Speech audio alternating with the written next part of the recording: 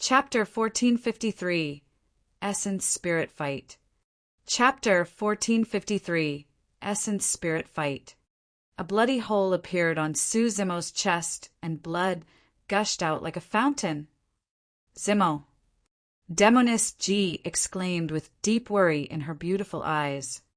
Su Zimo stood in midair with a cold expression, as though he could not feel any pain at all. He merely looked at the palace lord of Enigma Palace, half-martial ancestor Qingze, who was not far away. The green lotus true body had never suffered such a serious injury after transforming into a grade 7 creation green lotus. If it was anyone else, that arrow that pierced their chest would have destroyed all life in their body.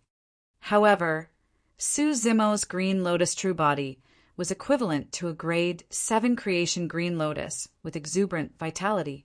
Even after receiving such a serious injury, his vitality surged and healed his wounds wildly. This dermic-breaking bow was troublesome to deal with. Any dermic art released would be absorbed by the dermic-breaking bow and turned into its power. However, Su Zimo believed that no matter how strong a dermic weapon was, it would definitely have flaws. Right then, Su Zimo's heart skipped a beat as he vaguely realized something. Lapse. Time lapse. As an ancient, unique treasure, the bow that was shot out was not a true arrow, but a dermic power arrow.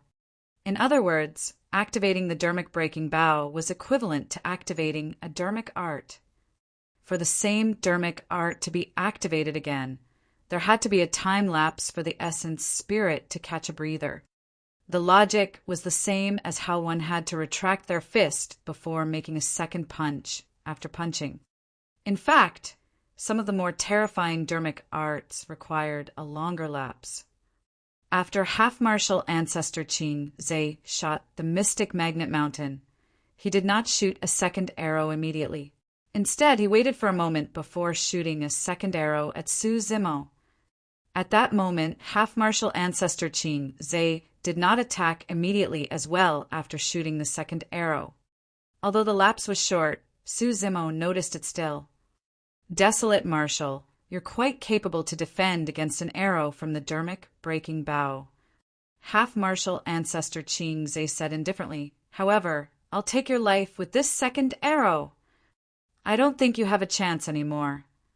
Su Zimo's gaze intensified as he touched his glabella gently with his fingers. Closing his sword finger, he pointed towards half-martial ancestor Qingze and shouted, "Green lotus sword, slash!" Beams of green light spewed out. The 63 green lotus seeds rapidly formed a sword in midair and slashed towards half-martial ancestor Qingze. This was a killing technique targeted at the essence spirit and was one of Su Zimo's strongest trump cards. Among his peers, Monk Daming was the only one who could defend against that killing move unscathed. Half-martial ancestor Qingze's expression changed slightly. He could naturally sense the terrifying sharpness of the green lotus sword. Before it arrived, his essence spirit already felt a vague pain. Mystic firmament, slash. Half-martial ancestor Qingze did not dare to be careless and hurriedly condensed his spirit consciousness to release an essence spirit secret skill to defend against it. Lunatic. Half-martial ancestor Qian Tian cursed. This desolate marshal is truly a lunatic. Usually, essence spirit secret skills were not used casually at their cultivation realm. Fights between essence spirits were the most dangerous. Once their essence spirits suffered any damage, they might never be able to advance to the Mahayana realm in their lifetime. There was an insurmountable chasm between the conjoint body and Mahayana realm. Even with the cultivation realm of a half-martial ancestor as a buffer, it was still extremely difficult for one to truly advance to the Mahayana realm. Typically, after cultivating to the half-martial ancestor realm, they would enter seclusion in the sect and work hard to comprehend heaven and earth, divine powers, and attempt to break through to the Mahayana realm. Therefore, there were very few traces of half-martial ancestors in the cultivation world. If Su Zimo had not appeared out of nowhere and was invincible against his peers such that conjoint body mighty figures could not do anything to him, these half-martial ancestors would not have appeared. To think that Su Zimo would have used an essence, spirit, secret skill at this point of the battle. Half-martial ancestor Chen Tian and the others cursed angrily. However, they could not stand by idly and hurriedly condense their spirit consciousnesses to release their essence, spirit, secret skills. Essence, spirit, secret skills burst forth one after another and attacked Su Zimo. In a flash, Su Zimo charged towards half-martial ancestor Qingze. At the same time, he conjured a secret skill once more and tapped his glabella to withdraw a spirit consciousness whip that shone with electric arcs. Spirit vanquishing whip. Piak! Su Zimo swung the whip and whipped an essence, spirit, secret skill, causing it to dissipate on the spot into emptiness. Ugh! The expression of the half-martial ancestor of Enigma Palace changed as he grunted. His essence, spirit, endured quite a shock in his consciousness. The Thunder Emperor's essence, spirit, secret skill. Half-martial ancestor Li Heng had a grim expression and recognized it quickly. Piak! Piak! Piak! Su Zimo swung the spirit vanquishing whip, and it only dispersed after crushing for essence, spirit, secret skills. He had just entered the conjoint body realm, and it was already his limit to release such an attack with the Thunder Emperor's secret skill. There were 4 other essence, spirit, secret skills from the half-martial ancestors of Enigma Palace. Normally, it should be enough to kill Su Zimo. However, half-martial ancestor Chen Tian and the others glared at Su Zimo nervously. Unless they saw Su Zimo die with their own eyes, they did not know what would happen next. True enough. The moment Su Zimo's spirit vanquishing whip shattered, a blinding golden light burst forth from his glabella and formed a mysterious symbol in midair. That single word possessed an incomparably divine power that seemed like it could suppress and cleanse all evil. It was another essence, spirit, secret skill, the Rulai Dermic Seal. The symbol collided with the essence, spirit, secret skills of the 4 Enigma Palace half-martial ancestors. It was silent, but emanated an extremely terrifying spirit consciousness fluctuation that spread in all directions like ripples. The void distorted as though it wanted to tear everything apart. The remaining 8 half-martial ancestors of Enigma Palace retreated with wary expressions. However, Su Zimo relied on the creation Lotus platform to protect his essence spirit and pass through the ripples, arriving before half-martial ancestor Qingze. At the same time, half-martial ancestor Qingze's mystic firmament slash collided with the green lotus sword as well. The collision of the 2 powers seemed to have frozen the world. There was a momentary pause. The mystic firmament slash dissipated. The green lotus sword scattered down as well, turning into dark green lotus seeds that returned to Su Zimo's consciousness.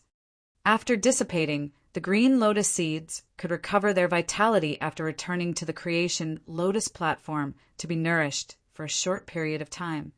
However, the essence spirit of half-martial ancestor Qingze received an immense shock in this essence spirit fight. In fact, a faint scar appeared on his essence spirit. His essence spirit was injured. Although the wounds on the essence spirit were thin, it was extremely difficult to recover, and there was a high chance it would require years of recuperation. If he could not recover completely, he would be stuck at the half-martial ancestor realm forever and would never be able to advance to the ancestor realm.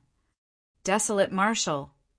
Half-martial ancestor Qingze was enraged and raised the dermic breaking bow in his hands, wanting to shoot a 3rd arrow.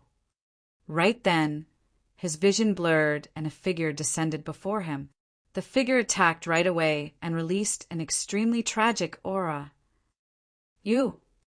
Half-Martial Ancestor Qing Zhe had not expected Su Zimo to close in after the Essence Spirit fight. He did not even have time to release his dermic-breaking bow. That was also a weakness of the dermic bow. If he was closed in, the ancient unique treasure would become a burden. Chapter 1454 Bao Snatch Invincible. Chapter 1454 Bao Snatch Invincible. Half-Martial Ancestor Qing Zhe channeled his blood qi and punched in reverse towards Su Zimo's fist as well. Bang! The two fists collided. In fact, both he and Su Zimo could hear the jarring sound of their bones grinding against flesh. It was an even split. A tremendous recoil burst forth. A look of mockery flashed through Half-Martial Ancestor Qing Zhe's eyes. Using the recoil, he retreated rapidly, wanting to distance himself from Su Zimo. All of a sudden, his expression changed. After the two fists collided, Su Zimo's fist suddenly turned into a palm and became soft. He went from extreme toughness to extreme gentleness without any sluggishness. The soft palm landed on Half-Martial Ancestor Qing Zhe's fist and coiled and trembled. An extremely terrifying power burst forth. Half-Martial Ancestor Qing Zhe could clearly sense that his arm was being torn apart by a distortion and felt a piercing pain. Ah! He shrieked. The flesh on his arm exploded, and his entire arm turned into a blood mist. Su Zimo strode forward and extended both hands. In a flash, he grabbed the two arms of Half-Martial Ancestor Qing Zhe and thrust his knees forward like a sprinting stallion, charging forward viciously. Although the green lotus true body was not as strong as the dragon phoenix body, the killing techniques of the mystic classic of the 12 demon kings of the great wilderness were still unusually terrifying when used. Snap! Half-Martial Ancestor Qing Zhe's chest caved in deeply. Under the impact of the two different powers, his arms were torn off by Su Zimo and blood gushed out in an extremely tragic manner. Ah! Half-Martial Ancestor Qing Zhe cried out in pain once more with a pale expression. His body that lost his arms trembled slightly in midair, almost convulsing. This sudden change stunned many experts present. The moment Half-Martial Ancestor Qing Zhe appeared, he suppressed the situation in a domineering manner and almost shot Su Zimo to death. Nobody expected the tides to reverse in the blink of an eye. Half-Martial Ancestor Qing Zhe was closed in by Su Zimo and was nearly killed. Despite being severely injured, Half-Martial Ancestor Qing Zhe could still stand in midair and channel his dermic powers fanatically. His two arms regrew at a speed visible to the naked eye. The broken bones in his chest were healing rapidly as well. The sound of a tsunami echoed from within the body of Half-Martial Ancestor Qing Zhe. Tsunami blood. Combat strength was definitely not the most important factor for someone to oversee Enigma Palace and become its lord. That was because the palace lord had to manage a massive sect and deal with many complicated matters. It would definitely take a lot of energy for him to manage the disciples. It was the same for the major sects and factions. However, anyone who could become the palace lord of Enigma Palace was definitely not someone easy to deal with. Although he was severely injured, Half-Martial Ancestor Qing Zhe was able to calm down rapidly and heal his body with his powerful bloodline. It was clear how strong his mind was. Unfortunately, the situation was no longer in his control. Initially, it was nothing much for Half-Martial Ancestor Qing Zhe's arms to be snapped. However, his severed arm was gripping the ancient, unique treasure, the dermic-breaking bow. Right now, the dermic-breaking bow was in Su Zimo's hands. "You shot me once." Su Zimo looked at Half-Martial Ancestor Qing Zhe and said coldly, "I'll return you the shot." Before his sentence was finished, Su Zimo pulled the dermic-breaking bow, and a mysterious feeling appeared. Dermic powers gathered wildly at his fingertips. In the blink of an eye, a dermic power arrow appeared. Half-martial ancestor Qing Zai's expression changed starkly. Swoosh! His bow was like a full moon, and the arrows were like shooting stars. The dermic power arrow tore through the air at an astonishing speed and tore through the void, absorbing all the dermic powers in the surroundings. The speed of the arrow increased exponentially and was almost upon him. He could not use dermic arts to defend against the dermic breaking bow's arrow. Otherwise, the power of the dermic breaking bow would only increase tremendously. Half-martial ancestor Qing Zai's reaction was extremely fast. A gigantic ancient mirror floated out from his glabella and grew rapidly, blocking in front of him. Boom!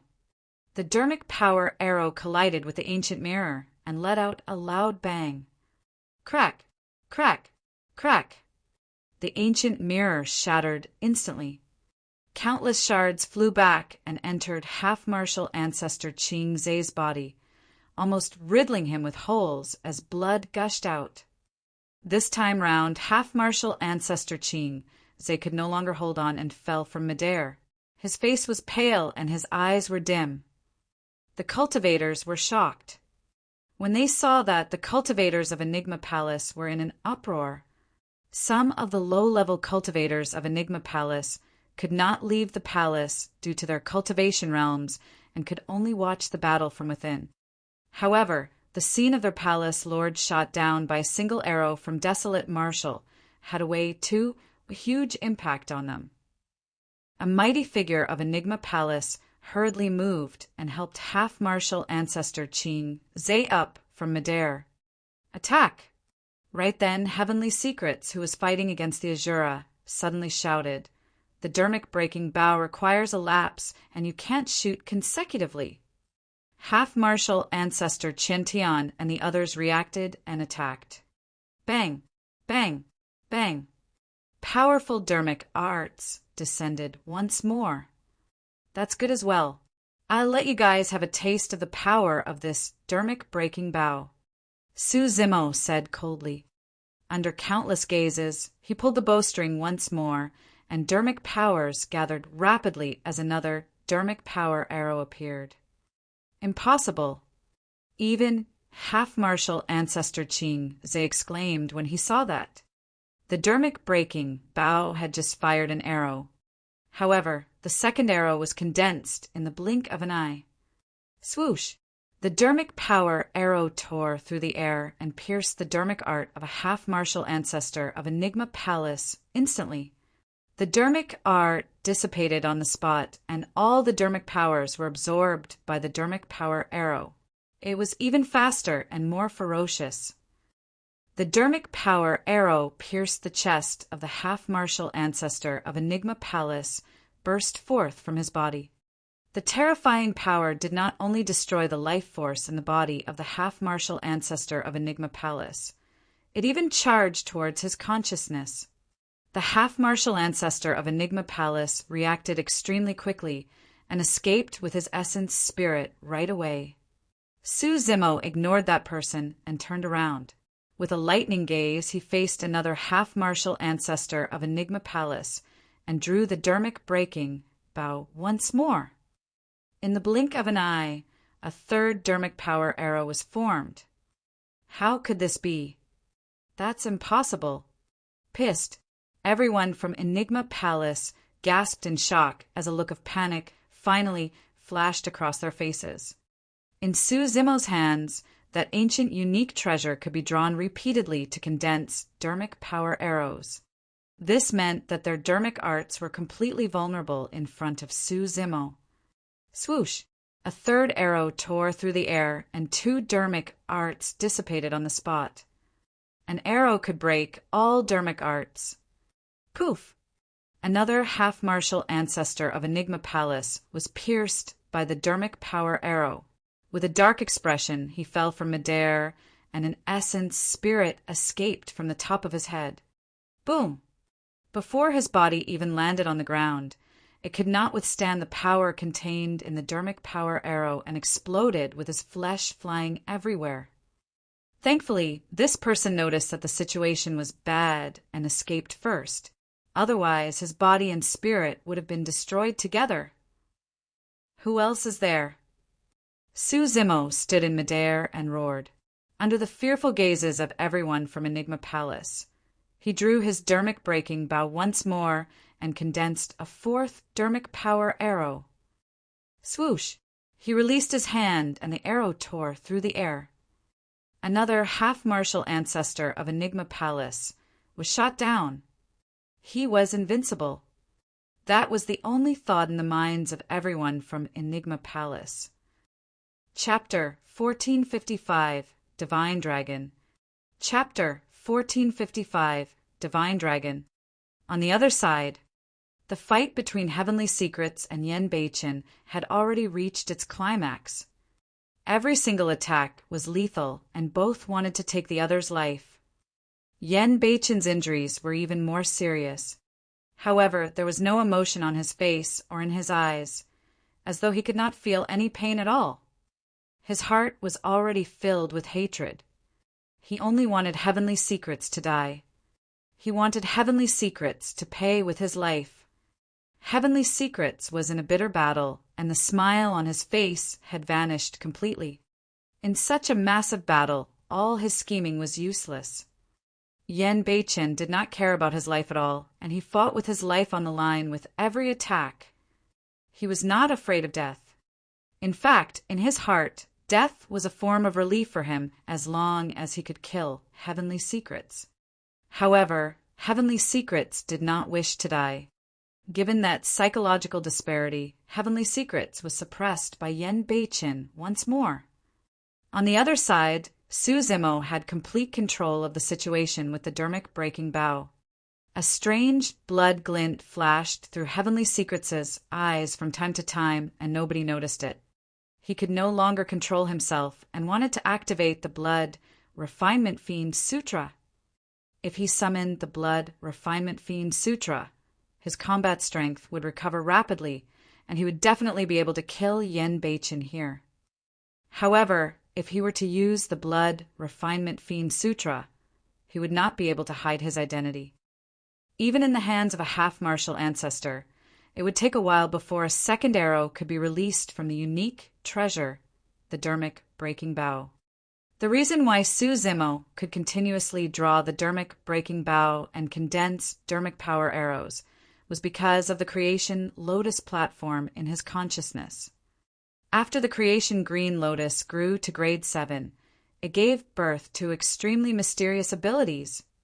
The creation lotus platform presided over his consciousness, and the 63 lotus holes spewed rays of light continuously, nourishing the black-haired essence spirit.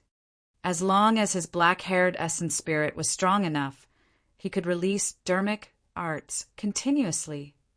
This was the reason why Zemo could release more than 30 powerful dermic arts in one go previously. Although the dermic-breaking bow was an ancient, unique treasure, the arrow that he condensed was a form of dermic art. With the help of the Grade 7 creation lotus platform, the power of the dermic-breaking bow was pushed to its limits in Zemo's hands. There were 5 more half-martial ancestors of Enigma Palace with combat strength present. Half-martial ancestor Qian Tian, half-martial ancestor Divine, Turtle Dove, and the others were among them. However, the 5 half-martial ancestors did not dare to release any dermic arts. An arrow from the dermic-breaking bow could break all dermic arts. Any dermic art would not be able to withstand a single blow from the dermic-breaking bow and would even turn into the power of the bow to injure themselves. Let's fight him in close combat. Half-martial ancestor Qian Tian hollered and exchanged glances with half-martial ancestor Divine, Turtle Dove. In a flash, he released an extremely strange movement technique, and his figure flickered indeterminately. As long as he could get close, the dermic-breaking bow posed no threat. If one wanted to shoot an arrow, they would have to use both arms. Once a person was closed in, the dermic-breaking bow would definitely become a burden. The movement technique they were releasing right now was extremely particular as well. It was an inheritance secret skill of Enigma Palace, the mystic firmament steps. Its powerful and mysterious aspect was second only to the exquisite steps. Back in the Tao inheritance ground, Di'in hunted Lin Xuanji for a long time, but could not do anything to the latter. The mystic firmament steps was the reason why. The mystic firmament steps were random and did not have a fixed set of steps, making it impossible for opponents to determine the direction of the steps, and their movement techniques were unpredictable. The 5 half-martial ancestors of Enigma Palace used the mystic firmament steps and charged toward Su Zimo. Su Zimo did not put away the dermic-breaking bow. Instead, he closed his eyes and captured the location of the 5 half-martial ancestors of Enigma Palace with his unfathomable spirit perception. Although the footsteps of the 5 half-martial ancestors were unpredictable, the killing intent they exuded never changed. Suddenly, without even opening his eyes, Su Zimo drew his dermic-breaking bow and released the 5th dermic power arrow without hesitation. Swoosh! The dermic power arrow tore through the air. That arrow was shot towards half-martial ancestor divine, Turtle Dove. Half-martial ancestor divine, Turtle Dove, was shocked. The arrow was fired at the same time as his footsteps. By the time he wanted to change directions, it was already too late. Half-martial ancestor divine, Turtle Dove hurriedly twisted the horsetail whip in his hands and whipped the dermic power arrow. Bang! There was a loud bang. The silver threads on half-martial ancestor divine, Turtle Dove's horsetail whip exploded instantly. The power of the arrow did not diminish, and it pierced through the silver threads of the horsetail whip, piercing towards the chest of half-martial ancestor divine, Turtle Dove. In his fluster, half-martial ancestor divine, Turtle Dove raised his arms. Both arms were ruptured on the spot, and flesh splattered everywhere. Arg! Half-martial ancestor divine, Turtle Dove cried in pain and retreated.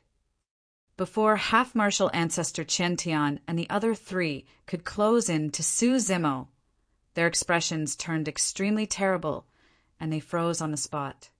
Su Zimo turned around and fired another arrow. The 6th arrow. By controlling his dermic weapon, half-martial ancestor Qian Tian barely managed to block the arrow. Even then, he spat out a huge mouthful of blood with a dispirited expression. Retreat! There was no way half-martial ancestor Li Heng and the remaining 2 half-martial ancestors dared to advance as they retreated one after another. We can't win him. We can't win him at all. Half-martial ancestor Li Heng shouted as he retreated.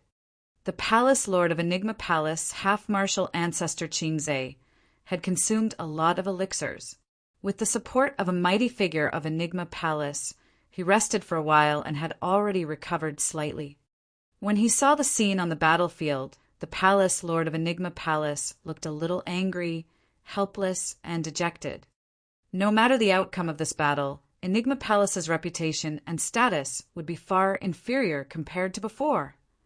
Enigma Palace had a long history and had never been challenged by any sect or faction since the ancient era.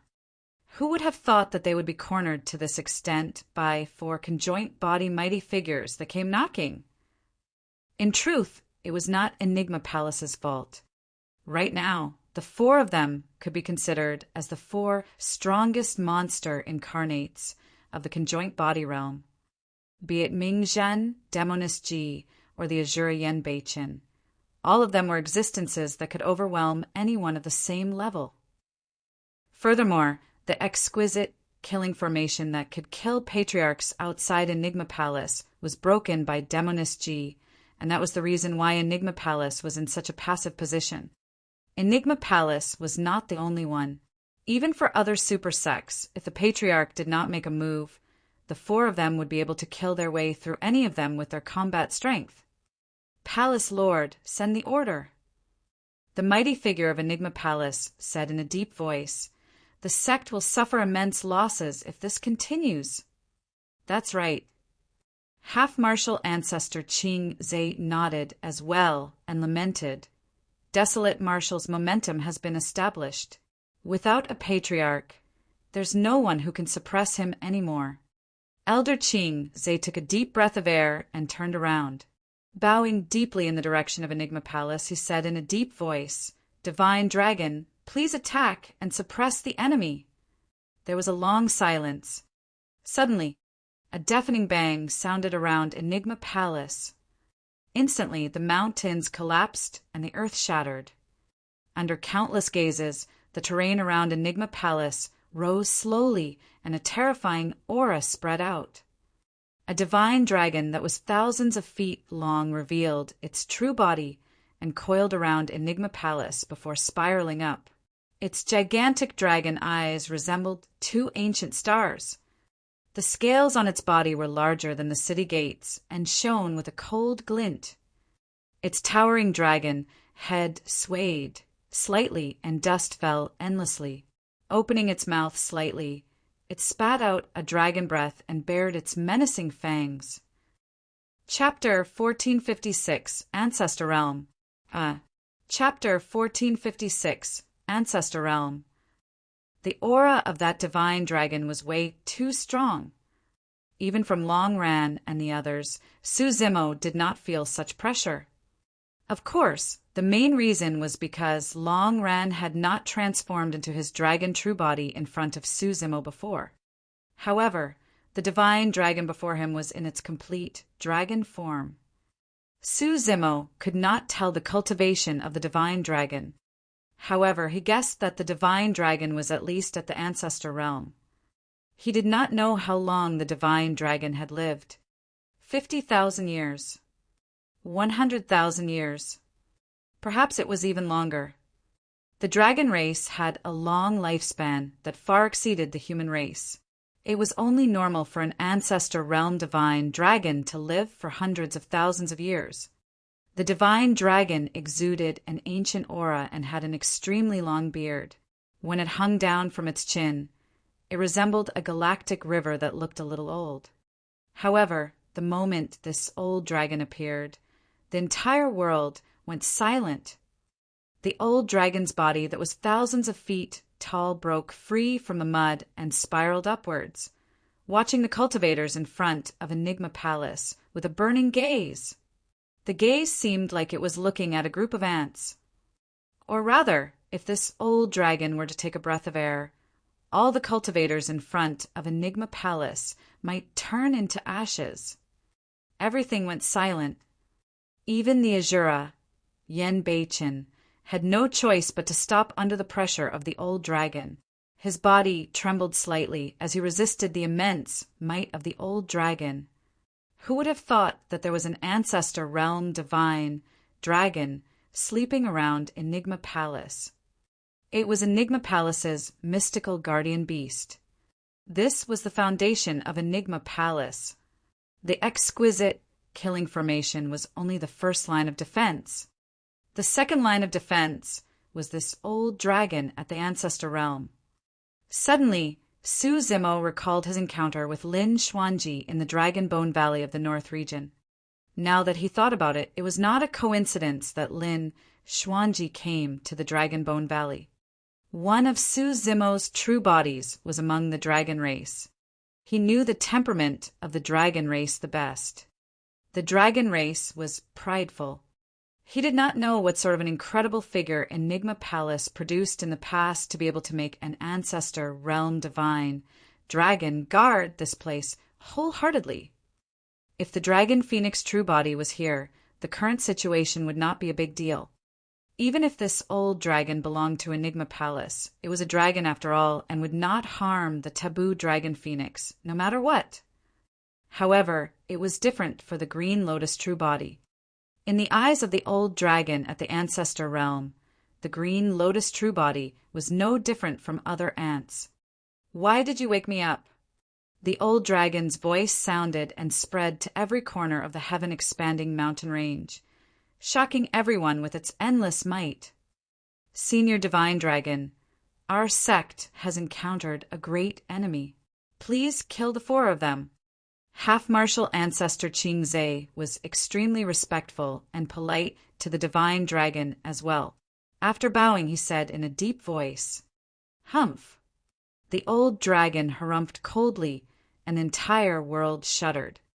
Enigma Palace is truly getting worse. To think that you would be rendered completely helpless by 4 conjoint body realm brats that came knocking. As the old dragon spoke, it extended its dragon claws and grabbed towards Su Zimo's group of 4.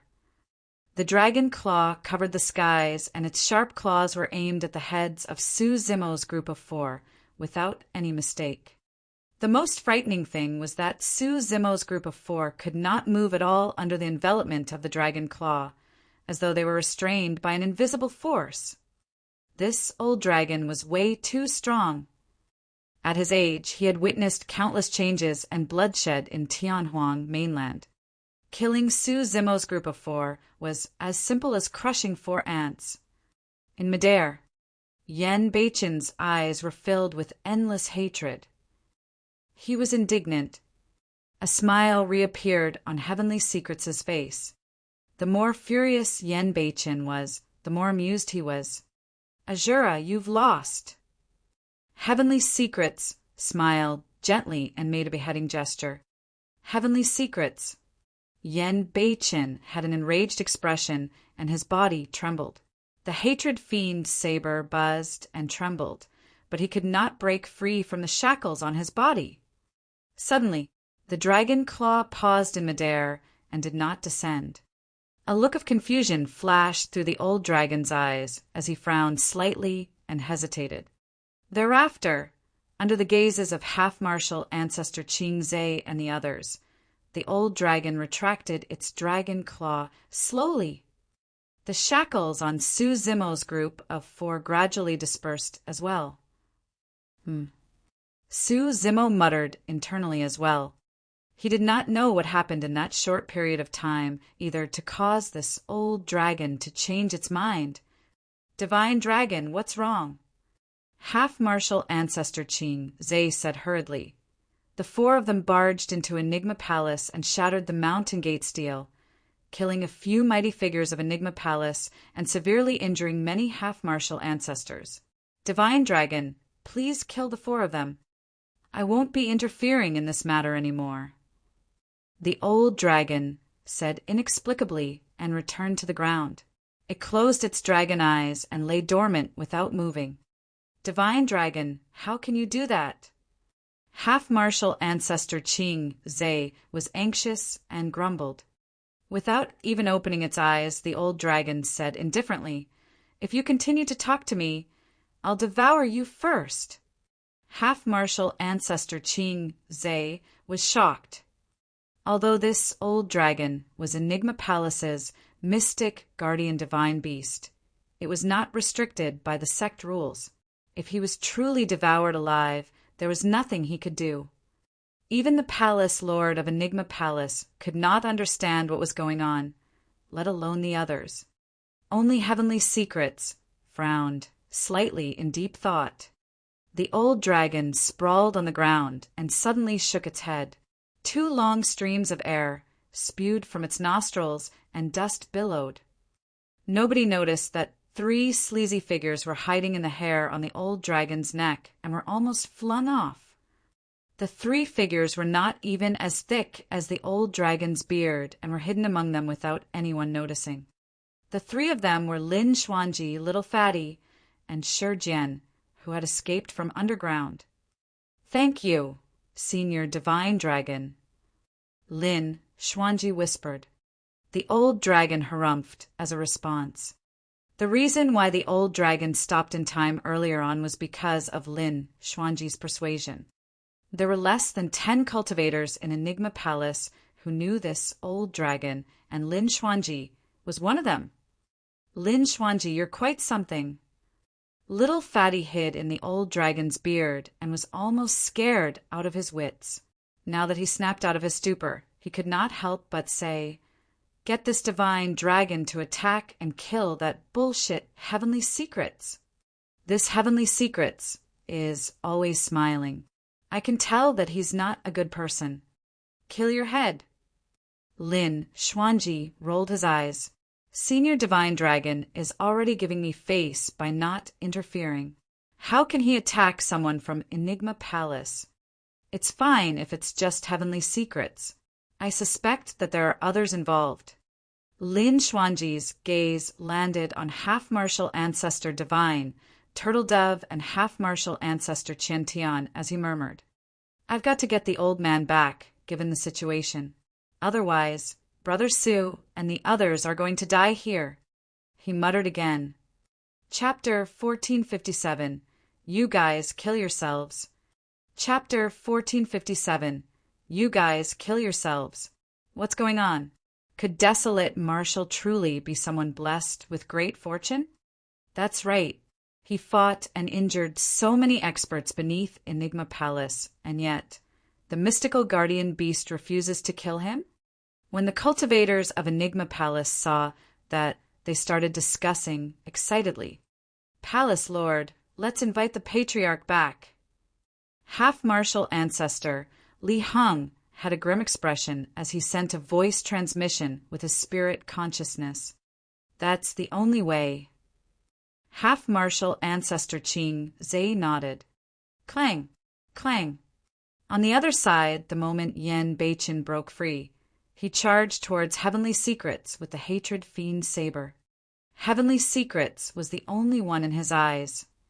Heavenly Secrets had a calm expression and did not fight Yen Beichen head-on. He retreated with the mystic firmament steps. Swoosh! At the same time, Su Zimo opened his dermic-breaking bow once more and condensed a dermic power arrow. It tore through the air and sealed Heavenly Secrets' escape path instantly. Heavenly Secrets' expression finally changed.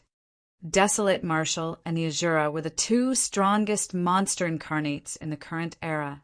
Even if he had heaven-defying methods, he could not defend against them. Poof! Although Heavenly Secrets' footsteps were mysterious, his shoulder was still pierced by the dermic power arrow and his entire arm exploded into a blood mist. The Azura slashed down head-on. Heavenly Secrets dodged with all his might, but a bloodied wound appeared on his chest by the Hatred Fiend saber. His flesh was overturned and his bones could be seen. Ugh! He grit his teeth and grunted dully, breaking out in cold sweat from the pain. Heavenly Secrets channeled his dermic powers, and in the blink of an eye, his severed arm grew once more. However, the wound on his chest was still bleeding endlessly. The Hatred Fiend saber contained an extremely terrifying fiend chi of hatred, and even the smallest wound was extremely difficult to heal. Heavenly Secrets' blood chi was severely depleted. He retreated continuously with a scarlet glint in his eyes. He could barely hold it in any longer.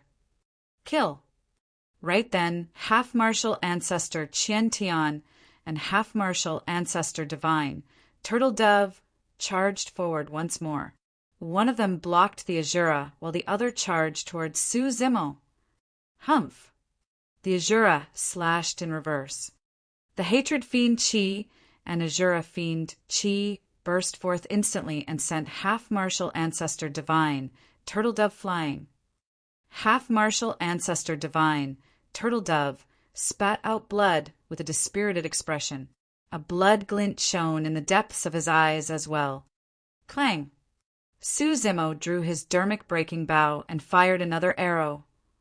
Although that arrow was blocked by the dermic weapon of half-martial ancestor Qian Tian, it could not defend against the terrifying power contained in the arrow. As though he was struck by lightning, the dermic weapon left his hands, and the flesh on his arms exploded. His body swayed, and he nearly fell from midair. The two half-martial ancestors could not defend against Su Zimo and Yen Beichen's killing power at all. In the blink of an eye, Heavenly Secrets was exposed before Su Zimo and Yen Beichen once more. The blood glint in Heavenly Secrets' eyes gradually appeared and could no longer be concealed. If he did not use the Blood Refinement Fiend Sutra, he might die here. When he saw that, Su Zimo's expression was cold as he drew the dermic-breaking bow once more. He was forcing Heavenly Secrets to use the Blood Refinement Fiend Sutra because he wanted all the cultivators of Enigma Palace to witness his true colors. Buzz! The bow quivered. A dermic power arrow tore through the air and arrived before Heavenly Secrets instantly. Heavenly Secrets' eyes shone brightly with a blood glint. Suddenly, as though he sensed something, the blood glint in his eyes retracted rapidly. "How dare you?" An authoritative roar sounded. Immediately after, a gigantic crack appeared in the void beside Heavenly Secrets. It was dark and cold as a palm extended from within and gripped the dermic power arrow. Bang! That indestructible dermic power arrow was crushed by a bare-handed palm. Su Zimo's heart skipped a beat. Right then, a figure walked out slowly from the gigantic crack. With a scrawny face and a slender figure, he wore a Taoist robe and strode out with hands behind his back. It was only when that person walked out from the crack that the pitch-black crack gradually closed. This method definitely surpassed the strength of a conjoint body or even a half-martial ancestor. A Mahayana patriarch. For example, the reason why the 9 immortal sects, 7 fiend sects, and 6 Buddhist monasteries were called super sects was not only because they had ancient inheritances and strong foundations. More than that, it was because those sects had Mahayana patriarchs backing them. Furthermore, they had more than one. In fact, some of the super sects even had emperors. However, these Mahayana patriarchs almost never revealed themselves and rarely appeared in the cultivation world. Even if anything major happened in the sect, Mahayana patriarchs would not appear. In the eyes of a Mahayana patriarch, there was only one thing that was important: to become an emperor. Everything else was insignificant. Furthermore, now that they were at the Mahayana realm, they were no longer bothered about most secular things in the cultivation world. The birth of a paragon and monster incarnate was nothing in the eyes of a Mahayana patriarch. Throughout history, there had been way too many cultivators who became paragons and monster incarnates. However, there were extremely few who could truly advance to the Mahayana realm. One would only be qualified to converse with them side by side after advancing to the Mahayana realm. Therefore, Mahayana patriarchs would only come out of seclusion if their sects met with a calamity or danger of annihilation. Initially, half-martial ancestor Qingze thought that he could suppress Su Zimo and the others completely with his methods. To think that the situation would develop to such an extent. Left with no other choice, he could only send a message to invite the patriarch of the sect back. "Greetings, Patriarch Qing Cheng." When half-martial ancestor Qing Ze, half-martial ancestor Li Heng, and the others saw the skinny cultivator, they bowed and shouted. Half-martial ancestor Qing Ze was the descendant of Patriarch Qing Cheng. Although the difference between them was only a single cultivation realm, Patriarch Qing Cheng was countless years older than half-martial ancestor Qing Ze. The patriarch has appeared. That's a Mahayana patriarch. I've never seen one ever since I joined Enigma Palace. The cultivators of Enigma Palace were shocked. What's going on? Patriarch Qing Cheng surveyed his surroundings and swept his gaze across the battlefield, asking slowly with a cold glint in his eyes. Patriarch. Half-martial ancestor Qing, Ze said hurriedly. Desolate Marshal and the others charged into Enigma Palace and declared that they wanted to kill our young master. Furthermore, they destroyed the steel of the mountain gate and killed a few mighty figures of Enigma Palace, while injuring many half-martial ancestors. This desolate marshal is lawless and even snatched my dermic-breaking bow. The gaze of the half-martial ancestor of Qing Ze shifted slowly, pausing on Demoness Ji, Ming Zhan, and Yen Beichen for a moment before landing on Su Zimo. Su Zimo's hair stood on end instantly. It was as though a calamity was about to descend upon him the next moment. This was a Mahayana patriarch who had comprehended divine powers. There was a world of a difference between him and a half-martial ancestor who had only comprehended a trace of divine powers. If Patriarch Ching wanted to kill him, even his green lotus true body would not be able to defend against it. "You sure are bold to kill cultivators of Enigma Palace," Patriarch Ching said, slowly expressionlessly. "There's another reason for this." Su Zimo took a deep breath of air and withstood the might of the patriarch, saying in a deep voice, "We're not here because we want to be enemies with Enigma Palace. I don't want to hear you explain." Patriarch Ching shook his head and said indifferently, "You guys kill yourselves." Chapter 1458, Storyteller. Chapter 1458, Storyteller. The words of a Mahayana patriarch exuded an unquestionable power. It was as though asking Su Zimo and the others to commit suicide was giving them a dignified death. To be fair, Patriarch Ching was not bothered to attack. Although these people were monster incarnates of history, in his eyes they were nothing but ants. "Kill myself." Su Zimo smiled. To think that even a Mahayana patriarch of Enigma Palace would be so biased and oblivious to the truth. Even against a Mahayana patriarch, Su Zimo did not retreat at all and revealed his sharpness. Su Zimo's gaze was dark as he said slowly, "If I kill myself here today, I'll definitely make a comeback in the future. At that time, I'll see who from Enigma Palace can stop me." This was not a threat. Even if his green lotus true body died here, he still had two true bodies. The dragon true body had the backing of the dragon race and divine Phoenix Island. By the time Su Zimo made a comeback, even Enigma Palace might not be able to stop him.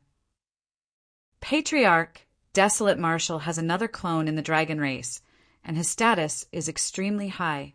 He should be the young master of the dragon race, half-martial ancestor Ching Zhe said hurriedly. "Oh!" Patriarch Ching frowned. That was a little troublesome. Even if Su Zimo was backed by the other super sects, Patriarch Ching would kill him without any qualms. However, if it was the dragon race, one of the primordial races, he would have to reconsider. After a moment of silence, Patriarch Ching said indifferently, "I can let you leave, but the three of them still have to die. I don't care what super sects you guys are from. Since you guys fought in front of Enigma Palace, you have to accept punishment." Patriarch Ching had long seen through the cultivation techniques of Yen Beichin, Mingzhan, and Demoness Ji, and naturally knew where they came from. But today he had to kill to establish his dominance. Otherwise, the might of Enigma Palace would be gone. "You can't kill the three of them either." Su Zimo did not yield at all and glared at Patriarch Ching still, saying in a deep voice. In that short period of time, half-martial ancestor Ching Zhe had already sent a lot of information about Desolate Marshal to Patriarch Ching secretly. "Desolate Marshal, don't push your luck." Patriarch Ching sneered. "Even if I don't kill you, you won't be able to live for long either. You'll suffer from the killing badges of the primordial races. The three of you, aren't you going to kill yourselves? Are you waiting for me to make a move personally?" Patriarch Ching ignored Su Zimo and looked at Yen Beichin and the other two, asking indifferently. Yen Beichin's expression was cold as he channeled all the strength in his body and held the hatred fiend saber horizontally across his chest. He looked at Patriarch Ching and released a torrential fiend chi from head to toe. Anyone who stopped him from killing heavenly secrets would be his enemy. Even against a Mahayana patriarch, Yen Beichin dared to raise his saber. However, under the power of a Mahayana patriarch, even the simple act of raising the hatred fiend saber seemed to have exhausted all his strength. There was no way he could fight against Patriarch Ching. "Fu!" Patriarch Ching smiled indifferently. The monster incarnate of this generation sure has some guts. To think that he would dare to raise his saber in front of me. That's good as well. I'll send you to hell so that you can meet that fiend emperor hatred. The gaze of Patriarch Ching Cheng intensified as he suddenly reached out and grabbed towards Yen Beichen. Ah! When he saw that, Su Zimo reared his head and held into the skies. Circulating his blood chi to its limits, he broke free from the might of a Mahayana patriarch and drew his dermic breaking bow once more, condensing a dermic power arrow that was aimed at Patriarch Ching Cheng. Yen Beichin was extremely important to Su Zimo. He had once watched Su Hong leave him helplessly. He would definitely not let that scene happen before him again. Swoosh! The dermic power arrow tore through the air and shot towards Patriarch Ching Cheng, arriving instantly. The cultivators were shocked. Wasn't Desolate Martial way too bold? Yen Beichin cultivated the Hatred Sutra and was unable to extricate himself from the hatred. Even though he lost his rationality completely, he merely raised his saber horizontally in front of Patriarch Ching Cheng. However, Desolate Martial actually dared to attack a Mahayana patriarch. The dermic power arrow was extremely fast. Even Patriarch Ching Cheng did not seem to be able to react and did not dodge or defend. He merely turned around slowly and glanced at the dermic power arrow. Boom! The dermic power arrow exploded instantly and dissipated into emptiness, vanishing. With a single glance, that indestructible dermic power arrow exploded. This was the means of a Mahayana patriarch. This was the power of the Mahayana realm. It was a complete suppression. Patriarch Ching Cheng had a dark expression as he looked at Su Zimo with a chilling gaze. Desolate Martial, you must be tired of living. You're disrespecting me? Do you really think I won't dare to kill you? The enmity and attention of Patriarch Ching Cheng was shifted toward Su Zimo completely after that arrow as a tremendous might enveloped the latter. Against that might, the green lotus true body creaked, and his bones felt like they were about to fall apart. Brother Yen, all of you run. Although Su Zimo was expressionless, he sent a voice transmission secretly with his spirit consciousness in a hurried tone. Don't worry about me. I have true bodies elsewhere, and I won't die. Fufu. Patriarch Ching Cheng laughed mockingly. None of you will be able to leave today. He glared at Su Zimo with a cruel expression. Patriarch Ching Cheng could even hear Su Zimo's spirit consciousness transmission. I can spare your life since you're backed by the dragon race. However, I have to teach you a lesson. He looked at Su Zimo and said indifferently, Your cultivation will be crippled today. Before his sentence was finished, Patriarch Ching Cheng patted Su Zimo gently through the void. Swoosh! Although that action was casual, a terrifying gigantic palm appeared in midair and crushed down towards Su Zimo. Before the gigantic palm descended, Su Zimo's body trembled continuously, and his 7 orifices bled under the immense pressure. If the cultivation of the green lotus true body was crippled, it would be no different from killing him. Suddenly, without any warning, a figure appeared in front of Su Zimo. It was an old man with a Confucian crown on his head and long robes. He had 3 long whiskers on his face and did not have any immortal aura. Instead, he looked like an ordinary person that roamed around the mortal world. Who wants to cripple his cultivation? The old man with the Confucian crown harumphed gently and asked. That single harumph caused the terrifying palm in midair to dissipate and vanish instantly. Storyteller. When Su Zimo saw the old man, his heart skipped a beat. Although it was only a back view, he recognized him right away. This old man was the storyteller on the streets of the marketplace and forced back a divine dragon outside the capital of Great Show. The moment the storyteller appeared, 3 figures leaped out from the divine dragon laying dormant at the side and shouted as well. Old man, you're finally back. I've missed you so much.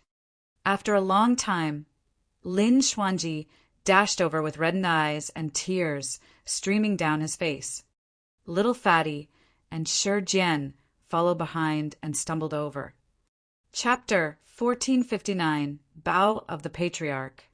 Chapter 1459 Bow of the Patriarch. Lin Xuanji's tears were earth-shaking, and those who did not know better would have thought that something bad had happened. The storyteller's face darkened. The moment Lin Xuanji arrived, he raised his leg and kicked the ladder back. This action did not have the slightest bit of the demeanor of an expert, and it was like a fight between mortals in the marketplace. No matter what, there was nothing strange about the storyteller. That kick gave Little Fatty and Shi Jian a shock. Fuck! Lin Xuanji staggered from the kick and nearly fell from midair. He could not help but grumble. "Old man, why did you kick me?" "Stop pretending."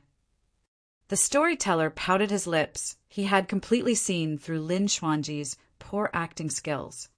With an embarrassed expression, Lin Xuanji wiped away the tear droplets on his face and coughed gently. "Although those tears were fake, my longing for you truly extends to the depths of heaven and earth." "Humph."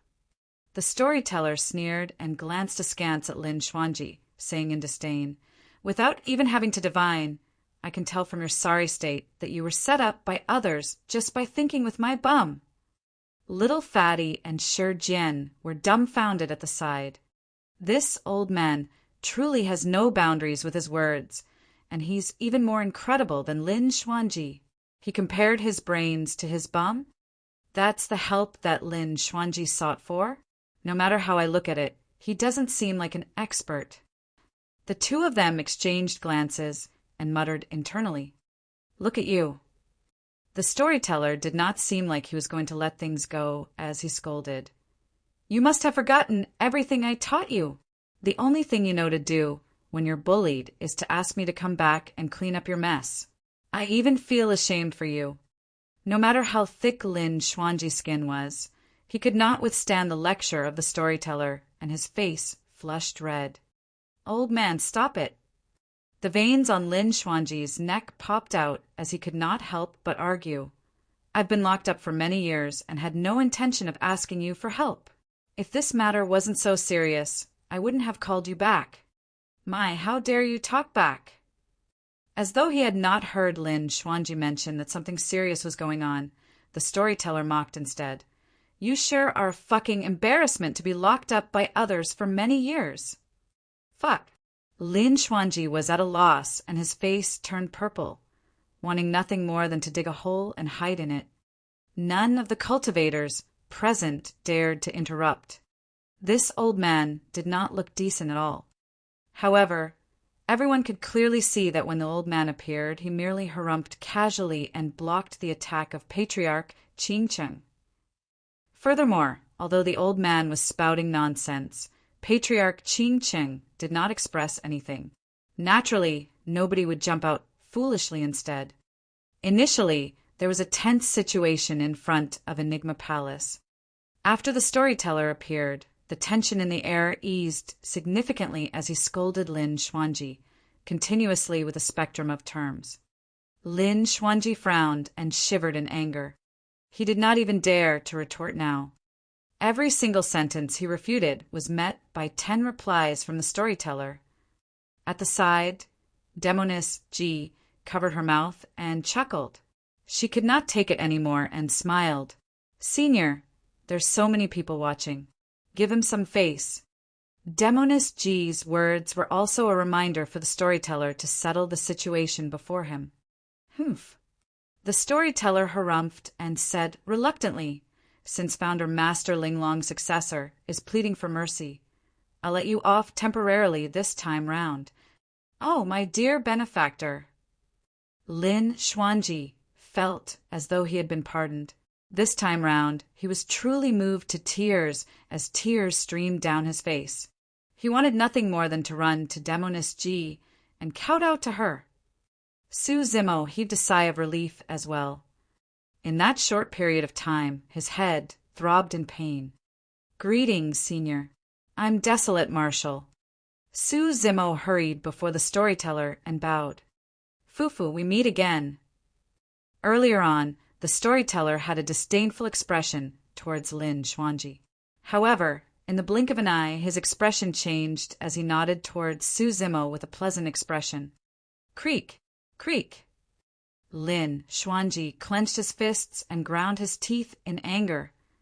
The attitude of the storyteller towards Su Zimo caused the hearts of everyone from Enigma Palace to skip a beat. Half-martial ancestor Qian Tian and half-martial ancestor Divine, Turtle Dove had ugly expressions and looked at Heavenly Secrets instinctively. Heavenly Secrets was expressionless. Right then, Patriarch Qing Cheng advanced and bowed to the storyteller, causing an uproar. Not many cultivators of Enigma Palace knew of the storyteller's identity, let alone outsiders. But now that even Patriarch Qing Cheng had to bow down, just who was this storyteller? Or rather, what was his cultivation realm? Could he be an emperor? Su Zimo was secretly alarmed as well. He had met the storyteller twice, but he did not expect the latter to have such a powerful background. Greetings. The moment Patriarch Qing Cheng spoke, the storyteller waved it off and interrupted. Rise. The old storyteller had a disdainful expression towards Lin Xuanji and was delighted towards Su Zimo. Now that he turned to face Patriarch Qing Cheng, he had a new expression again. You were the one who wanted to cripple his cultivation earlier on. The storyteller asked indifferently with a calm tone, and no one could guess his emotions. Yes. In front of the storyteller, Patriarch Qing Cheng clearly became a little cautious and no longer had his dominance from earlier on. This desolate marshal fought in front of Enigma Palace. You know that he's desolate marshal. Before he could finish, he was interrupted by the storyteller's question. Although Patriarch Qing Cheng was interrupted twice in a row, there was no displeasure on his face. I know. Patriarch Qing Cheng replied honestly. I don't care what desolate marshal did in front of Enigma Palace. The storyteller said slowly he once established the martial Tao and imparted martial arts to all living beings, allowing everyone in the world to cultivate and bring blessings to the world. Aren't you afraid of divine retribution for crippling someone with such merit? The storyteller's tone turned increasingly stern, and towards the end, he was already lecturing. Patriarch Qing Cheng lowered his head, slightly with a terrible expression. He was different from Lin Xuanji. He was a Mahayana patriarch after all. It was truly embarrassing for him to be scolded like this in public. Actually, it's not Patriarch Qing Cheng's fault. The palace lord of Enigma Palace could not help but say, Desolate Marshal and the others have truly gone too far. They arrived at the entrance of Enigma Palace and destroyed the stele with the human emperor's handwriting, killing a few mighty figures and injuring many half-martial ancestors. They even declared that they wanted to kill our young master of Enigma Palace. If Patriarch Qing Cheng did not attack and allowed Desolate Marshal and the others to charge into Enigma Palace, they would probably start a massacre given their natures. Half-martial ancestor Qian Tian added hurriedly, The palace lord is right. Patriarch Qing Cheng already gave Desolate Marshal a chance for him to retreat, but he still pushed his luck. The patriarch had no choice but to cripple his cultivation.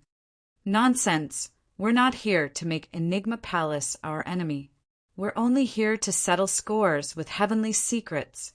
Demonis G. hollered. Humph. Heavenly Secrets is our young master of Enigma Palace. He's not someone you can provoke casually. Half-martial ancestor Qing Zhe sneered. The young master of Enigma Palace. The storyteller raised his brow and shifted his gaze slowly towards Heavenly Secrets, asking faintly, When did you become the young master of Enigma Palace? Chapter 1460, Blade Wielder. Chapter 1460, Blade Wielder. Heavenly Secrets had a calm expression as he bowed respectfully and said in a deep voice, Master, a few years ago the god which in other primordial races sought me out and asked me to divine the location of the primordial taboo. Su Zimo frowned slightly. To think that Heavenly Secrets was the disciple of the storyteller. Heavenly Secrets and Xuanji, from that perspective, the two of them should be fellow disciples. Heavenly Secrets continued. I was worried that the taboo would grow and wreak havoc in Tianhuang mainland, so I agreed to help and divine the location of the taboo. However, this matter was stopped by Junior Brother Xuanji. Junior Brother Xuanji is on good terms with Desolate Marshal, and the primordial taboo is the latter's spirit beast. I can understand why Junior Brother Xuanji would object to it. However, Enigma Palace is concerned about the masses and can't prioritize personal relationships. As such, I reported this to the palace lord and the other elders for them to make a decision. When he heard that, Lin Xuanji could not help but stifle a chuckle and mock. The primordial races were the ones who wreaked havoc in Tianhuang mainland back then. Why are you still working with them? Why don't you go and kill them instead? Junior brother, I know that you harbor resentment, but I'm not to blame for imprisoning you. Heavenly Secrets said indifferently with a calm expression. At that moment, Half-Marshal Ancestor Qing Zhe coughed gently. At that time I discussed with the elders, and indeed, the threat of the taboo was greater. Therefore, I asked Heavenly Secrets to join forces with the primordial races to eliminate that hoe for the time being. Since Lin Xuanji was insistent on objecting, we imprisoned him temporarily and allowed Heavenly Secrets to become the young master so that he can interact with the primordial races and plan this matter. The establishment of the young master is in line with the palace rules and was decided through a discussion between the elders of the palace. Yes. The storyteller nodded, still expressionless. Very well. There doesn't seem to be any problem. After a brief pause, he shifted his gaze towards Heavenly Secrets and asked indifferently, however, what's up with the blood refinement fiend sutra that you're cultivating? Swoosh, swoosh, swoosh. Many gazes landed on Heavenly Secrets instantly. Many cultivators were shocked. Earlier on, they did not take Su Zimo's words seriously at all. But now that the storyteller said that, there could be no mistake. The young master of Enigma Palace had cultivated the blood refinement fiend sutra. Even Half-Marshal Ancestor Qing Zhe, Half-Marshal Ancestor Li Heng, and the others looked at Heavenly Secrets in disbelief and frowned. Among everyone, Half-Marshal Ancestor Qian Tian and Half-Marshal Ancestor Divine, Turtle Dove, did not have much of a reaction. Instead, there was a hint of panic in their eyes. Heavenly Secrets, did you really cultivate that fiend technique? Half-Marshal Ancestor Qing Zhe asked. Heavenly Secrets had a calm expression. He had expected that he could not hide it from the storyteller. He said frankly, I did cultivate the blood refinement fiend sutra, but I don't think there's anything wrong with this cultivation technique. Desolate Marshal cultivated this fiend technique as well, but he still established the martial Tao to impart martial arts to all living beings, all the same. That's right. The storyteller nodded. There's indeed nothing wrong with a fiend technique. The key lies in the people who cultivated it. When Desolate Marshal cultivated it, he saved countless humans in Myriad Phenomenon City. What is your purpose for cultivating it? Master, I didn't use it to do anything outrageous. Heavenly Secrets displayed a strong mental fortitude against the storyteller's question and explained in a deep voice without any panic. You're involved in Qin Pianran's death, right? The storyteller asked indifferently. At the mention of that, the hatred fiend qi around Yan Beiqin intensified and his eyes shone with endless killing intent. Master Ming Jian, Dao Lord Immortal Sword has some personal ties with me. I couldn't reject his request to help. Heavenly Secrets replied. Furthermore, I only divined Qin Pianran's location. I did not lay my hands on her the entire time, let alone know that Dao Lord Immortal Sword would kill her. Of course you knew. The storyteller said, "Moreover, you knew in your heart that with Qin Pianran's death, Yen Beiqin will definitely turn into a fiend and become this generation's fiend emperor hatred. Your target was not Qin Pianran the entire time, but Yen Beiqin. You wanted the birth of a true Azura so that he could be the first blade in your hands." Yen Beiqian was stunned, and his expression changed indeterminately. From time to time he would frown, and his features would contort, as though he was in immense pain. So, right from the beginning, he was someone else's chess piece. Pianran's death was entirely because of him. His fate was not in his control at all. Heavenly Secrets was silent. The storyteller continued.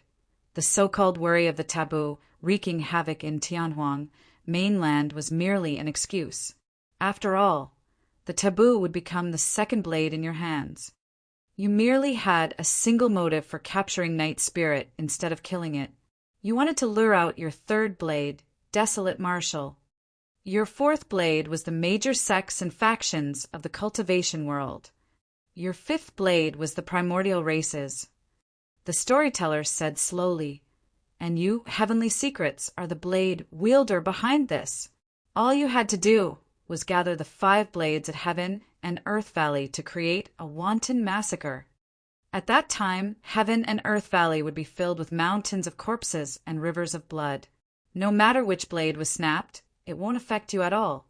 That's because you'll already be the biggest winner, and Heaven and Earth Valley would become the best place for you to cultivate the blood refinement fiend sutra."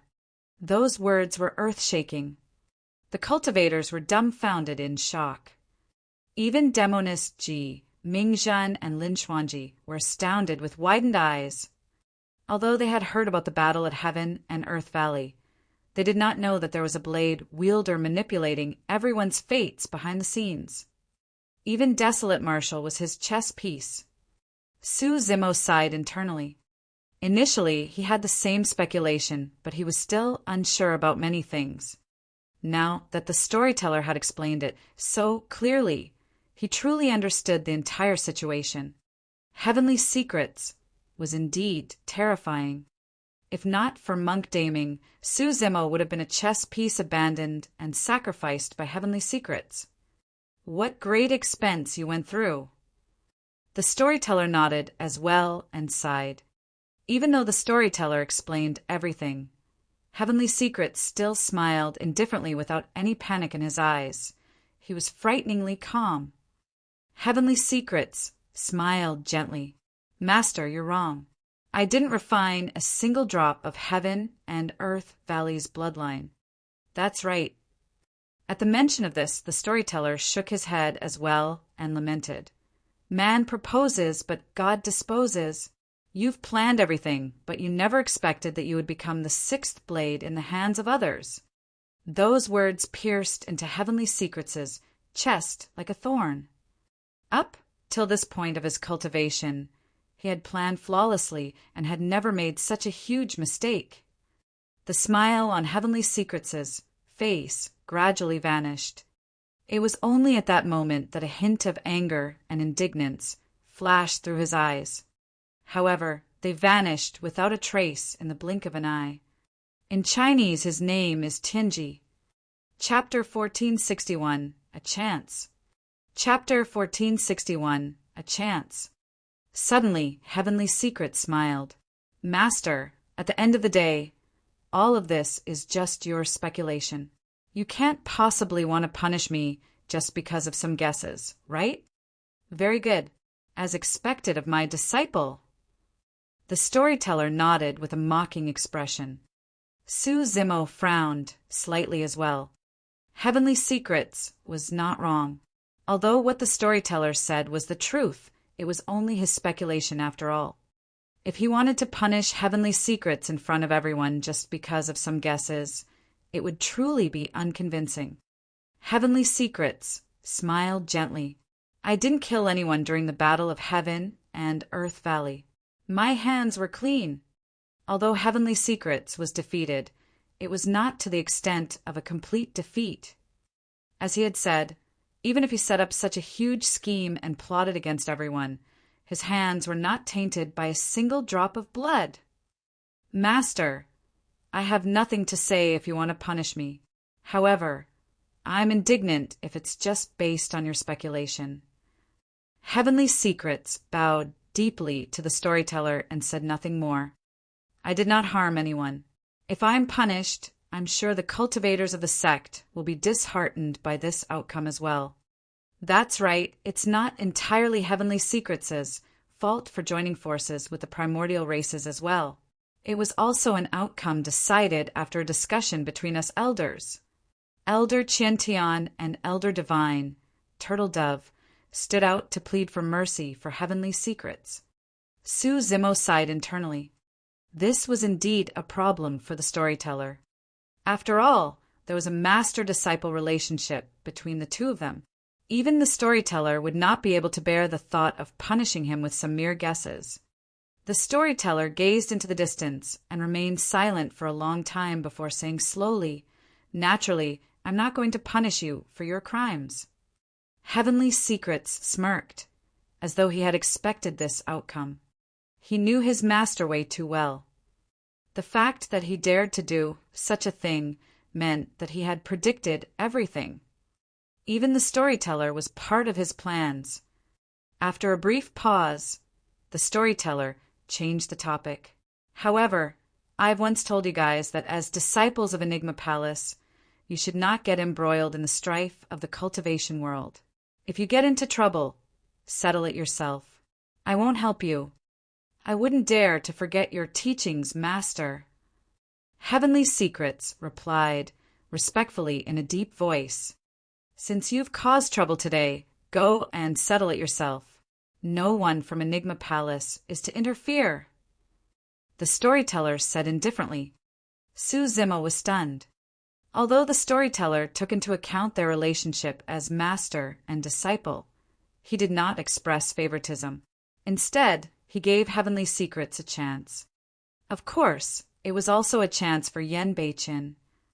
"Azura, what do you think?" The storyteller asked. "Thank you for granting my wish, Senior." Yen Beichin's voice was cold and his eyes shone fiercely.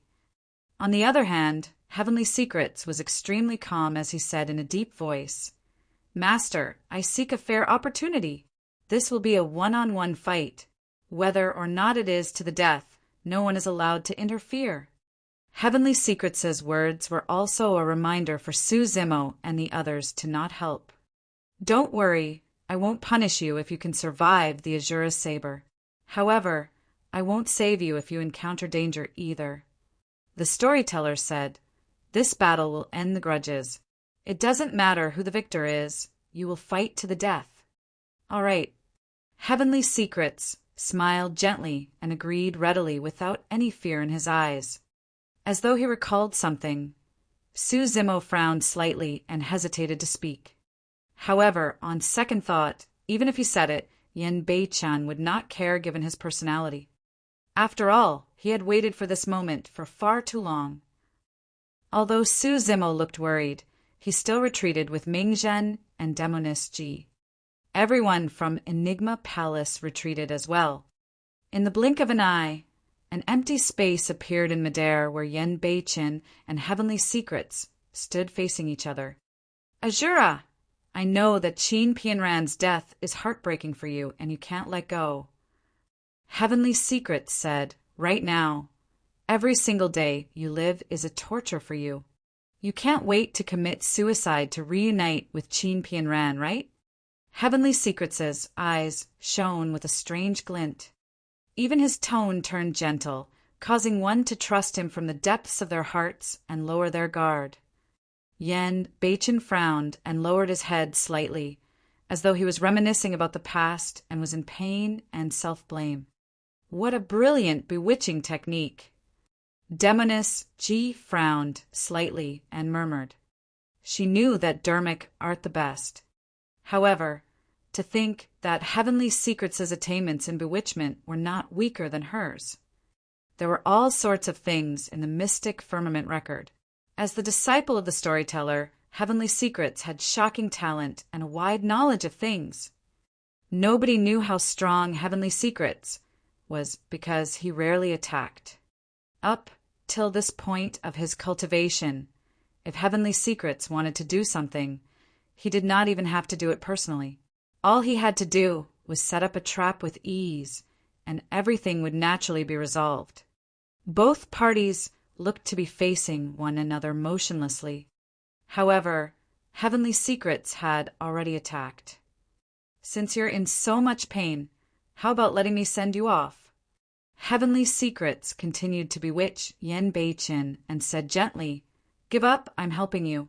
As long as you die, you can reunite with Qin Pianran. Qin Pianran is waiting for you down there. Can't you feel her?" Yen Bei-chin's body trembled even more violently and his features were contorted. "What should we do? The Azura can't hold on for much longer." Demoness Ji had a worried expression. "If he can't break free from Heavenly Secrets' bewitchment, the Azura will probably commit suicide on the spot without Heavenly Secrets even making a move." "No." Su Zimo shook his head slowly. "Brother Yen cultivated the Hatred Sutra, and the hatred in his heart has already surpassed everything. If he thinks that he can bewitch Brother Yen with that bewitchment technique, Heavenly Secrets is underestimating both Brother Yen and the Hatred Sutra." Right then, Yen Bei-chin's body gradually stopped trembling and calmed down. "What's wrong? Have you made a decision?" Heavenly Secrets walked slowly towards Yen Bei-chin and asked carefully and gently. Suddenly, Yen Bei-chin raised his head. His eyes were pitch black like ink, resembling two gigantic black holes that could devour everything. Heavenly Secrets was alarmed when he saw the pair of eyes. "I am indeed in pain, and I've let Pianran down." Yen Bei-chin said slowly, "However, even if I commit suicide, I have to kill you first. Without you, Pianran wouldn't have died at all. Heavenly Secrets, you deserve to die." Buzz! Before his sentence was finished, Yen Bei-chin swung the Hatred Fiend saber in his hands and slashed towards Heavenly Secrets through the void. That slash did not only contain the endless hatred of the Hatred Sutra, but also the torrential killing intent of the Azura Sutra. The saber intent of the two fiend techniques fused together against that slash. This was the strongest slash that Yen Bei-chin had released since he started cultivating. Even Su Zimo, who was watching from afar, felt his scalp tingle and was secretly speechless when he saw the burst of that slash. The Hatred Fiend saber streaked through the air. A black streak of light descended on Heavenly Secrets' head with hatred and killing intent, as though it wanted to destroy everything.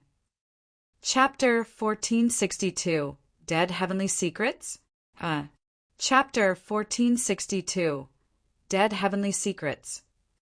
That slash was so terrifying that even Su Zimo might not be able to withstand it. Heavenly Secrets retracted his smile with a grim expression. He had not expected that his bewitchment would force out the most terrifying Azura. Slapping his storage bag with his left hand, Heavenly Secrets took out a protection talisman and tore it apart instantly, forming a defensive barrier around him.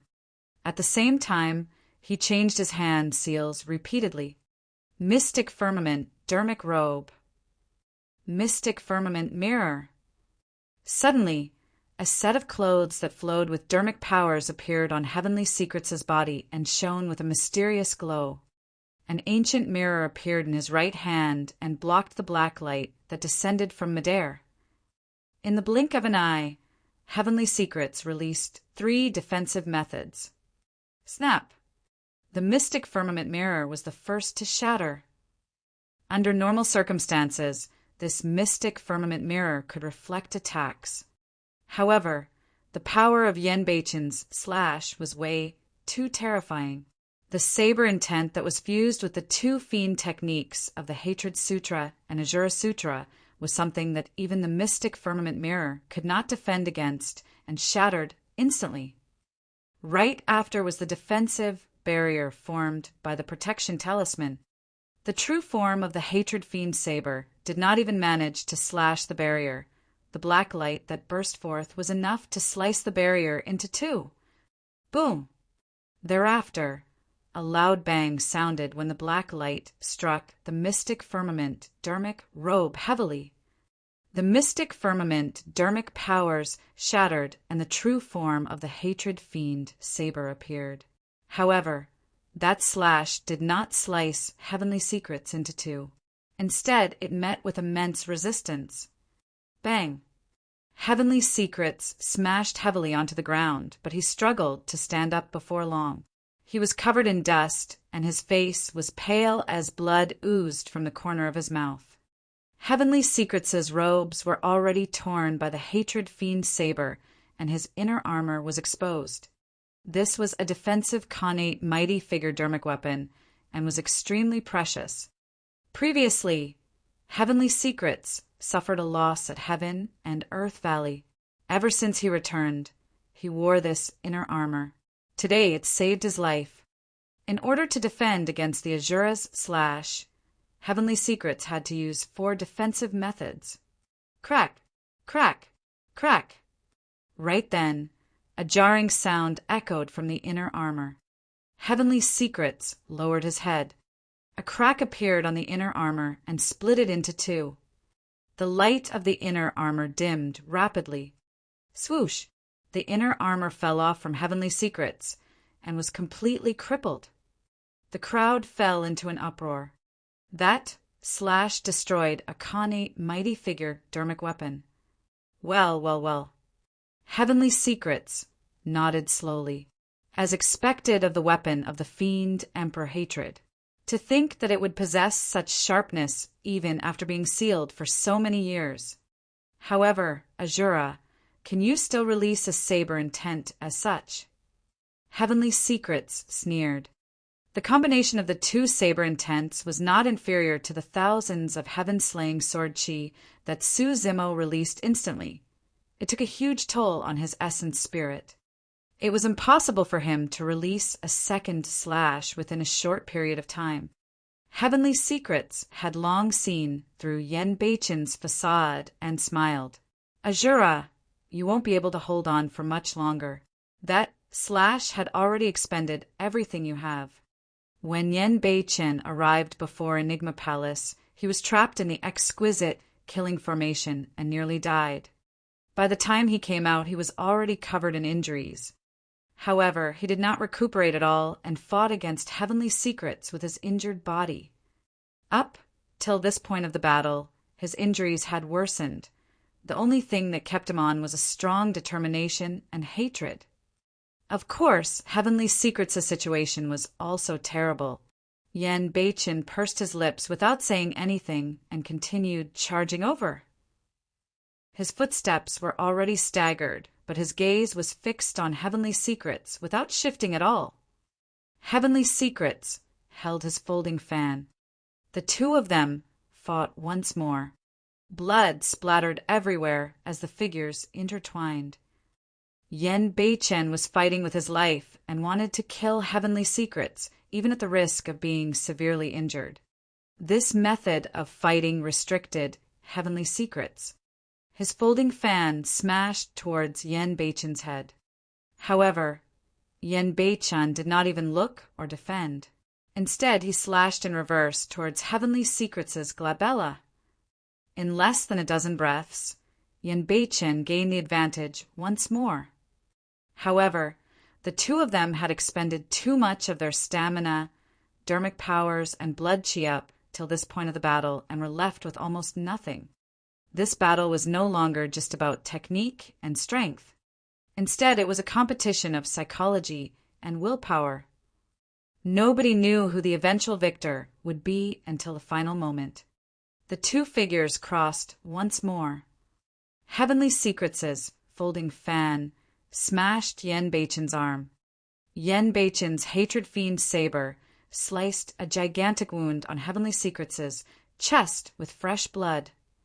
Heavenly Secrets' expression was already extremely terrible. The wound caused by the hatred fiend saber was extremely difficult to heal. Furthermore, it possessed the hatred fiend chi and was destroying his body continuously. If this continued, there was a high chance he would fall first. Gripping the hatred fiend saber in his right hand, Yen Beichin used it as a walking stick and limped towards Heavenly Secrets. His other arm was slumped at his side, his bones broken. He no longer had any dermic powers in his body. It was impossible to repair that broken arm. Even so, the hatred and killing intent in Yen Beichin's eyes did not change at all right from the beginning. That gaze made Heavenly Secrets panic. Finally, he could not hold it in any longer. This was also his final trump card, the Blood Refinement Fiend Sutra.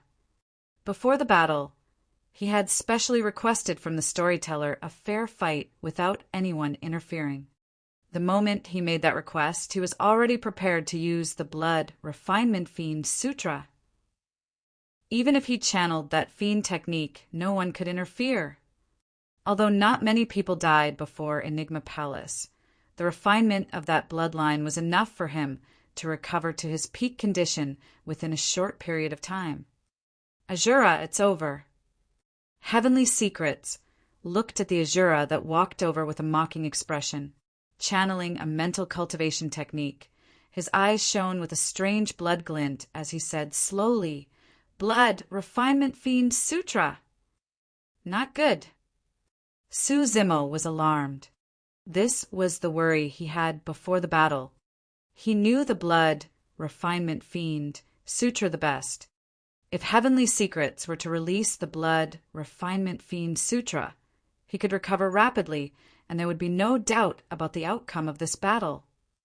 When he saw that, the storyteller suddenly sighed and shook his head, his eyes filled with disappointment. Yen Beichin did not seem to have heard what Heavenly Secret said, or rather, he did not care at all. No matter the cultivation technique Heavenly Secrets released, there was only a single obsession in his heart, to kill the latter. Yen Beichin continued advancing and arrived before Heavenly Secrets before long. He raised the Hatred Fiend saber and slashed forward. That slash was weak without any saber technique, let alone saber intent. The fact that Yen Beichin could raise the Hatred Fiend saber and slash down with his arm was already his limit. At that moment, Heavenly Secrets' expression changed starkly, as though he was rooted on the spot. His eyes were widened as though he had seen a ghost. Poof!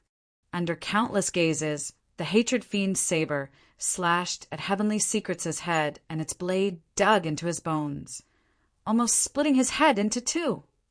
That slash even tore through Heavenly Secrets' consciousness. Naturally, even his essence spirit wouldn't be spared. What was going on? Heavenly Secrets was dead. The cultivators present were not the only ones. Even Su Zimo was dumbfounded and looked at everything in disbelief. Chapter 1463, Chess Piece. Chapter 1463, Chess Piece. Yen Beichin was stunned as well. Even he had not expected that his slash could kill Heavenly Secrets. The Hatred Fiend saber tore through Heavenly Secrets' consciousness, and the Hatred Fiend chi on the saber had already surged in. Before long, Heavenly Secrets' essence spirit would be devoured by the Hatred Fiend chi. How could this be? Heavenly Secrets' face was covered in blood as his eyes widened in shock and anger. He muttered repeatedly, "How could this be?" Sigh. The storyteller sighed deeply with a look of sadness and disappointment in his eyes. "Master, how could this be? How did I lose?" Heavenly Secrets turned slightly and looked at the storyteller in disbelief. "Heavenly Secrets, if you hadn't used the Blood Refinement Fiend Sutra for this battle, it would mean that you still had a conscience. You lost the moment you released that fiend technique." The storyteller sighed once more with a rueful expression. "This time round, you've lost completely and utterly." "This time round?" Heavenly Secrets asked with widened eyes, as though he had thought of something. Su Zimo frowned, slightly in deep thought as well. Right then the storyteller added, Someone came and refined the bloodline of this place in advance. Su Zimo was shocked. Instantly he was enlightened. Monk Daming. Earlier on, Monk Daming was here. However, nobody noticed him at all when the cultivators fought in front of Enigma Palace. Monk Daming secretly absorbed all the bloodlines that were scattered here. That was the reason why Heavenly Secrets was stunned the moment he released the Blood Refinement Fiend Sutra. That was because all the bloodlines here had been refined. There was no reaction when he released the Blood Refinement Fiend Sutra. Heavenly Secrets' blood chi was exhausted to begin with. Coupled with the unforeseen event, he was slightly slower and his head was sliced by Yen Beichin. The storyteller had long known about this. Therefore, he knew the outcome the moment Heavenly Secrets used the Blood Refinement Fiend Sutra. The fact that the storyteller did not capture Monk Daming meant that the latter had already left silently before the storyteller descended. Nobody discovered him throughout the entire process. If the storyteller had not pointed it out, even Su Zimo would not have noticed it. Suddenly, Su Zimo thought of something. Back on Six Stars Mountain, Monk Daming once told him that Enigma Palace might be able to dispel his killing badge. Su Zimo was wary towards Monk Daming. When Monk Daming said that, Su Zimo had this feeling that Monk Daming had another motive. Later on, Monk Daming said that Yen Beichen wanted to come to Enigma Palace to take revenge on Heavenly Secrets. Without much thought, Su Zimo headed straight for Enigma Palace. To think that in the end he would still become a chess piece of Monk Daming.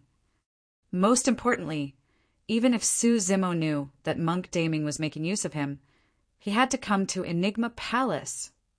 Be it for Lin Xuanji or Yen Beichen, he had to make the trip to Enigma Palace. However, once he arrived at Enigma Palace, he would be made use of by Monk Daming. Such methods were truly many times more brilliant than Heavenly Secrets. However, Su Zimo was still puzzled. If Monk Daming merely wanted to refine bloodlines, was there a need to take the risk to refine it at Enigma Palace? A Mahayana patriarch was alarmed this time round. There was also the storyteller, who was highly likely an emperor. Once Monk Daming's tracks were exposed, it would be difficult for him to escape unscathed. Furthermore, there were not many cultivators who truly died in this battle. Most of them were merely severely injured. As such, there were not many bloodlines. Monk Daming was so cautious. Could he have set up such a trap just to refine that bit of bloodline? It's him. Right then, Heavenly Secrets suddenly roared in a hysterical manner. Blood was still flowing down Heavenly Secrets' face. When he heard that his features were contorted with a menacing expression that was extremely terrifying, Su Zimo sighed internally as he looked at Heavenly Secrets. As the disciple of the storyteller, Heavenly Secrets planned everything and devised strategies almost flawlessly. Unfortunately, by some freak accident, Su Zimo and the others released Monk Daming in this generation. In the battle of Heaven and Earth Valley, Heavenly Secrets paved the path for Monk Daming, and the latter benefited immensely. This time round, Heavenly Secrets was defeated once more. He lost his life in this defeat. Come out. Heavenly Secrets surveyed his surroundings and roared, completely losing his mind. Come out. I want to see who you are. At that moment, Heavenly Secrets looked a little pitiful and tragic. He had already lost before Monk Daming even appeared. He lost twice. He had lost completely and tragically. Most importantly, right from the beginning, Heavenly Secrets did not know who he had lost to. In fact, he did not even know if the person who schemed against him twice in a row was a man or woman, what sector faction he or she was from, or what he or she looked like. For someone who thought that he was extremely smart and was in control of everything, how much of a blow was that? He left a long time ago. The storyteller shook his head and sighed in disappointment. Left. Heavenly Secrets grinned, and fresh blood continued flowing down his cheeks. He murmured twice and suddenly laughed in a deranged manner with a tragic expression. Foo-foo, ha ha ha. Heavenly Secrets' gaze landed on Suzimo and the others as he smiled sinisterly. Chess pieces. You're all chess pieces. Even though he's so powerful, he's nothing but a chess piece for someone else as well. Him. You. All of you. He pointed at Suzimo, Yenbei-chin, and even the storyteller and grinned. None of you can escape. Your fates have long been decided. Ha ha ha. Yenbei-chin could not listen to it any longer. After resting for a while, he recovered some strength and slashed once more, splitting Heavenly Secrets' head into two. Heavenly Secrets' laughter stopped abruptly. His essence spirit was also shattered by the hatred fiend saber and was destroyed on the spot. Thump! Heavenly Secrets' corpse fell heavily in a pool of blood. However, his laughter seemed to echo in everyone's ears for a long time without dissipating. It was unsettling and sent shivers down their spines. The storyteller closed his eyes, seemingly unable to bear it. No matter what, Heavenly Secrets was his disciple after all. He was filled with guilt and self-blame for the state the latter was in today. Lin Xuanji no longer had his usual cheeky attitude and had a grim expression. He could not help but recall the scenes when he was young and often pestered Heavenly Secrets to play with him. At that time, everything was carefree and warm. No matter what they played, Heavenly Secrets could beat him with ease. Even in terms of cultivation realm, Heavenly Secrets was far superior to him and had entered the conjoint body realm long ago. The storyteller had a total of 4 disciples, and Heavenly Secrets was the most outstanding no matter which aspect he compared them from. To think that he would die in front of Enigma Palace today. Pian Ran, did you see that? The indignance in Yenbei-chin's heart was instantly relieved after Heavenly Secrets was killed. He knelt down and looked up into the skies, saying in a daze, I've killed all the enemies who murdered you. I didn't let any of them off. Pian Ran, don't worry. I'll accompany you very soon, very soon. After saying that, Yenbei-chin could no longer hold on and fell to the ground with a thud, unconscious. He was already exhausted and covered in injuries. The reason why he could last till now was all because of Heavenly Secrets. Now that Heavenly Secrets was executed, he could not hold on either and fainted. Chapter 1464, Gift Bow. Chapter 1464, Gift Bow. Brother Yen. Worried, Suzimo arrived beside Yenbei-chin in a flash and took out a few elixirs from his storage bag, stuffing them into Yenbei-chin's mouth forcefully. The storyteller tapped his finger gently, and a divine light entered Yenbei-chin's body. Yenbei-chin's injuries stabilized rapidly. He's fine, merely severely injured. Now that he got his revenge, the tension in his mind was released, and thus he was temporarily knocked out. The storyteller said, given his bloodline, he only needs to recuperate for a few days and will recover mostly. Unless he commits suicide, it's difficult for the successor of the fiend Emperor Hatred to die. His injuries are not external, but internal. The storyteller said meaningfully. Suzimo understood. Yenbei-chin's true injury was in his heart. Initially, he felt extremely guilty and remorseful. Living in pain every day, the only thing that supported him to survive was revenge. Now that Yenbei-chin had taken his revenge and lost his obsession, there was a high chance that he would commit suicide like the fiend Emperor Hatred. In a while, stay in Enigma Palace for a few days with him. The storyteller said, you can try and talk sense into him when he's awake. Thank you, Senior. Suzimo expressed his thanks hurriedly. Today, Yenbei-chin charged into Enigma Palace and even killed half-martial ancestors of Enigma Palace. However, instead of blaming Yenbei-chin, the storyteller retained him. His bearing and magnanimity was something that the other cultivators of Enigma Palace could not compare to. Half-Marshal Ancestor Qing Zhe frowned and took a step forward, as though he wanted to say something. Patriarch Qing Cheng glared at him and shook his head gently. Half-Marshal Ancestor Qing Zhe was alarmed and retreated hurriedly. Su Zimo supported Yen, Beichin up first, and handed him to Ming Zhen to take care of. He then came before the storyteller and bowed deeply. I was rude today and barged into Enigma Palace, fighting all the cultivators here. Please forgive me, Senior. It's nothing much. There's a reason for it, so you're not to blame.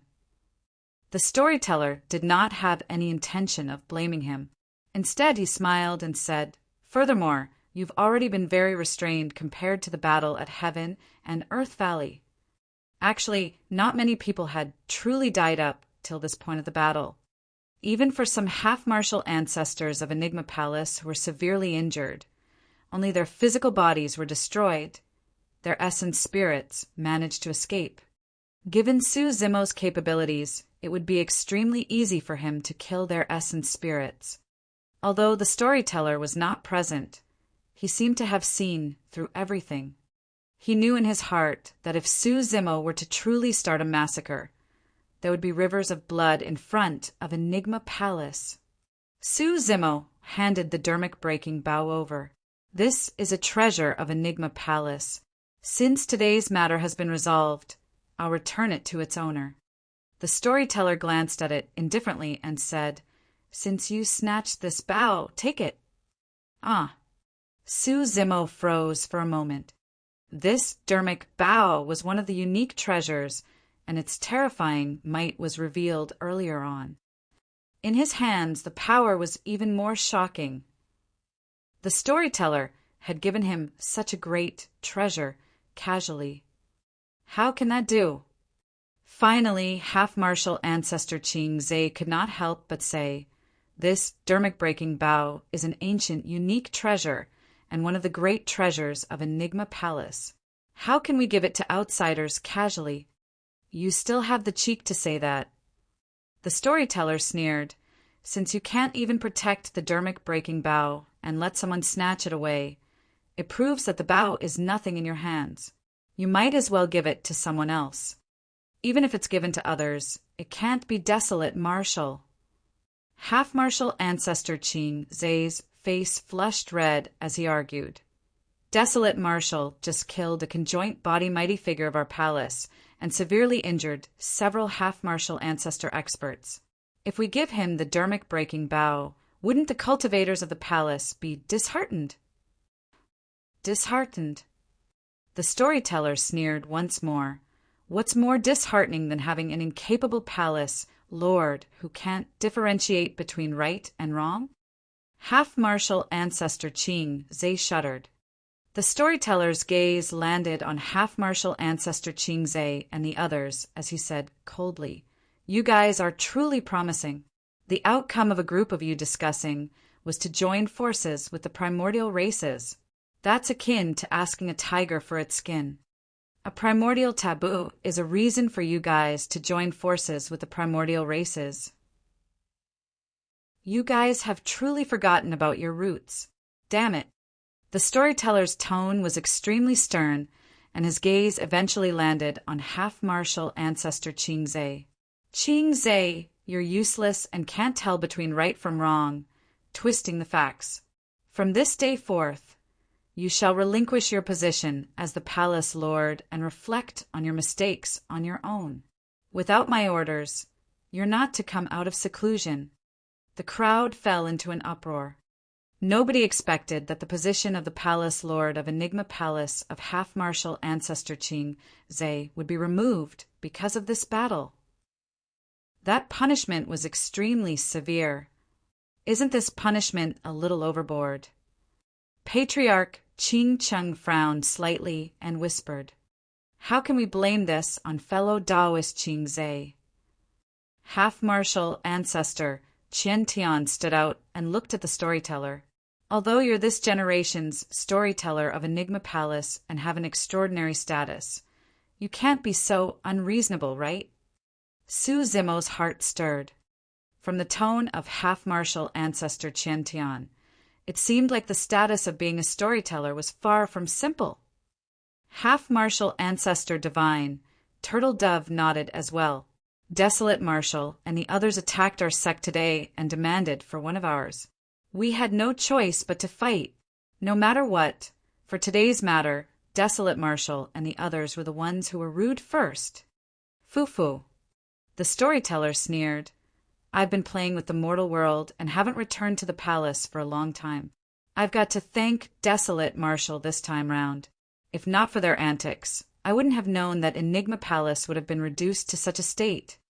Enigma Palace sure is a motley place right now. All sorts of troublemakers have popped out for this battle. There was a cold, killing intent in the storyteller's tone. Both half-martial ancestor Qian Tian and half-martial ancestor divine, Turtle Dove, felt guilty, and their gazes flickered. They no longer argued and remained silent. That's not all. The storyteller's expression was cold, and he no longer had the cheeky attitude from earlier on, as he said slowly, "That girl is the successor of founder Master Linglong. Even I won't hurt her. Yet you guys tried to kill her?" Half-martial ancestor Qing Zhe, half-martial ancestor Li Heng, and the others lowered their heads and did not dare to speak. Indeed, they were in the wrong for this matter. After obtaining Fairy Linglong's inheritance, Demoness G status was even nobler than the Palace Lord of Enigma Palace. Nobody from Enigma Palace could hurt her. Their attack was equivalent to the greatest disrespect to founder Master Linglong. Demoness G had a ball of pent-up anger in her heart. Now that she heard the storyteller's words, her anger vanished instantly as she could not help but laugh. Bowing to the storyteller, she said, "Senior, thank you for helping me vent my anger." "It's nothing." The storyteller waved it off. "Senior, I'm fine. Let's forget about today's matter." Demoness G did not want to sow grudges with most of the experts of Enigma Palace over such a small matter either. "No worries." The storyteller shook his head. "Today's matter isn't over yet." The old storyteller's gaze landed on half-martial ancestor Qian Tian and half-martial ancestor divine, Turtle Dove, as he asked coldly, "When did you guys learn the Blood Refinement Fiend Sutra, huh?" Chapter 1465, Decisive to Kill. Chapter 1465, Decisive to Kill. The expressions of half-martial ancestor Qian Tian and half-martial ancestor divine, Turtle Dove, changed starkly. The expressions of half-martial ancestor Qing Zhe, half-martial ancestor Li Heng, and the others changed slightly as well. All of them turned to look at the two half-martial ancestors in disbelief. The expressions of the two half-martial ancestors, Qian Tian and divine, Turtle Dove, were terrible and unpredictable. In front of the storyteller, they did not even have the courage to lie. "We did cultivate this fiend technique, but that's nothing much, right?" Half-martial ancestor Qian Tian forced a smile and explained, "Enigma Palace covers a wide spectrum of knowledge, and we don't belong to any immortal, Buddhist, or fiend sections. There's no lack of cultivation technique from the fiend sects in our sect as well. Other fiend techniques are nothing much, but don't you guys know what sort of a cultivation technique the Blood Refinement Fiend Sutra is?" The storyteller's gaze was sharp as he said coldly, "Don't you guys know how much of a catastrophe that fiend caused in Tianhuang, mainland, 40,000 years ago? Once you're tainted by this fiend technique, you'll sink into it. Given your natures, can you control it?" Under the pressure of the storyteller, half-martial ancestor Qian Tian and half-martial ancestor divine, Turtle Dove, were already drenched in cold sweat and did not dare to say anything. "Speak. Who imparted this fiend technique to you guys?" The storyteller asked slowly. "Heavenly secrets. Heavenly secrets," was the one. Half-martial ancestor divine, Turtle Dove, could not withstand it and was the first to speak. "We've already lived for more than 15,000 years, and started entering our later years. However, we haven't been able to advance to the Mahayana realm for a long time. Heavenly Secrets was the one who came looking for us. He told us that there's a cultivation technique that can help us advance to the Mahayana realm. We only cultivated it to become Mahayana patriarchs and strengthen our sex power. No wonder. A look of realization flashed through Lin Xuanji's eyes. In the past 2 years, as long as Heavenly Secrets made a decision, the 2 half-martial ancestors, Qian Tian and Divine, Turtle Dove, would support him with all their might.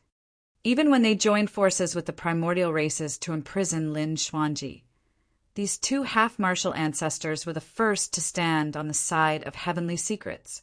However, although the source of how these 2 learned their fiend cultivation technique was discovered, they would never know how Heavenly Secrets learned it. The storyteller closed his eyes for a long time before opening them slowly.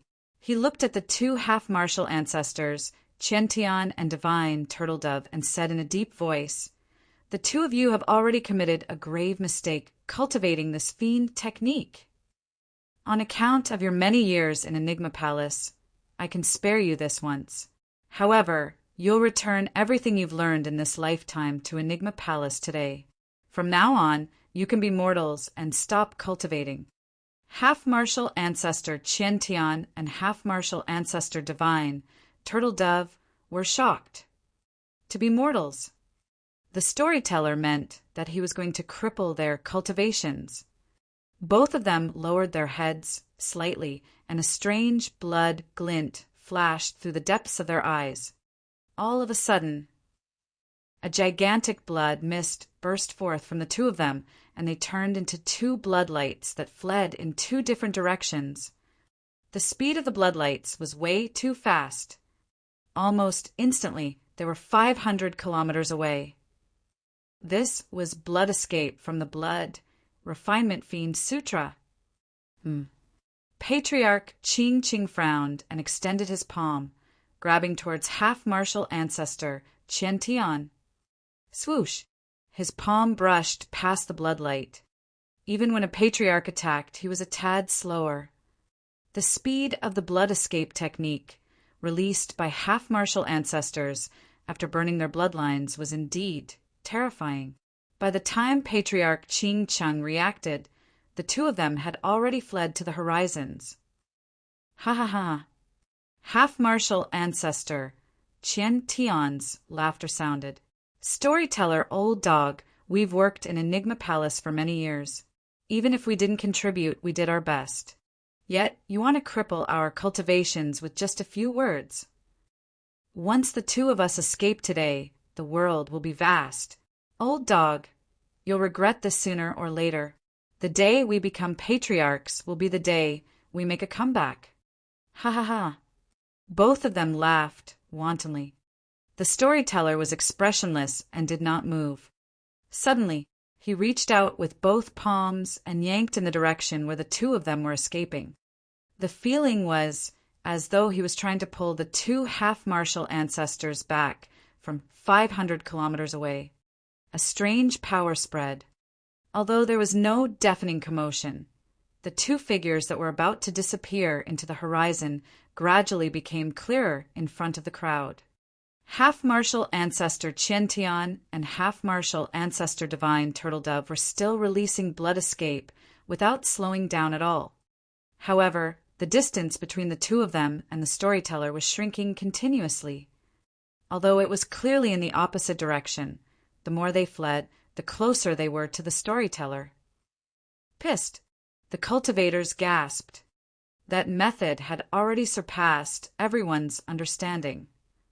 "Is that a divine power?" Su Zimo murmured softly. Before long, half-martial ancestor Qian Tian and half-martial ancestor Divine, Turtle Dove, were dragged back by the storyteller, who was 500 kilometers away. Under the gaze of the storyteller, the 2 half-martial ancestors were horrified and were still escaping frantically.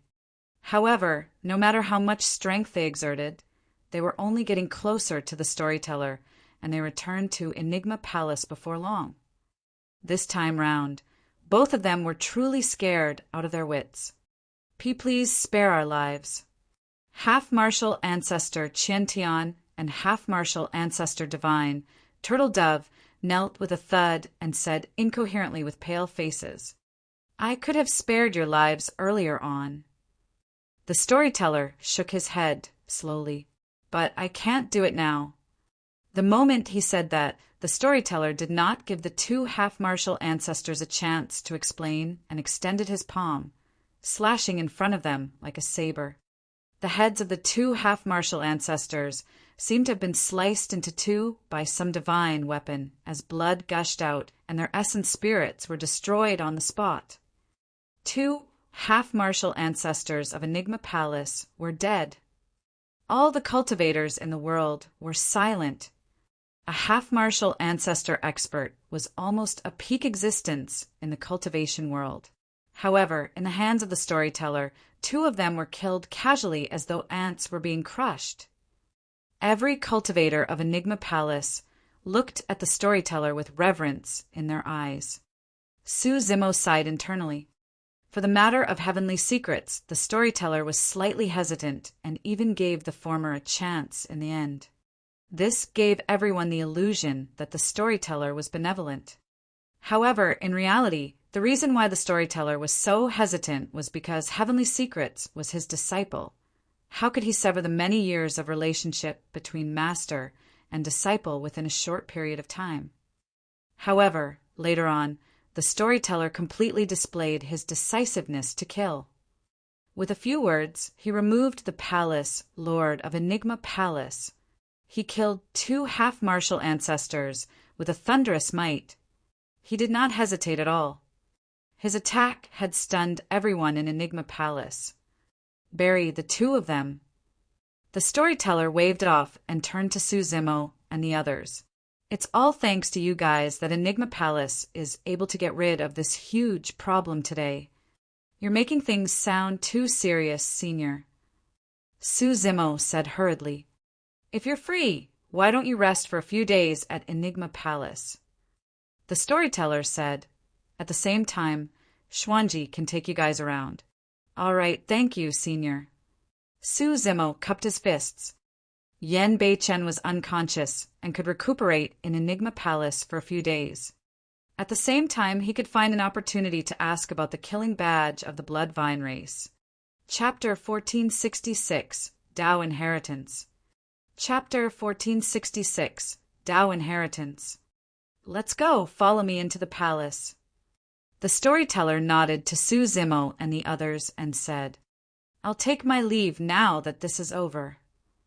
Patriarch Qing Cheng bowed slightly to the storyteller and said respectfully, Yes, you can head back. The storyteller waved off. Patriarch Qing Cheng raised his head and glanced at Su Zimo in a seemingly casual manner before turning around. He swiped his palm in the void and created a gigantic crack. In a flash, Patriarch Qing Cheng leaped into the crack and vanished. In the blink of an eye, the crack healed gradually and returned to normal. Tearing the void casually, that's the power of the Mahayana realm. The storyteller explained, if one can advance to the Mahayana realm and become a patriarch, they can tear through the void at any moment and cross 5,000 kilometers. Su Zimo nodded, still thinking about the way Patriarch Qing Cheng looked at him before departing.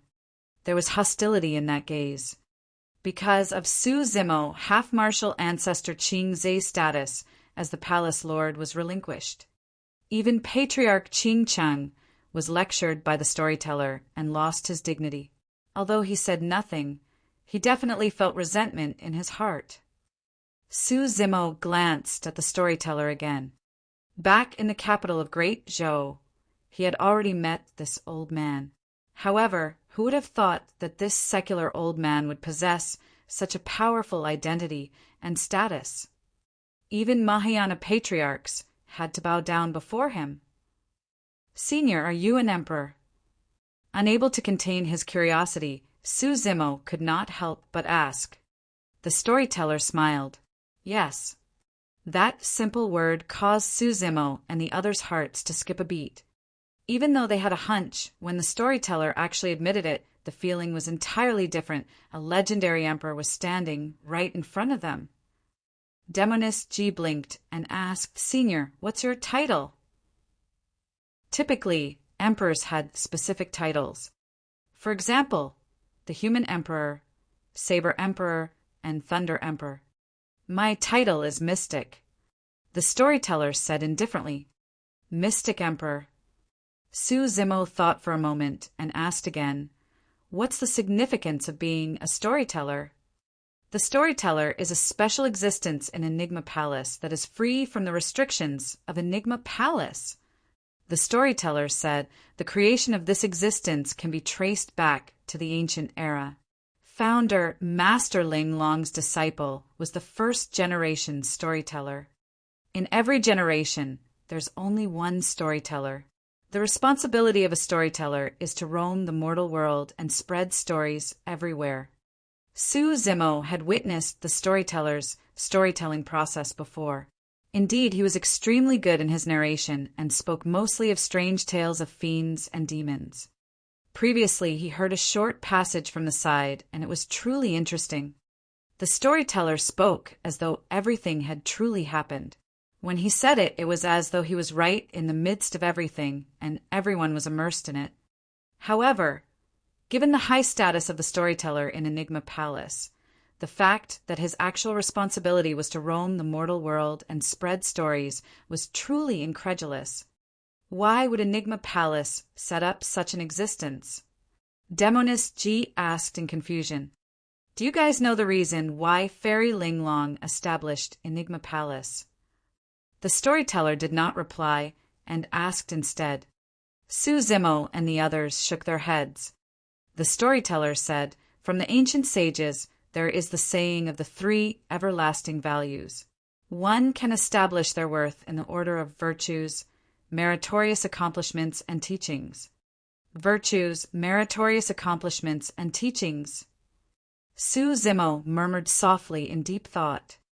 The old storyteller continued. The establishment of Enigma Palace was for the sake of establishing teachings. By that it means for us to record history, continue creating merits, pass down civilization, and inherit the Tao. There are many things that people will gradually forget as time passes. However, Enigma Palace will not forget and will record them down and pass them down. I roamed the human world for tens of thousands of years and recounted the tragic era of the human race in the primordial era. I recounted the ancient war and the legacy of the emperors. Everything that happened was real and was recorded in Enigma Palace. That's the culture of our human race. Su Zimo and the others were dumbfounded in shock. Su Zimo had not expected that the stories told by the storyteller around the world were not fiction. They were all a real part of history. Less than that, he had not expected that the establishment of Enigma Palace was not for the sake of imparting dermic arts and secret skills, but the soul and civilization of the entire human race. That was the true intention of Fairy Linglong when she established Enigma Palace. The storyteller stopped in his tracks and gazed into the distance, lamenting, "The world has changed. No race will prosper forever." Founder Master Linglong had long expected that the fortune of the human race would one day decline as well. Perhaps the human race might encounter great calamities and sufferings. However, as long as Enigma Palace is around, the civilization of the human race will continue forever. As long as civilization is not destroyed, humans will rise once more one day. One day, humans will welcome the glorious era of the ancient era, where multiple emperors rose. At that point, be it Su Zimo, Demoness Ji, or Mingzhen, all of them looked in the direction of Enigma Palace with reverence. Instantly, everyone seemed to have gone against the flow of time and saw that peerless woman from the ancient era who stood on this land. Although Fairy Linglong was not an emperor, she was worthy of eternal praise. A moment later, Demoness Ji asked again, "Senior, doesn't that mean that Enigma Palace records many things about Tianhuang mainland?" "That's right." The storyteller nodded with a smile. "Senior, What did you mean by the legacy of the emperors? The storyteller smiled. For anybody that's conferred an emperor, Enigma Palace would establish a personal legacy for him and retain a record of his legend. Wow! Demonist G exclaimed and said enviously, this can truly be considered as leaving one's mark in history. This was an immense honor. In the cultivation world, the reason why the legends of emperors were widespread was mostly because of Enigma Palace. At that point, the storyteller suddenly turned and looked at Su Zimo with deep anticipation in his eyes. Desolate Marshal, Enigma Palace has decided to establish a personal legacy for you. Ah. Su Zimo's heart skipped a beat and he asked instinctively, didn't you say that only emperors are qualified for personal legacies? Establishing a legacy for you has nothing to do with the status of an emperor. It's because you're desolate martial. You established the martial Tao and imparted martial arts to all living beings. The storyteller said, even the ancient emperors did not establish such merit. That alone is worthy of a personal legacy to be passed down through history. Throughout history, Su Zimo was the only one who had a personal legacy, although he was not an emperor. The storyteller continued, I didn't mention the name of this personal legacy because I don't know what your future accomplishments will be. Perhaps being an emperor might not even be your endpoint. I hope that I'll have the fortune of completing this legacy in my lifetime. If I can't, I'll have to rely on the next generation's storyteller. With that said, the storyteller glanced at Lin Xuanji beside him. Chapter 1467. Changing the Fate of the Human Race. Chapter 1467. Changing the Fate of the Human Race. Everyone turned to Lin Xuanji. Judging from the meaning of the old man, there was a high chance that the position of the next generation storyteller would be passed down to Lin Xuanji. Old man, you're in such a good condition. You don't have to rush to tell me these things. Lin Xuanji mumbled, I'm still young right now and can't take on such a huge responsibility. The storyteller said, every man has his troubles. Although I can divine everything, I can't divine how long I can live. Some things are better said beforehand. Old man, stop it. That sounds ominous. Lin Xuanji frowned again. Although he was always cheeky and impolite towards the storyteller, the latter was his kin in his heart. The storyteller smiled and reminisced.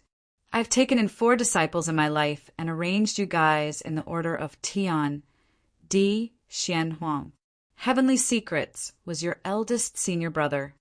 Among the 4 of you, Heavenly Secrets was the most talented and cultivated the fastest. Be it in combat strength or intelligence, he was far superior to you guys. Lin Xuanji nodded. Senior brother is indeed stronger than me. The 4 of you have different personalities. Heavenly Secrets has a calm personality and was the most mature. DG is a little rigid and orderly, not understanding how to adapt.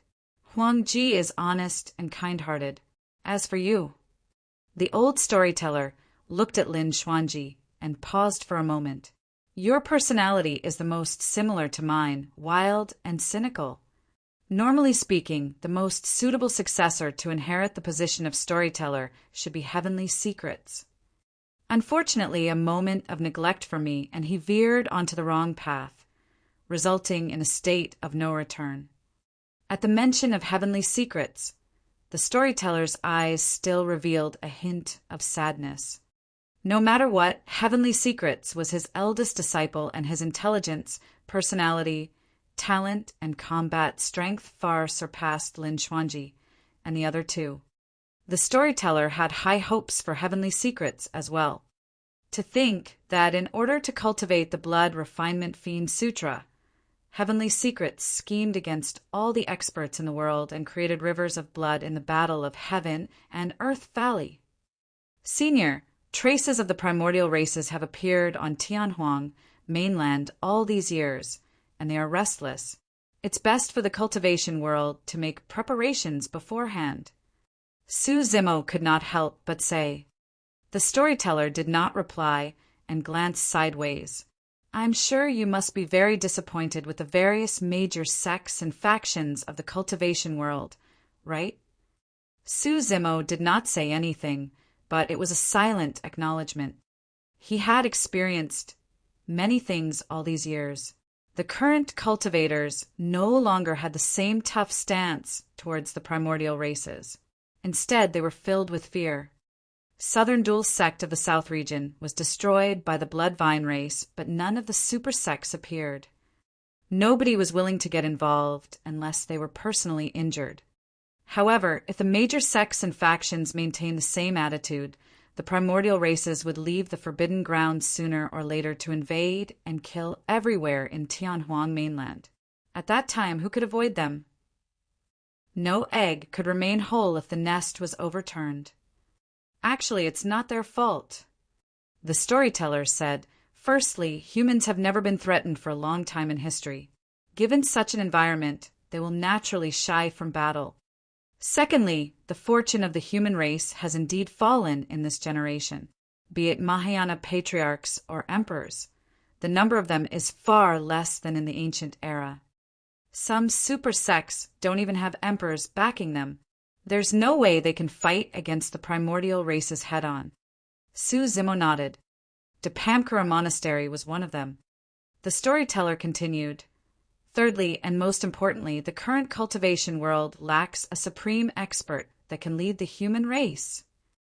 In the ancient era, there was a supreme expert like the human emperor. When he called upon the other emperors to gather, none of them would dare to disobey someone like him. But now the human race lacks an expert as such. Zimo gradually understood. The only way of battling the primordial races was by gathering the emperors of the world together. However, what sort of people were the emperors? All of them were top existences in Tianhuang mainland. Without a supreme expert who could suppress and call upon the entire world, who would be willing to bow down? Senior, even you can't do it. Zimo asked. No. The storyteller shook his head. Be it in terms of reputation or combat strength, I'm far from that. As the storyteller of Enigma Palace, I might be able to gather some emperors. However, we'll most likely be doomed if we go against the primordial races. Zimo frowned deeply with a heavy heart. In that case, there was a high chance that the human race would be suppressed completely if the primordial races joined forces and launched an unprecedented war against the human race. At that time, the primordial races would regain control of Tianhuang mainland. Similar to the primordial era, humans would be enslaved and treated as food without freedom.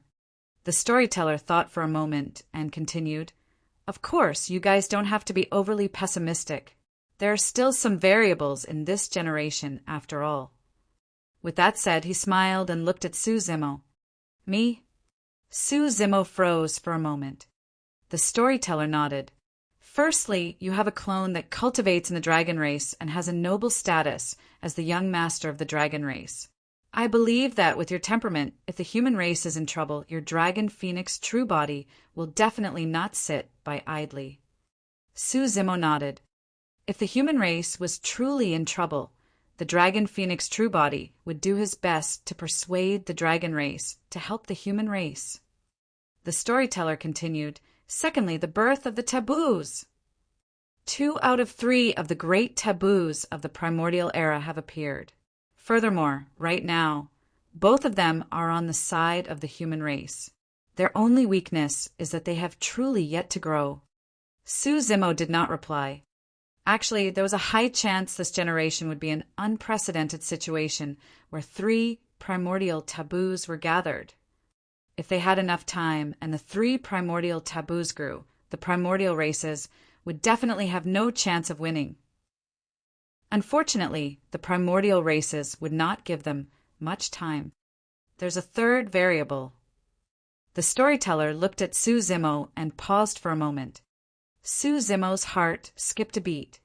Could the storyteller have divined the existence of the martial Tao prime body?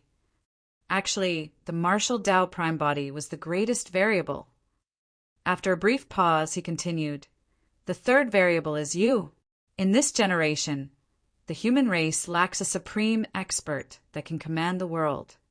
Your body has fused perfectly with the creation Green Lotus, and your future accomplishments are unpredictable." At that point, Su Zimo was certain that the storyteller still did not know of the existence of the martial Tao prime body despite his divine powers. "Senior, that's too much to hope for." Su Zimo laughed bitterly. "I've only just entered the conjoint body realm, and I'm not even a half-martial ancestor, let alone someone who can command the world and make emperors submit to my orders. That's why it's a variable." The storyteller said, "The battle between the primordial races and humans is inevitable in this generation. If you can grow into a peerless expert before that, the fate of the human race will change because of that. You once altered the fate of all living beings. I hope that you can do the same for humans." Heaven, earth, black and yellow in meaning. Unlike heavenly secrets, some of the names don't have special meanings when joined together. Chapter 1468, Book Robbery. Chapter 1468, Book Robbery. The storyteller had high hopes for Su Zimo. Of course, as the storyteller had said, he was a variable. There was still a long way for Su Zimo to grow to the point where all the emperors in the world would submit to him. But now, the situation on Tianhuang mainland was changing rapidly. Su Zimo did not have much time left. As the storyteller spoke, he led everyone and entered Enigma Palace. From the outside, they could not see the full view of Enigma Palace yet. One could only truly experience the vicissitudes of time after entering the territory of Enigma Palace. The magnitude of emotions was not something that other sects and factions could compare to.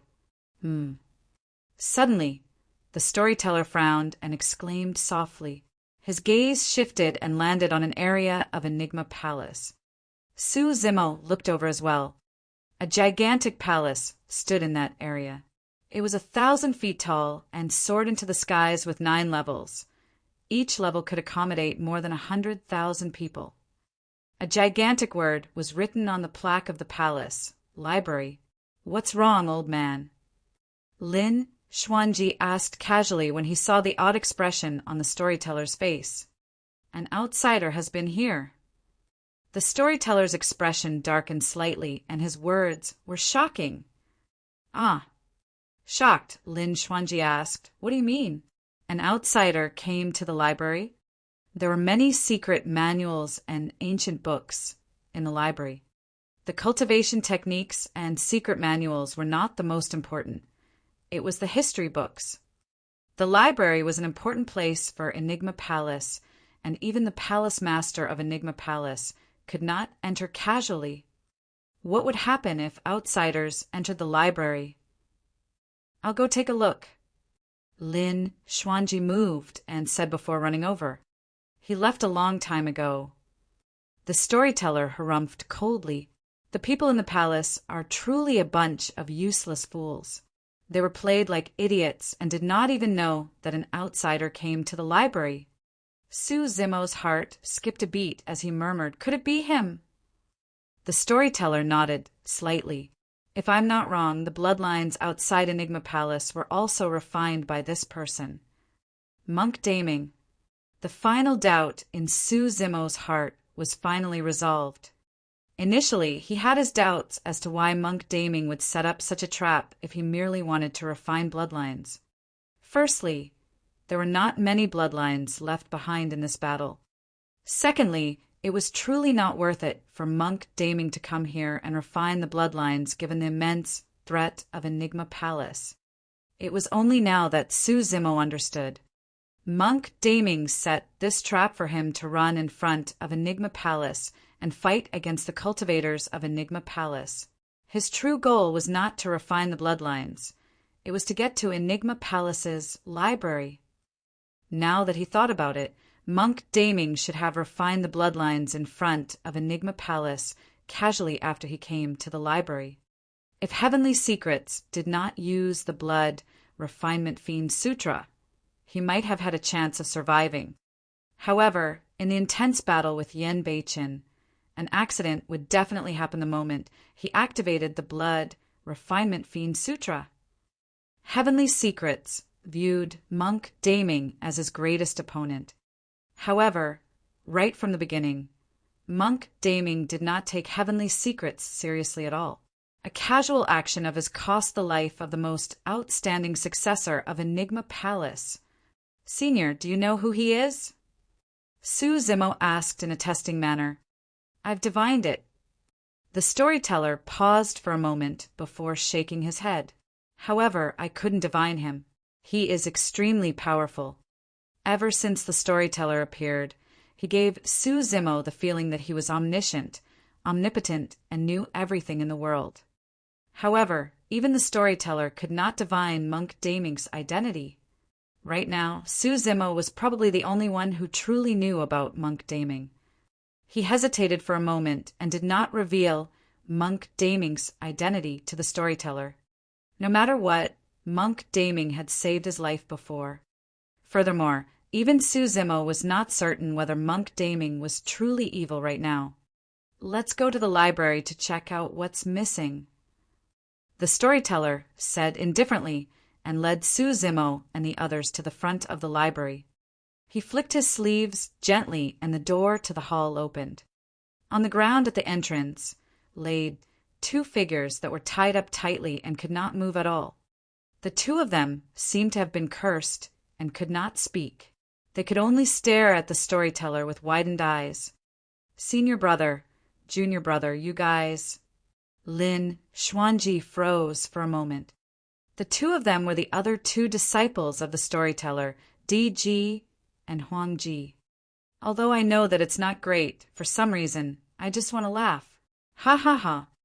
Lin Xuanji burst into laughter. The two cultivators blushed in shame. The storyteller extended his finger and swiped across their bodies through the void. The ropes on both of them snapped instantly. Both of them were at the conjoint body realm, and a rope that could bind them was definitely an extraordinary item. But now it was crippled by the storyteller. The two of them stood up and ran to the storyteller before kneeling down. Master, I deserve to die for failing to protect the library. Please punish me, Master. DG kowtowed repeatedly. With an ashamed expression, Huangji whispered, Master, I've embarrassed you. Su Zimo lamented internally. The storyteller's evaluation is truly not wrong. DG has a stiff personality and obeys rules rigidly, while Huangji looks to be kind and honest. Get up, it's not your fault. The storyteller did not have any intention of blaming them and continued asking, Do you guys know what he did in the library? I don't know. Huangji replied honestly. However, that person did not stay in the library for long before leaving. He said that the reason why he came this time round was because he wanted to borrow the Mystic Firmament record to take a look. Once he was done reading it, he would definitely return it and not spread it outside. The Mystic Firmament record. Su Zimo was secretly speechless. That was the establishment foundation of Enigma Palace. It was created by Fairy Linglong and was all-encompassing, only completed after the eternal human emperor perfected it. To think that Monk Daming would steal it away today. That was a huge fortune. The storyteller did not enter the hall and merely closed his eyes to sense before nodding. Indeed, he took away the Mystic Firmament record. I deserve to die. I deserve to die. DG knelt down once more and kowtowed furiously. Although his forehead was filled with blood, he had no intention of stopping. Senior brother, hurry and get up. Don't damage your brains. Lin Xuanji hurried forward and pulled DG up forcefully. Fufu. The storyteller suddenly laughed. Both DG and Huangji were confused and even wanted to die. They did not know how the storyteller could still smile. That's incredible. The storyteller praised. To think that he could come to Enigma Palace and steal the Mystic Firmament record. Impressive, impressive. Master, Why are you still praising him? The loss of the mystic firmament record is a huge matter. Huang Ji could not help but ask. Forget it, let him be. The storyteller smiled suavely. That person is rather interesting. He merely said that he's borrowing the book to read. Furthermore, he even promised that he would return it without spreading it. Chapter 1469. Origin of Monk Daming. Chapter 1469. Origin of Monk Daming. Standing in front of the library, Su Zimo suddenly recalled something. This matter pertained to a guess he had regarding Monk Daming's identity. If the library truly contained many books that recorded history and many other things, as the storyteller had said, there was a high chance he could get the verification he wanted within one of the ancient books in the library. Senior, can I enter the library to take a look? Su Zimo said, I'm not going to look at the cultivation techniques and secret skills of Enigma Palace. I just want to look through the records of history from tens of thousands of years ago and verify some things. How can that do? Before the storyteller could reply, DG glared and said in a deep voice, What's your identity? The library is an important place.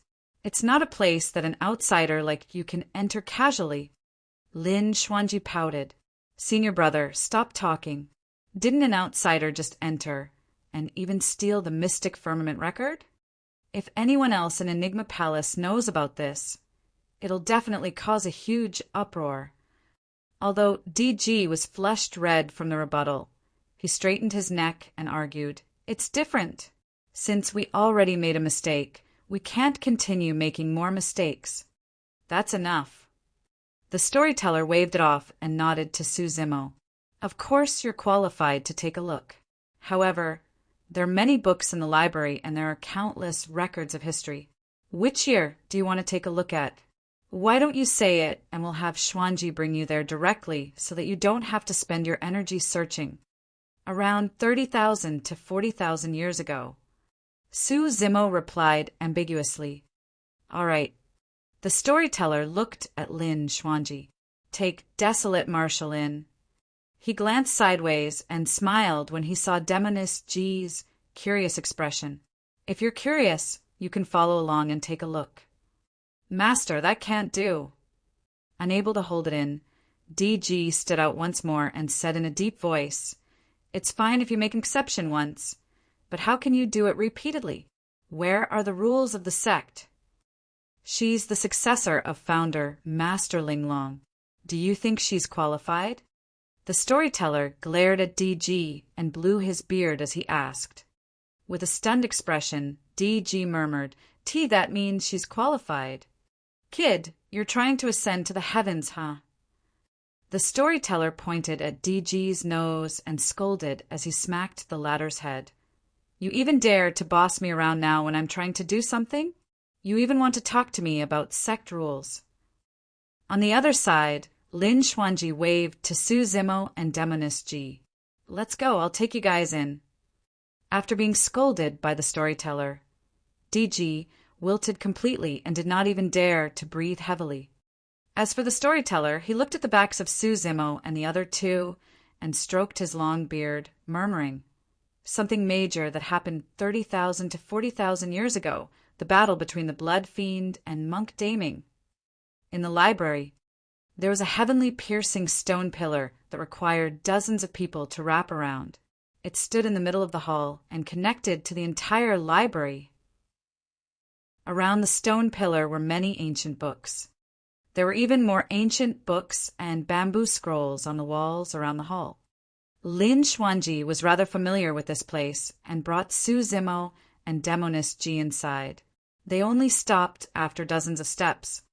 Everything that happened around 30,000 to 40,000 years ago is recorded in these ancient books. Take a look. Lin Xuanji pointed to a row of books on the wall. Thank you. Su Zimo expressed his thanks and walked forward, casually picking up an ancient book to browse through. Demoness G closed in as well and picked one up to read. After a long time, Demoness G was getting impatient. Initially, She came in to take a look out of curiosity. To her surprise, the contents of the report were extremely boring, and she lost interest after a casual glance. However, Su Zimo continued browsing, as though he was searching for something. Demonist G did not leave either, and accompanied him quietly at the side, casually picking up an ancient book to pass time. On the other side, Su Zimo flipped through another ancient book and suddenly stopped after flipping a few pages. This ancient book recorded the battle between Dao, Lord Bloodfiend, and Monk Daming 40,000 years ago. The records of that battle were similar to what Monk Yuanbei had said. The two of them fought 3 times, but there was no clear victor. After the final battle, both of them went missing and their fates were unknown. They had never appeared till now and should have died. What Su Zimo wanted to know about was not this battle. He wanted to know about the origin of Monk Daming. There was a sentence recorded in the ancient book. Monk Daming was not human and was a remnant of the Heavenly Eye race. He was abandoned by the Heavenly Eye race and taken in by Daming Monastery later on. True enough. That statement verified Su Zimo's speculation on 6 Stars Mountain. Monk Daming was not a human, he was from the Heavenly Eye race. Back when he first met Monk Daming in the Grand Primordium Ancient Temple, Su Zimo caught a vague glimpse of a blood scar on his glabella. However, the scar was covered by Daming Monastery's long hair and was not obvious. It was only until this time round on 6 Stars Mountain when he witnessed Monk Daming fight against the Blood Vine half-martial ancestor with his own eyes that he saw everything clearly. The scar was way too similar to the Heavenly Eye race's Heavenly Eye. That was also the reason why the scar could defend against the Green Lotus Sword and the Essence Spirit secret skill of the Blood Vine half-martial ancestor. That was because Heavenly Eye was the strongest technique of the Heavenly Eye race to begin with. In that case, Monk Daming had yet to truly use his Heavenly Eye trump card. He merely used his Heavenly Eye to defend. It was hard to imagine how devastating and apocalyptic the scene would be if he had attacked with his Heavenly Eye. At the same time, another doubt in Su Zimo's mind was resolved. The skeleton in the stone coffin deep underground was Monk Daming. However, Monk Daming was someone from 40,000 years ago. He was trapped in the stone coffin underground for 40,000 years. Even conjoint body mighty figures with 20,000 years of lifespan would have long died, let alone Dharma characteristic Tao lords.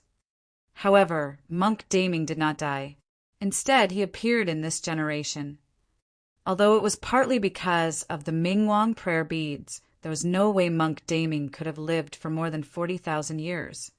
Today, Su Zimo finally understood. That was because Monk Daming was not human to begin with, he was from the Heavenly Eye race. Even though he was a remnant of the Heavenly Eye race, his lifespan at the Dharma characteristic realm was far longer than humans, and that was why he could last 40,000 years in the stone coffin. After resolving that doubt, Su Zimo was prepared to leave. Right then, he swept his gaze across and looked at the ancient book in Demonist G's hands. With a thought, he asked, "What's in this ancient book of yours?" "It's nothing much, just an unforeseen event of the fiend sex 20,000 years ago." Demonist G shrugged her shoulders casually. 20,000 years ago. Su Zimo's eyes lit up. "Let me take a look." Based on time, there was 1,000 demon tribulation 30,000 years ago. There was the Great Qian Empire or 10,000 years ago. In that case, something major might have happened 20,000 years ago. Chapter 1470, Astral Tribulation. Chapter 1470, Astral Tribulation. Back at the bottom of the Dragon Burial Valley, Su Zimo told Monk Yuanbei and the red-headed ghost about the blood face in the 1,000-year blood sea of Thousand Demon Valley. Thereafter, the red-headed ghost mentioned the 1,000 Demon Tribulation. It was said that the battle 30,000 years ago was extremely tragic, and not only were the demons of 1,000 Demon Valley involved. Even the demons of the other 7 demon regions were implicated. In that battle, countless fiend demons and even demon emperors died. After that battle, the 8 demon regions took huge losses. That was the reason why this battle was known as the 1,000 Demon Tribulation. If the appearance of the blood face in the ruins of the great Qian Empire and the 1,000 Demon Tribulation was not a coincidence. In that case, something major might have happened in Tianhuang mainland 20,000 years ago. Su Zimo took the ancient book, Demonis G, handed him and read it. 6 fiend sects. Su Zimo murmured softly. Demonis G nodded. Actually, 20,000 years ago, the situation in Tianhuang mainland was divided between the 9 immortal sects, 8 Buddhist monasteries, and 6 fiend sections. Su Zimo knew about the 8 Buddhist monasteries. The 2 super sects of the Buddhist monasteries, Daming Monastery and Fahua Monastery, were destroyed in the battle of the Great Qian Empire 10,000 years ago and turned into the current 6 Buddhist monasteries. He truly did not know about the 6 fiend sections. Demonis G said, 20,000 years ago, there was no Heavenly Dipper sect among the 9 immortal sections. Instead, there was another major sect, the Astral sect. Also, Malevolent Earth sect was not among the fiend sections. Later on, Astral Emperor of Astral sect failed his tribulation and was electrocuted into ashes by the heavenly tribulation, leading to a crisis for Astral sect. The terror of tribulation transcendence was such that even emperors would die with their essence spirits, destroyed if they were careless. Demonis G continued, at that critical juncture, Patriarch Astral was ambushed by a patriarch of the fiend sects and nearly died. Enraged, he triggered a massive battle against the fiend sects. In that battle, 5 of the 9 immortal sects were embroiled in it. As for the 6 fiend sects, they took part and fought till the end, even escalating to a fight between emperors. As he listened to Demonis G's description, Su Zimo browsed through the ancient books and matched them. The ancient books recorded that more than 30 Mahayana patriarchs of the immortal and fiend sects died in this battle, and even Patriarch Astral died. Even 3 emperors were dead. At that point, Su Zimo was secretly speechless. The foundation of a super sect was truly terrifying. Up till this point of his cultivation, Su Zimo rarely saw Mahayana patriarchs because he had not cultivated to that level. After all, Mahayana patriarchs had a lifespan of 100,000 years. Even if the super sects could only produce one every 10,000 years, after 100,000 years, they would have 10. Demonis G sighed. In the end, the Dharma Emperor of the Buddhist monasteries and the others mediated and managed to calm the battle down. Even so, that battle caused great damage to the fiend sections. As for the 9 immortal sects, Astral sect was destroyed and split into 2 major sects. One of them is the current Heavenly Dipper sect of the 9 immortal sects, and the other is Malevolent Earth sect of the 7 fiend sections. At that point, Su Zimo was enlightened. Back when he first met Demonis G, she had already looked down on Malevolent Earth sect and said that Malevolent Earth sect was not a true fiend sect. But now he finally understood Malevolent Earth sect was formerly Astral sect of the immortal sects. That battle could be considered as a catastrophe for the immortal and fiend sections. Astral sect was even split into 2, and everything was referred to by the later generations as the Astral Tribulation. After a while, Demonis G saw that Su Zimo was still buried in the ancient book, reading it repeatedly as though he was searching for something. Zimo, what are you looking for? Demonis G asked. Su Zimo replied, I'm looking for the problem behind this battle. What do you mean? Demonis G was puzzled. Su Zimo did not reply. After flipping through the ancient book a few times, he asked, who was the patriarch of the fiend sects who attacked Patriarch Astral? I'm not sure. Demonis G shook her head. Su Zimo pointed to the ancient book in his hands. That's the problem. Even the ancient books of Enigma Palace have no record of this patriarch of the fiend's sex. This matter was the reason for the astral tribulation, but nobody knew who this patriarch of the fiend's sex was. Demonis G frowned. What can that prove? This must be absolutely true. Otherwise, Patriarch Astral wouldn't have been enraged and launched a massive battle against the fiend's sex. Su Zimo did not argue. In truth, it was the same as the Great Qian catastrophe. Be it the 1,000 demon or astral tribulations, the two calamities carried the same strangeness.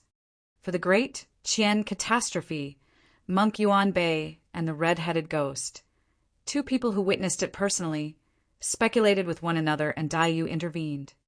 Later on, they uncovered the strangeness behind the Great Qian catastrophe. As for the 1,000 demon and astral tribulations, they broke out 20,000 to 30,000 years ago.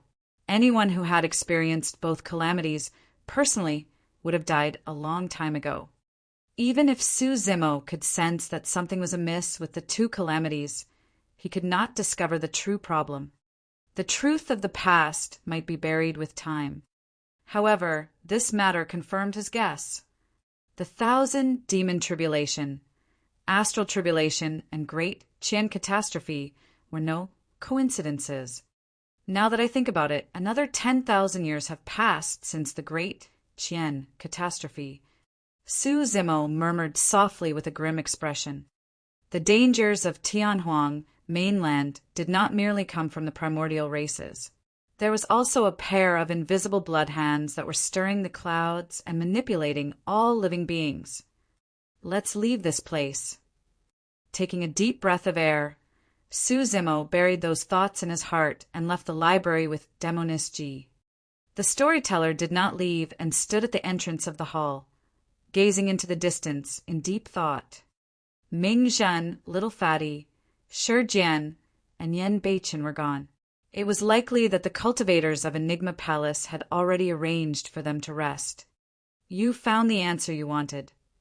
The storyteller glanced sideways and asked with a smile. Su Zimo nodded. Initially, the reason why he entered the library was because he wanted to find out the secret behind monk daming. To think that he even found out about the catastrophe 20,000 years ago by accident. You were the one who destroyed the Blood Vine race on 6 Stars Mountain, right? The storyteller asked. Yes. Su Zimo hesitated for a moment before nodding. Half of it was done by monk daming. However, since monk daming did not want to reveal himself, Su Zimo did not take the initiative to mention him. Why did you come directly to Enigma Palace after 6 Stars Mountain? The storyteller asked again. Su Zimo was just about to talk about this matter as he spoke in a deep voice. The Blood Vine race set a killing badge on me. Someone told me that Enigma Palace might be able to help me resolve it. The storyteller's expression changed starkly as he spun around. A gray fog appeared in the storyteller's eyes, as though he could see through all the secrets on Su Zimo. Indeed, the mist in the storyteller's eyes gradually dispersed as he frowned. Extending his palm, he divined with his fingers, and a divine light flashed through his eyes as he hollered, "Not good!" Chapter 1471, Blood Rebirth. Chapter 1471, Blood Rebirth. Senior, what's wrong? Su Zimo asked hurriedly. The feelings that the storyteller gave off were always that he was either teasing, scolding, being calm and composed, or decisive to kill. However, he had never had such an expression. The Blood Vine race is here. After saying that, the storyteller waved both hands in front of him. Instantly, a mysterious and powerful might filled the void, blanketing the skies and enveloping the entire Enigma Palace. That power did not have a strong killing intent. Instead, it seemed mysterious and ethereal. However, against that power, Su Zimo felt as insignificant as a speck of dust that could be drowned at any moment. All of you, head to the library and don't come out. Waving his sleeves, the storyteller pushed Su Zimo and Demoness G back into the library, and with a boom, the door to the library closed. In the library, Su Zimo held his breath and looked nervous. Judging from the storyteller's stance, the people from the Bloodvine race this time round were definitely not easy to deal with. There was at least an ancestor realm expert. Some ancestor realm experts of the primordial races could even fight against emperors of the human race. Swoosh! Right then, a large, blood-colored cloud floated over from the distant horizon and surged over at an extremely fast speed. In the blink of an eye, it arrived before Enigma Palace, Mahayana Realm. Even though they were hiding in the library, Su Zimo and Demoness G could still sense the terrifying blood stench outside. It was far beyond the conjoint body realm. In the Battle of 6 Stars Mountain, Tung Lingzi and more than 10,000 Bloodvine race beings died without a single survivor. Monk Daming said that it was highly likely a patriarch of the Bloodvine race would be alarmed over this matter. He was right again. In order to kill a conjoint body mighty figure like Su Zimo, the Bloodvine race sent out a Mahayana patriarch. Su Zimo listened intently with a sense of nervousness. After all, he was the one who attracted the Bloodvine race. If a huge battle that resulted in the death of many cultivators were to break out in front of Enigma Palace, he would definitely feel extremely guilty. Right then, a small hand took the initiative to tug at his palm. It was warm and soft, calming his mind gradually. Glancing sideways, Su Zimo caught sight of Demoness G's bright eyes. Those eyes that could bewitch the masses revealed a hint of comfort and gentleness at the moment. "It's fine, Senior Storyteller is around." Demoness G sent a voice transmission secretly. Su Zimo nodded and smiled. In the skies in front of Enigma Palace, a crack appeared on the blood-colored clouds, and an ancient blood-colored vine extended from within. At the top of the blood vines, a human face without eyes and nose opened its mouth, revealing menacing fangs that shone with a cold glint. The blood vine seemed to be surveying something within Enigma Palace, scanning it over and over again. However, the blood vine seemed to know something and hovered outside the exquisite killing formation the entire time, not daring to take a single step in. The commotion here had already attracted many Enigma Palace cultivators. Humph! The storyteller's figure suddenly appeared in midair. "What are you doing here at Enigma Palace, Patriarch Bloodfortune?" He glared coldly at the bloodvine in midair and barked, "What are you waiting for? Scram!" The storyteller was extremely domineering and did not stand on courtesy. With a holler from the storyteller, the blood-colored clouds dispersed and the blood vine retracted, turning into a figure that stood in midair in the blink of an eye. Patriarch Bloodfortune did not look big and was merely middle-aged. However, his eyes were filled with a strong blood lust and killing intent, and his lips were bloodshot. He, Patriarch Bloodfortune, let out a strange laughter. "So, the Mystic Emperor is the one guarding this place. How unfortunate. Let's not beat around the bush. Desolate Marshal is in Enigma Palace, right? Can't you see for yourself whether he's in Enigma Palace?" The storyteller was expressionless as he sneered. "Since you guys released the killing badge on him, even with your capabilities, you're unable to find him, Patriarch Bloodfortune." He, Patriarch Bloodfortune, glared at the storyteller coldly and smiled. "Earlier on, I even caught sight of the killing badge's aura around here. However, for some unknown reason, it vanished in the blink of an eye. Go and look for it then. Don't stay at Enigma Palace, scram." The storyteller cursed once more with a chilling killing intent in his eyes. It was as though he was prepared to attack the next moment.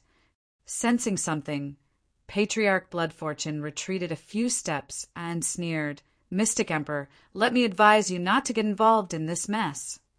That lad, Desolate Marshal, is already hunted by our primordial 6 races."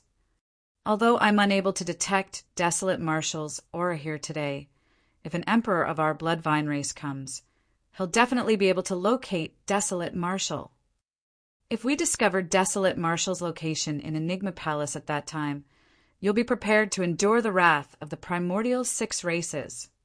How noisy! Suddenly, the storyteller extended his palm and swiped viciously in the direction of Patriarch Bloodfortune, shouting softly, "Great ripping technique!" Swoosh! Although the storyteller merely waved his hand simply, an extremely terrifying power burst forth from his palm, and the entire void was torn into 2. It's a great divine power. Patriarch Bloodfortune's expression changed starkly as he turned to flee. Even so, he was still a step slower.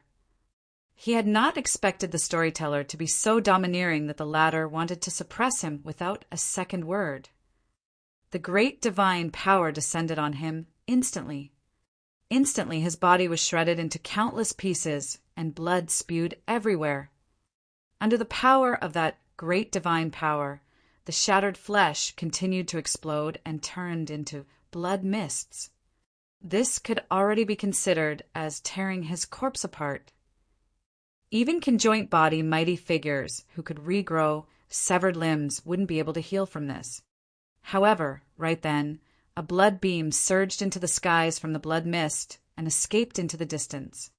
The blood mist in midair surged towards the blood beam at a speed visible to the naked eye. In the blink of an eye, Patriarch Bloodfortune's body recovered completely. The cultivators of Enigma Palace exclaimed when they saw that. This must be a divine power that can only be comprehended at the Mahayana realm, blood rebirth. How terrifying! It's too difficult to kill a Mahayana patriarch. Conjoint body mighty figures had boundless dermic powers and could regrow severed limbs. At the Mahayana realm, one would possess divine powers. As long as their essence spirits were not destroyed, they could be reborn even with a single drop of blood, let alone a severed arm. Earlier on, Patriarch Bloodfortune released the divine power of blood rebirth. Mystic Emperor, don't be smug. The Bloodvine race will return. Although Patriarch Bloodfortune had already fled far away, his voice was filled with hatred and vengefulness. The storyteller had an indifferent expression as he looked at the fleeing blood beam without chasing after it. Everyone disperse. He returned to Enigma Palace and remarked casually. The group of cultivators from Enigma Palace dispersed one after another, but all of them were still discussing in hushed voices excitedly. Chapter 1472, Kunlun Ruins. Chapter 1472, Kunlun Ruins.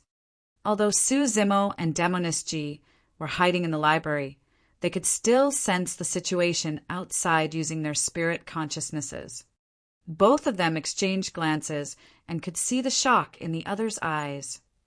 The power of the Mahayana realm was completely beyond the other realms.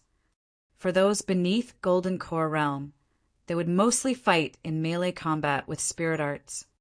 There were many more techniques above the Golden Core realm, such as dermic arts, secret skills, heaven and earth dharma characteristics, and essence spirit fights. For Mahayana patriarchs, divine powers were the strongest. Divine powers were also the biggest difference between ancestor realm experts and conjoint body mighty figures. Although the divine power released by the storyteller did not look like anything much, its might was extremely terrifying. Even a bloodvine patriarch's body was torn into a blood mist. It's fine now, come on out. Just as Su Zimo and Demonis Ji were letting their imaginations run wild, the voice of the storyteller sounded and the door to the library opened. Thank you for saving me, Senior. Su Zimo came before the storyteller and bowed deeply. It's nothing. The storyteller shook his head slightly, but there was still a hint of worry on his face. Su Zimo's heart skipped a beat as he vaguely guessed something. He probed, Senior, Enigma Palace won't be able to dispel the killing badge on me either, right? Yes. The storyteller did not hide anything and nodded. Suddenly, Su Zimo recalled the scene when Patriarch Bloodfortune arrived outside Enigma Palace. The latter did not seem entirely certain that Su Zimo was in Enigma Palace either. Right then, the storyteller explained, "When I saw the killing badge on your body, I used a divine power to seal your aura temporarily, concealing the heavenly secrets." Suddenly, Su Zimo was enlightened. After realizing that something was amiss, the storyteller waved both hands in front of him and released a boundless energy that enveloped the skies of Enigma Palace. So, the storyteller had already released a divine power at that time. The storyteller said, "With this divine power, even Mahayana patriarchs of the primordial races won't be able to discover you. However," after a brief pause, he continued, "if emperors of the Bloodvine or Heavenly Eye race were to arrive, my divine power would probably be exposed." Su Zimo's eyes lit up. In Tianhuang mainland, as an emperor, the storyteller was definitely one of the strongest cultivators he had encountered so far. However, even the storyteller and Enigma Palace could not do anything about it. This meant that other sects like Ethereal Peak and 100 Refinement Sect would be even more helpless. Although Tianhuang mainland was huge, there was nowhere he could hide with the killing badge. What should we do then? Demoness G was a little anxious. "Senior, you're divinely powerful. You definitely have a solution." "Senior, since Enigma Palace doesn't have a way either, I'll leave tomorrow." Su Zimo pondered for a moment and said in a deep voice. To be fair, he had no clue where he should go next either. However, he would not benefit from staying in Enigma Palace apart from implicating it. To think that I would be in such a state after the battle at 6 Stars Mountain. Su Zimo murmured internally. Although he obtained the Ashoka wood, he also had the killing badge planted on him and would eventually be hunted down by the Bloodvine race. There was no time or place for him to refine and cultivate it. The outcome of this green lotus true body was probably decided. This was a hopeless situation. The storyteller looked at Su Zimo deeply and suddenly asked, "Do you regret it?" Su Zimo was stunned for a moment before he understood that the storyteller was asking him if he regretted the battle at 6 Stars Mountain. He burst into laughter and shook his head. "I don't. Even if I have to do it again, I would have killed my way through 6 Stars Mountain." As expected of desolate Marshall. The storyteller nodded in satisfaction and praised. "Actually, there's still a way for you to dispel the killing badge on your body and get out of this deadly situation," suddenly he said. Delighted, Su Zimo asked hurriedly, "Senior, please explain." The storyteller narrowed his eyes and said slowly, "There's an unknown place in Tianhuang mainland that even Mahayana patriarchs and the various emperors don't dare to step foot into." "Ah," Su Zimo asked. "Even emperors of the primordial races don't dare to step foot in." "That's a forbidden ground for the primordial races."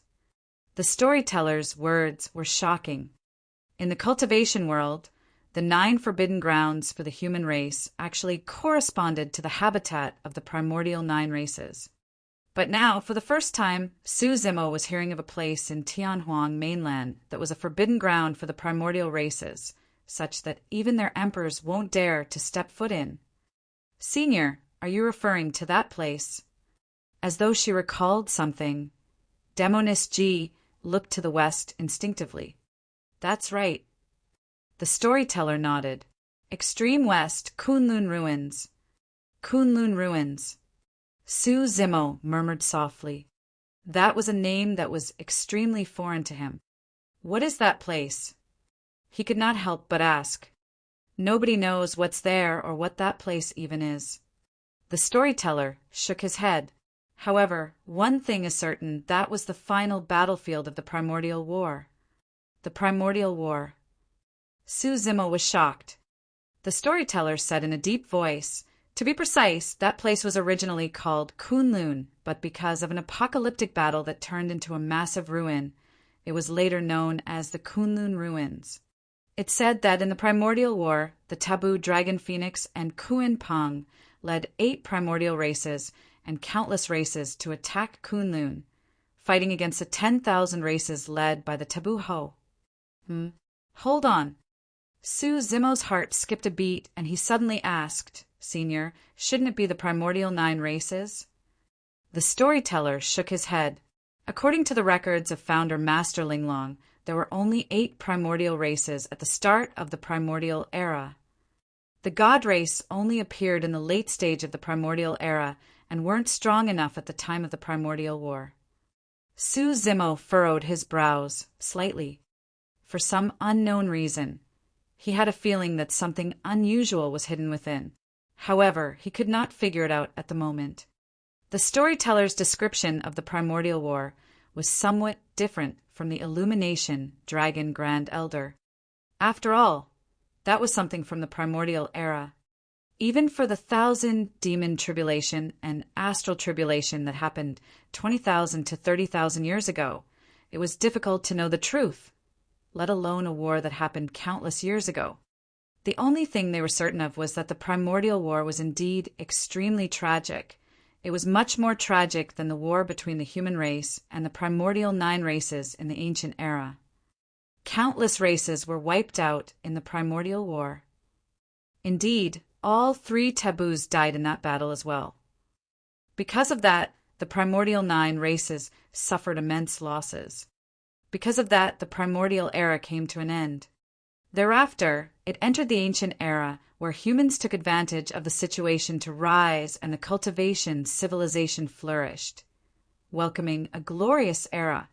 Finally, an ancient war against the primordial 9 races broke out. Chapter 1473, Divine Powers. Chapter 1473, Divine Powers. The voice of the storyteller continued ringing. There were way too many experts that died in the Kunlun ruins. Countless of them, countless divine powers were released in that unprecedented battle. Even though the Kunlun mountain range was destroyed, there are still extremely terrifying divine powers remaining in the ruins that last forever. Su Zimo was secretly alarmed. In the primordial war, countless races were destroyed and the primordial 9 races suffered immense losses, with all 3 taboos dead. How vast and terrifying were the remaining divine powers in the Kunlun ruins! It was completely unimaginable. The storyteller said, These terrifying divine powers form an extremely unique domain. Any Mahayana patriarch that enters it will easily cause a divine power storm. Divine power storm. Su Zimo and Demonis G exchanged glances. Given their cultivation realms, it was difficult for them to imagine what sort of an existence the so-called divine power storm was. In fact, neither of them knew much about divine powers. The storyteller said in a deep voice, a Mahayana patriarch might be able to survive if a lesser divine power storm is triggered. However, if a greater divine power storm is triggered, they'll be doomed. If it's a supreme divine power storm, even emperors would be shredded easily upon entering. Lesser and greater divine powers. Su Zimo was even more puzzled. In the ancient era, when the Kunlun ruins was just formed, more than 10 Mahayana patriarchs and 2 emperors of the primordial races wanted to explore it. The storyteller said, Unfortunately, all of them were annihilated. Pissed. Su Zimo gasped. In that case, it was no exaggeration that the Kunlun ruins was a forbidden ground for the primordial races. Thereafter, every tens of thousands of years, there would be experts of the primordial races who were indignant and wanted to step into the Kunlun ruins. After all, there were way too many treasures left in the ruins in the primordial war. It was hard to imagine. Su Zimo nodded. In the primordial war, many races were destroyed and countless experts died. The treasures left behind by those experts became ownerless. If he could take out all the treasures in the ruins, the foundation of the 9 immortal sects, 8 demon races, 7 fiend sects, and 6 Buddhist monasteries combined might not even be able to compare to it.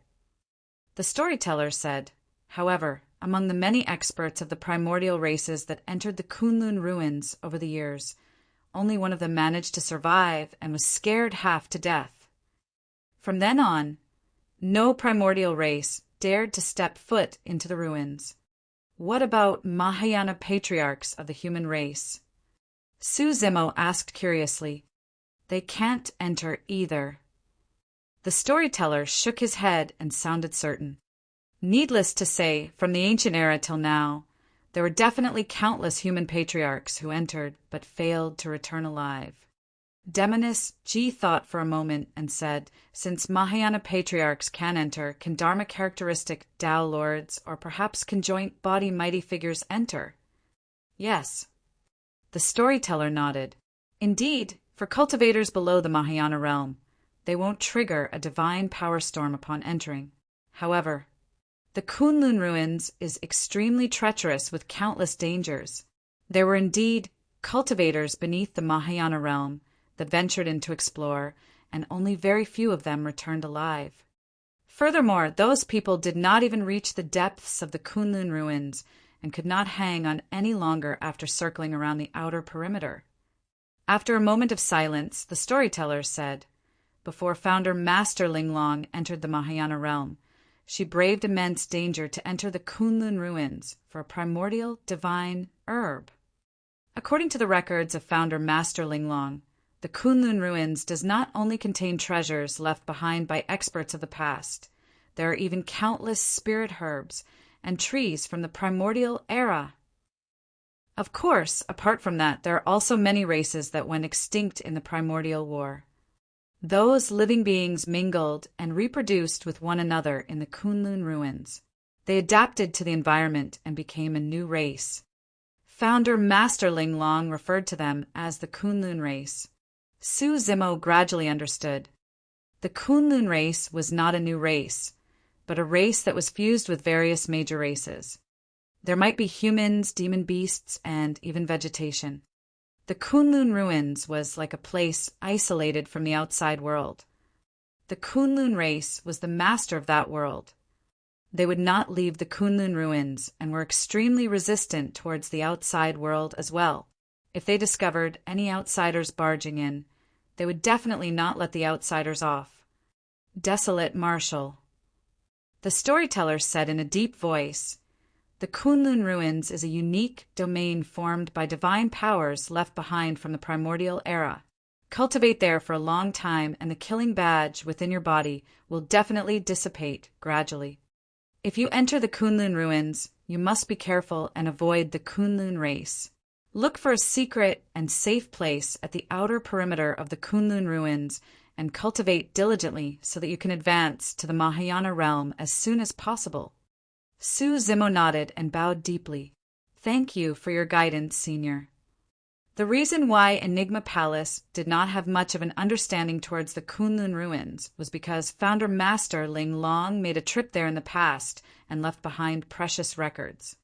After pondering for a moment, Suzimo asked again, Senior, what were the lesser and greater divine powers that you mentioned earlier on? The storyteller smiled gently.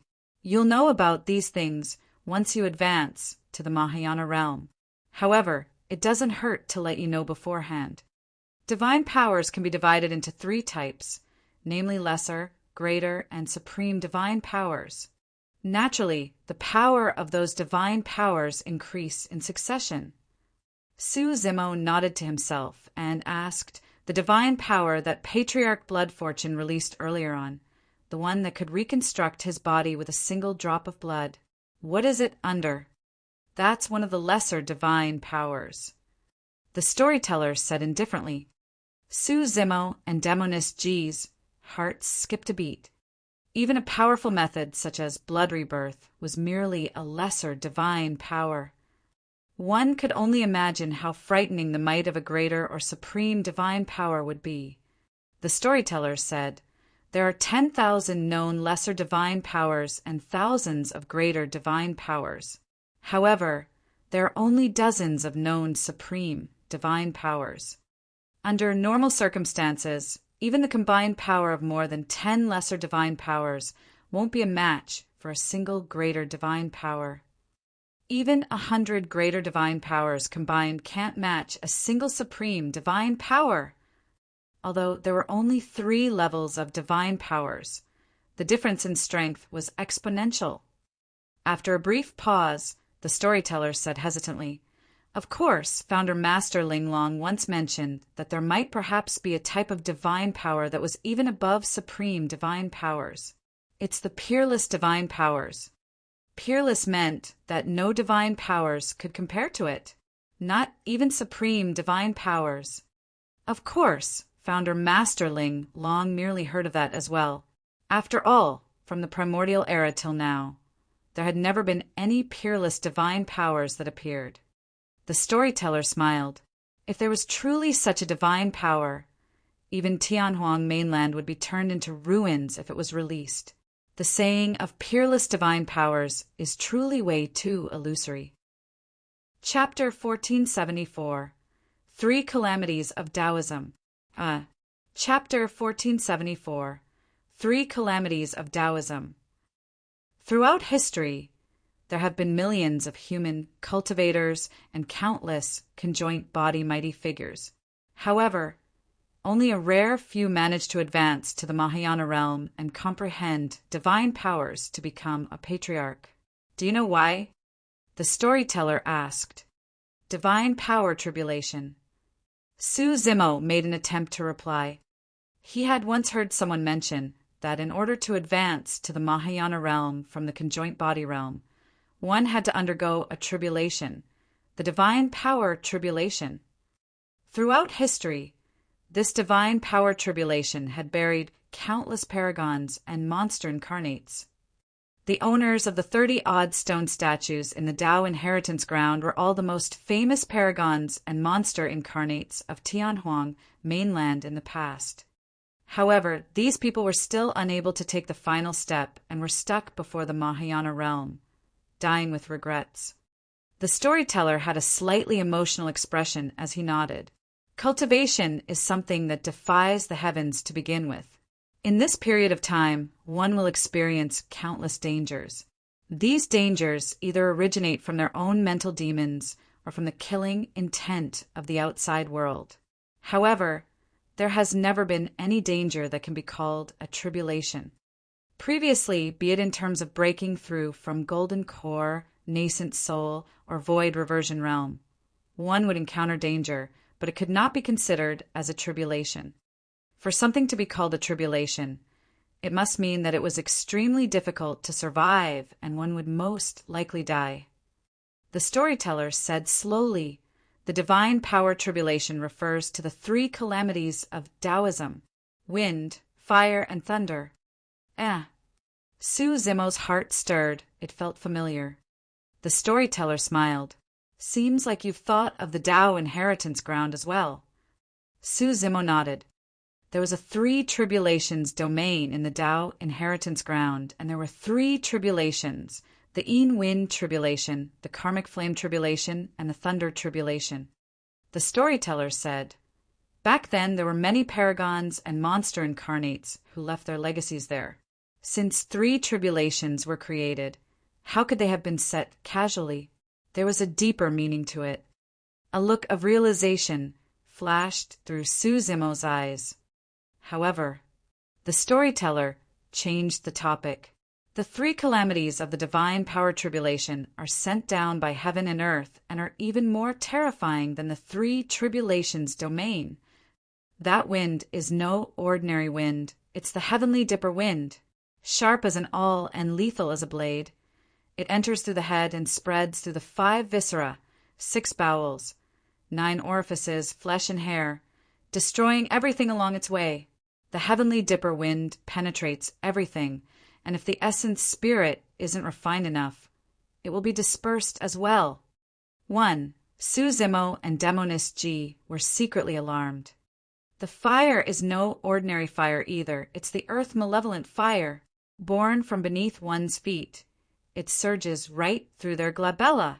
If one's body isn't strong or their bloodline isn't robust enough, their organs would turn into ashes, while their limbs would rot instantly.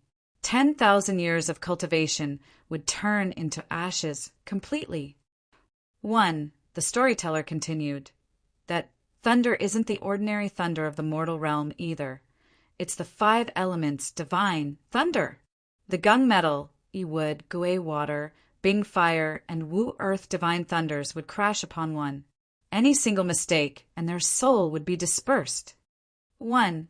If they can't pass through the 3 calamities, their bodies and essence spirits will be destroyed without any corpse remaining.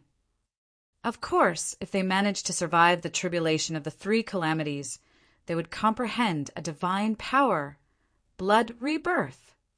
Su Zimo finally understood. The reason why every Mahayana patriarch knew blood rebirth was because they could comprehend that divine power through the baptism of the 3 calamities. Suddenly, Su Zimo recalled a doubt he had in the past and could not help but ask, Senior, Mahayana patriarchs of the cultivation world rarely appear. Are they all in seclusion in the various major sects? Up till this point of his cultivation, Su Zimo had encountered too few Mahayana patriarchs, which was a little strange. It was as though all the Mahayana patriarchs were hiding in a place and would not come out unless something major happened. When something happened to Enigma Palace this time round, Patriarch Ching seemed like he returned from another place as well. The storyteller said, typically after entering the Mahayana realm, one would no longer bother about dharmic treasures or secret skills. All Mahayana patriarchs only have a single goal, and that is to comprehend divine powers as much as possible. Once you advance to the Mahayana realm, if you want to raise your cultivation and combat strength, you have to comprehend divine powers. With every divine power comprehended, one's essence, spirit, body, and bloodline will be baptized by the power of divine powers, and their combat strength will increase significantly. In the cultivation world, the best place to comprehend divine powers is not in Tianhuang mainland, but at that point, the storyteller suddenly paused and looked at Su Zimo with a fake smile, clearly testing the latter. Su Zimo furrowed his brows slightly. From the tone of the storyteller, this was definitely a place he knew. Furthermore, there was a high chance it was a familiar place. However, why would a place he was familiar with become a place for patriarchs to comprehend divine powers? Suddenly, a thought flashed through Su Zimo's mind as he blurted, the ancient battlefield. The ancient battlefield was a dimension of its own and was a broken world. Su Zimo had been to the elementary and intermediate ancient battlefields, but he had never heard any rumors about the advanced ancient battlefield. Now that he thought about it, the place where these patriarchs had the highest chance of comprehending divine powers was the advanced ancient battlefield. Su Zimo replied, if I'm not wrong, the final ranking of the 3 Enigma rankings, the divine powers ranking, should also be in this advanced ancient battlefield. That's right. A look of admiration flashed through the storyteller's eyes as he nodded slightly. There were many divine powers left behind in this final ancient battlefield. Those divine powers could be in some ruins at some mountain peak or among the trees and grass. Actually, there are even more divine powers remaining in the Kunlun ruins, and they're even more terrifying. However, because the primordial war was way too intense and the environment there was extremely sensitive, Mahayana patriarchs would trigger a divine power storm the moment they stepped in. They won't even be able to survive the divine power storm, let alone comprehend the divine powers. Compared to that, the environment of the ancient battlefield is relatively mild. As long as one can discover the remnant of any divine powers, they can comprehend it. Su Zimo understood. In order to increase their cultivation and combat strength, Mahayana patriarchs of the cultivation world searched and comprehended divine powers in the ancient battlefield. During this process, they would naturally not bother about the strifes of the cultivation world. After all, it was not easy to find a divine power. The process of comprehending a divine power was even harder. That was the reason why patriarchs rarely appeared and cultivators of the sect would not alarm them unless a major calamity befell the sect. Only Mahayana patriarchs can enter that ancient battlefield. Suddenly, Su Zimo asked, The storyteller shook his head. That's not a hard rule. However, given your current physical body and essence spirit, you won't be able to withstand a divine power if you forcefully comprehend it. The storyteller saw through Su Zimo's intentions and knew that the latter wanted to comprehend divine powers as soon as possible and advance to the ancestor realm. However, there were no shortcuts to cultivation. The storyteller said, if you want to comprehend divine powers, your body and essence, spirit, have to reach a certain level. A grade 7 creation green lotus is definitely not enough. Chapter 1475, Deceive the World. Chapter 1475, Deceive the World. In other words, the old man was implying that Su Zimo's green lotus true body had to grow to grade 8 if he wanted to enter the advanced, ancient battlefield. A grade 8 creation green lotus was extremely difficult to nurture, and in the ancient era, only the Buddha Emperor had it. Even if Su Zimo were to absorb the large chunk of Ashoka wood completely, it would be difficult for his green lotus true body to transform to grade 8. However, there was still a chance. The creation green lotus had already fused with his body and bloodline. As long as his cultivation increased, the green lotus true body would grow. Although the Kunlun ruins were filled with danger, there were countless treasures. Furthermore, experts of the primordial races did not dare to enter the ruins. As long as he could avoid the danger of the Kunlun ruins, he could cultivate there forever. This was a rare opportunity and cultivation ground for Su Zimo. You guys can rest here for a few days. The storyteller smiled gently. That divine power of mine can still conceal everything for a few more days. At the very least, you'll be safe in Enigma Palace during this period of time. Senior, what's the name of your divine power? Su Zimo asked curiously. Deceive the world. The storyteller said slowly, it's a supreme divine power. Ah! Su Zimo and Demonist Ji exclaimed. The two of them were fortunate enough to witness a supreme divine power personally, and were both shocked and delighted. The storyteller said, there are many types of supreme divine powers, and all of them focus on different aspects. Some of them focus on movement techniques, while others on killing. For deceive the world, it's the #1 method of concealing the heavenly secrets. For example, everlasting vitality focuses on healing. Sleeve Universe focuses on encompassing and shifting space. For supreme divine powers, such as incinerating firmament boiling sea, 6 paths of reincarnation, firmament slash and divine punishment, they lean towards killing. Incinerating firmament boiling sea. Sleeve Universe, 6 paths of reincarnation. Su Zimo's gaze intensified when he heard that. He was getting closer to these legendary powers. Do you know what's the difference between Mahayana patriarchs and emperors? The storyteller asked again, what sort of patriarchs are able to become emperors? Su Zimo exchanged glances with Demonist Ji, and both of them shook their heads. The comprehension of a supreme divine power. The storyteller said, one can only be conferred the title and become a true emperor upon comprehension of a supreme divine power. Su Zimo's eyes revealed a look of realization. It was no wonder why Hermit once said that even emperors were at the Mahayana realm. The reason why a patriarch was referred to as an emperor was because they had comprehended a supreme divine power. The storyteller continued, the reason why there's a difference in strength between emperors is because the focus of the supreme divine powers they comprehend is different.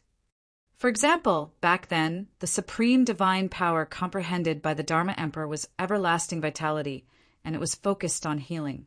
Eventually, he could not defeat the ancestor realm illumination dragon still. At that point, Su Zimo sighed internally. Even the storyteller did not know the truth about what happened at the bottom of the Dragon Burial Valley back then. The reason why the Dharma Emperor sacrificed his remaining lifespan to save the red-headed ghost was because he did not want a huge battle between the dragon race and the human race to repeat the massacre. Of course, if the difference is merely in the focus of the comprehended divine power, the variation in combat strength won't be too great. The storyteller said, if anyone could comprehend a second, third, or even more supreme divine powers, their combat strength would increase in folds. That's way too difficult. Demoness G shook her head. It was already extremely rare for someone to comprehend a single supreme divine power and become an emperor, let alone 2, 3, or more. There would always be a time when one was exhausted. Even emperors did not have that much time and energy. Su Zimo's heart skipped a beat as he suddenly asked, how many supreme divine powers did the eternal human emperor comprehend in the past? Demoness G let out a curious expression as well. 6 of them. The storyteller said slowly. Su Zimo and Demoness G were shocked. The storyteller said, ever since the ancient era, there have been many paragons and monster incarnates. Their achievements may even surpass the human emperor. Su Zimo nodded. For people like him and the fallen Di'in, their accomplishments at the Golden Core realm had already surpassed the human emperor. However, among those monster incarnates, few could become emperors. None of them could even compare to him, let alone surpass him in the end. Suddenly, Demoness G asked, how many supreme divine powers did Fiend Emperor Hatred comprehend in the past? 5.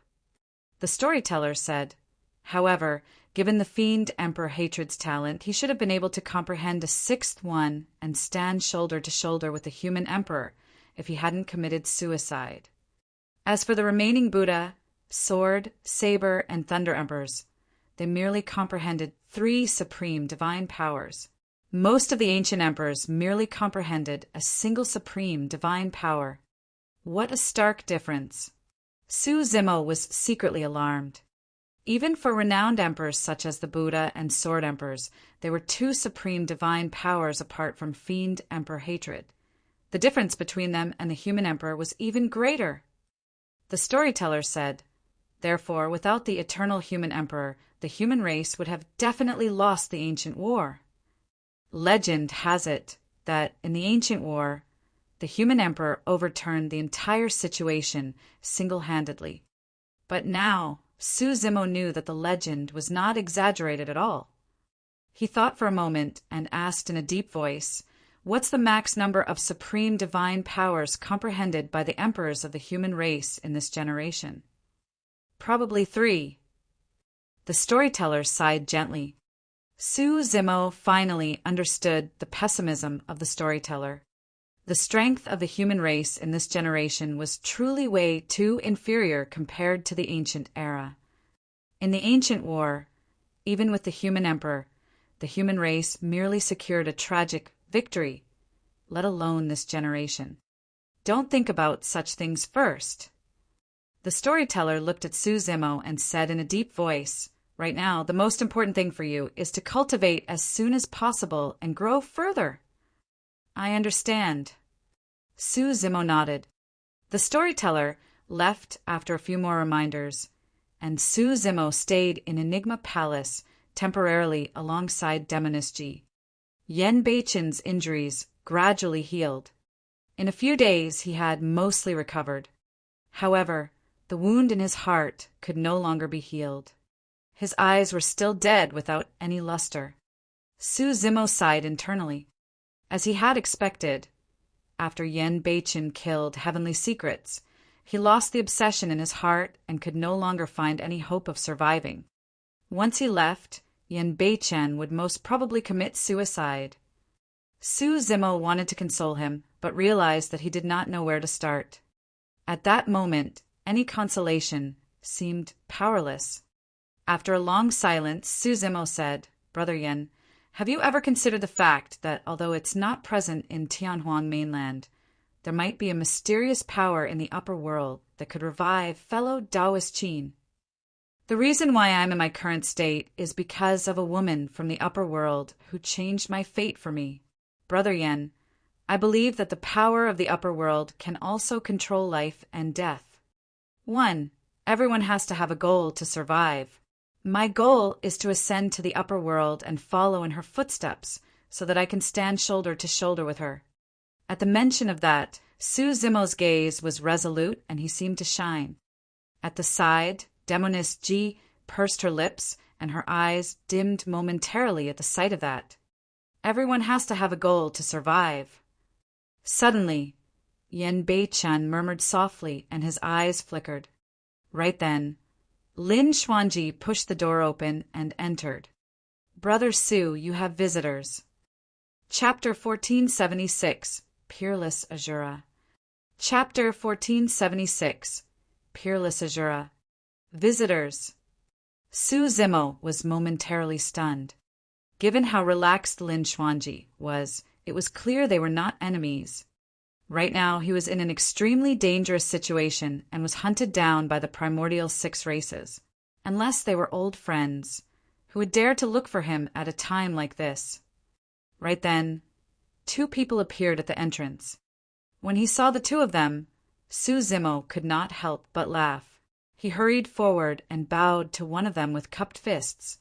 Greetings, master. That person was none other than mighty figure, Extreme, Fire of 100 Refinement Sect.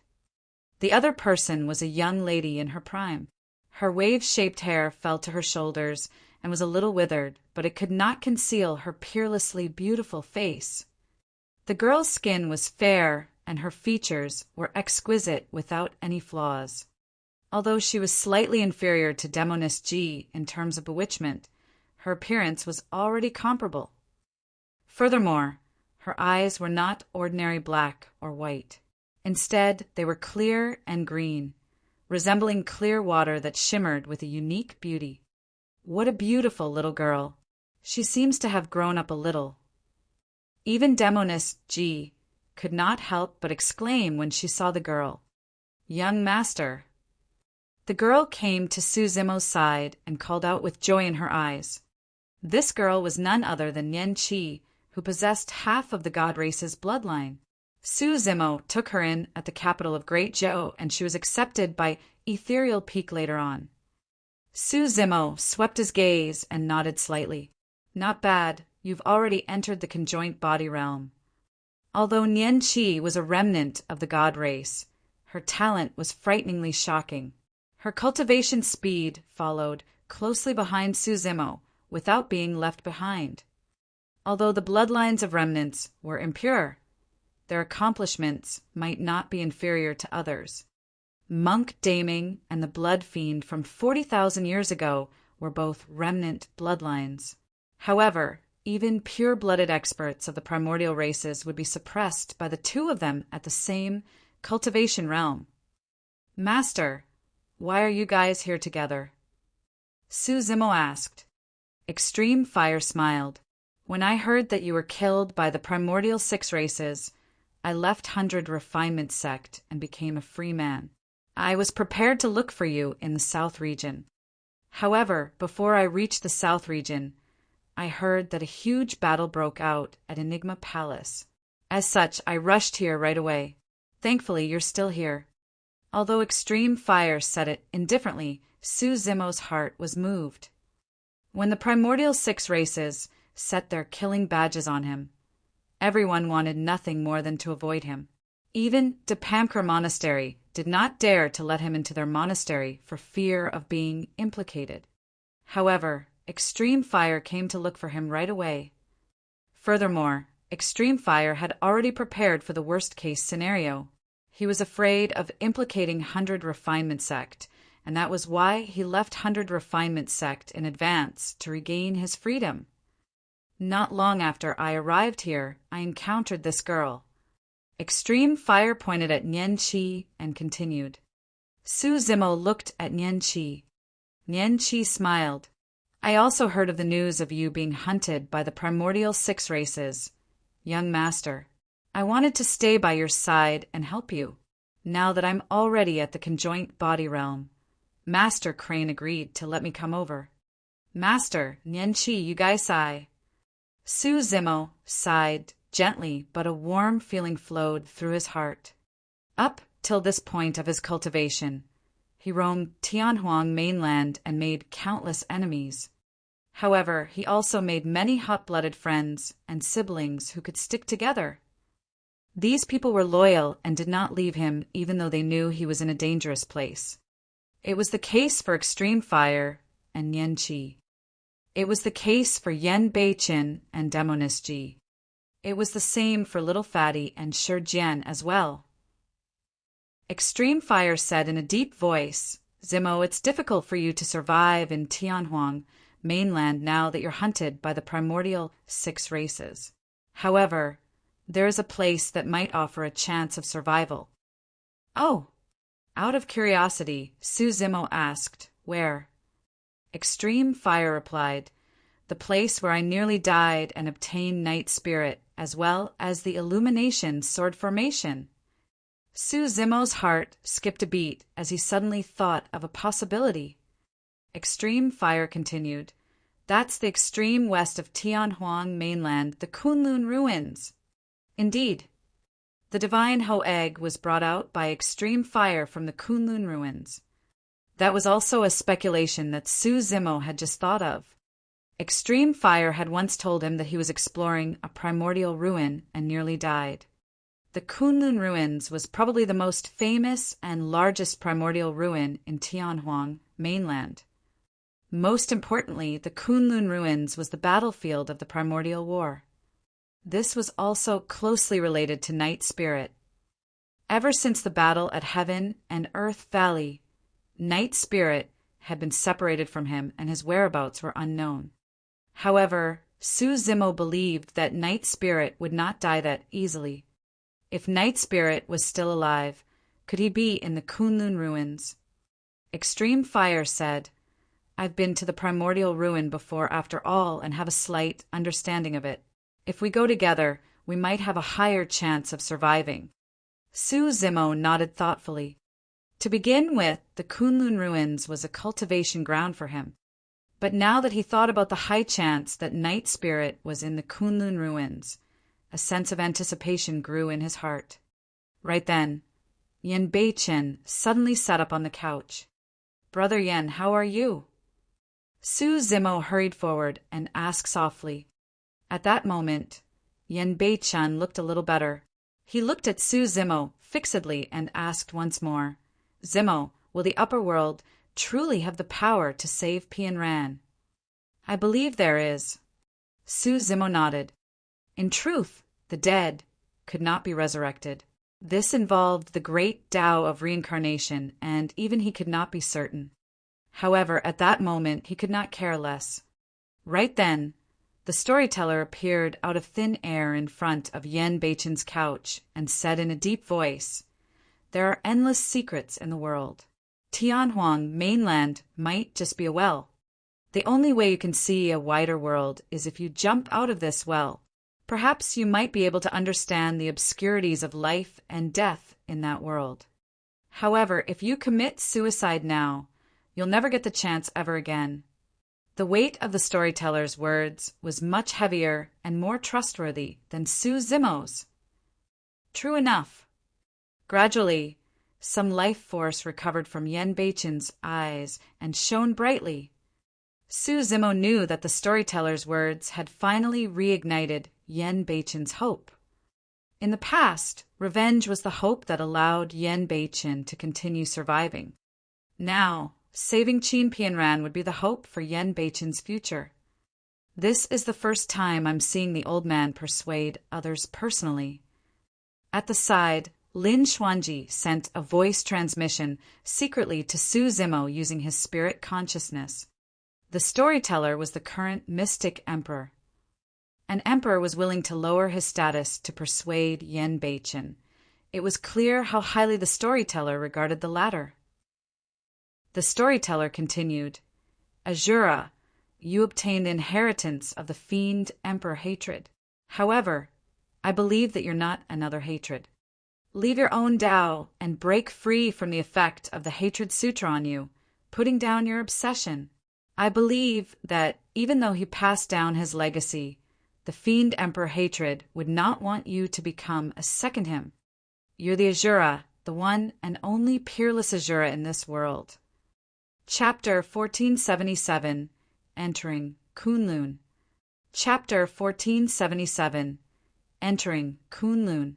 Yen Beichen caressed the hatred fiend's saber beside him and murmured softly, "If I'm not hatred, would you still be willing to follow me?" Clang! Clang!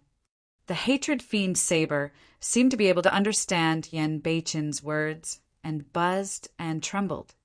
It had already decided that Yen Beichen was its master.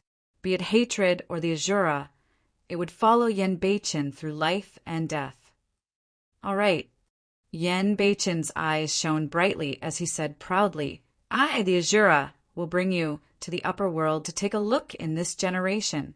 I will also defy the heavens and change fate, altering life and death." With that said, he bowed deeply to the storyteller. "Thank you, Senior."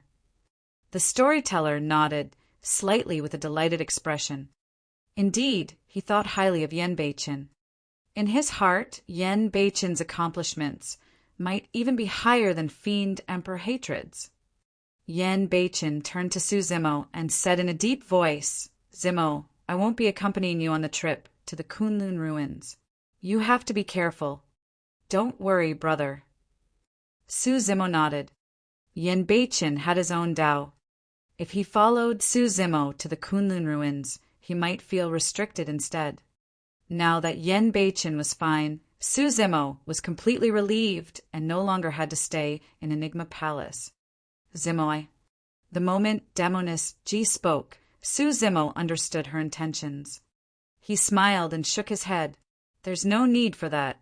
You're the pure maiden of this generation. How can you follow me to the Kunlun ruins casually? If Pure Maiden Sect finds out about this, I'll probably be hunted down by your experts." Extreme Fire nodded as well. "Don't worry, with me and Nian Qi accompanying Zimo, we can look after one another." "Master, Nian Qi, don't follow me either." Su Zimo said deeply, "The Kunlun ruins is not a good place. There's no need for you guys to accompany me in taking the risk." "What are you talking about?" Extreme Fire's eyes widened as he patted his storage bag. "Don't get ahead of yourself, lad. I've got a treasure map here. I'm heading to the Kunlun ruins for it. Young master, I'm already here. You can't chase me away."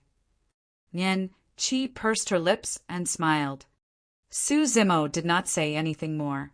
The three of them exchanged glances and smiled. There was no longer a need for words. Since he had already decided to leave, Su Zimo did not delay any longer.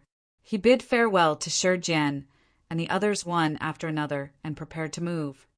The storyteller said, "You still have the killing badge of the Bloodvine race on you. If you leave Enigma Palace, the Bloodvine race will definitely see it. I'll tear through space and lead you guys there directly." As he said that, the storyteller swiped his palm across the void before him. As though it was cut by a sharp blade, a gigantic crack appeared in the void. It was dark and deep within, e'en wind gusted. With a flick of his sleeves, the storyteller swept Su Zimo, Extreme Fire, and Nian Qi up and leaped into the crack. "Old man, bring me along. I'll take a look as well." Just as the crack was about to close, Lin Xuanji shouted and tugged at the old storyteller's sleeves, jumping in as well. The world spun. It was a similar sensation as using a major transference talisman. Everything before them was completely dark, and even breathing was difficult. In just a few breaths' time, Su Zimo and the rest felt their bodies lighten, and their eyes lit up. They were finally seeing light once more. Although they were on the ground, everyone felt a heavy and repressing feeling in their hearts. Everyone looked over instinctively and could not help but freeze on the spot in shock. In front of everyone were mountain ranges that rose and fell continuously. Some of the mountain ranges were sliced into two as though they had suffered a violent collision. Some of the mountain ranges were mostly destroyed. The vast plains of the mountain ranges were strewn with corpses and bones. It was a shocking sight. Some of the corpses were not rotten and retained their original forms. Their bodies were long and more than 10,000 feet long, looking like coiled divine dragons. It was a dragon skeleton. A divine dragon that was more than 10,000 feet long meant that this was a true ancestor realm divine dragon. At the edge of the Kunlun ruins, everyone caught sight of the corpse of an ancestor realm divine dragon. It was truly hard to imagine how tragic the primordial war was back then. Everyone looked around. There were not only corpses of the dragon race among the bones. There were also corpses of other primordial races, as well as countless unknown living beings that filled the entire mountain ranges. This scene was way too shocking. The aura emitted by the ruins was way too repressing and sinister. If one's Tao heart was not steady, they could break down mentally in such an environment. Extreme Fire looked at the scene before him and sighed gently, as though he recalled something. Back then, more than 10 of us came to explore this treasure trove. To think that I was the only one who survived. One of them had his Tao heart broken not long after he entered the Kunlun ruins. After a brief pause, he sighed once more. Actually, I would have died long ago as well if I hadn't met Zemo. Everything that I've experienced over the years is truly tragic in retrospect.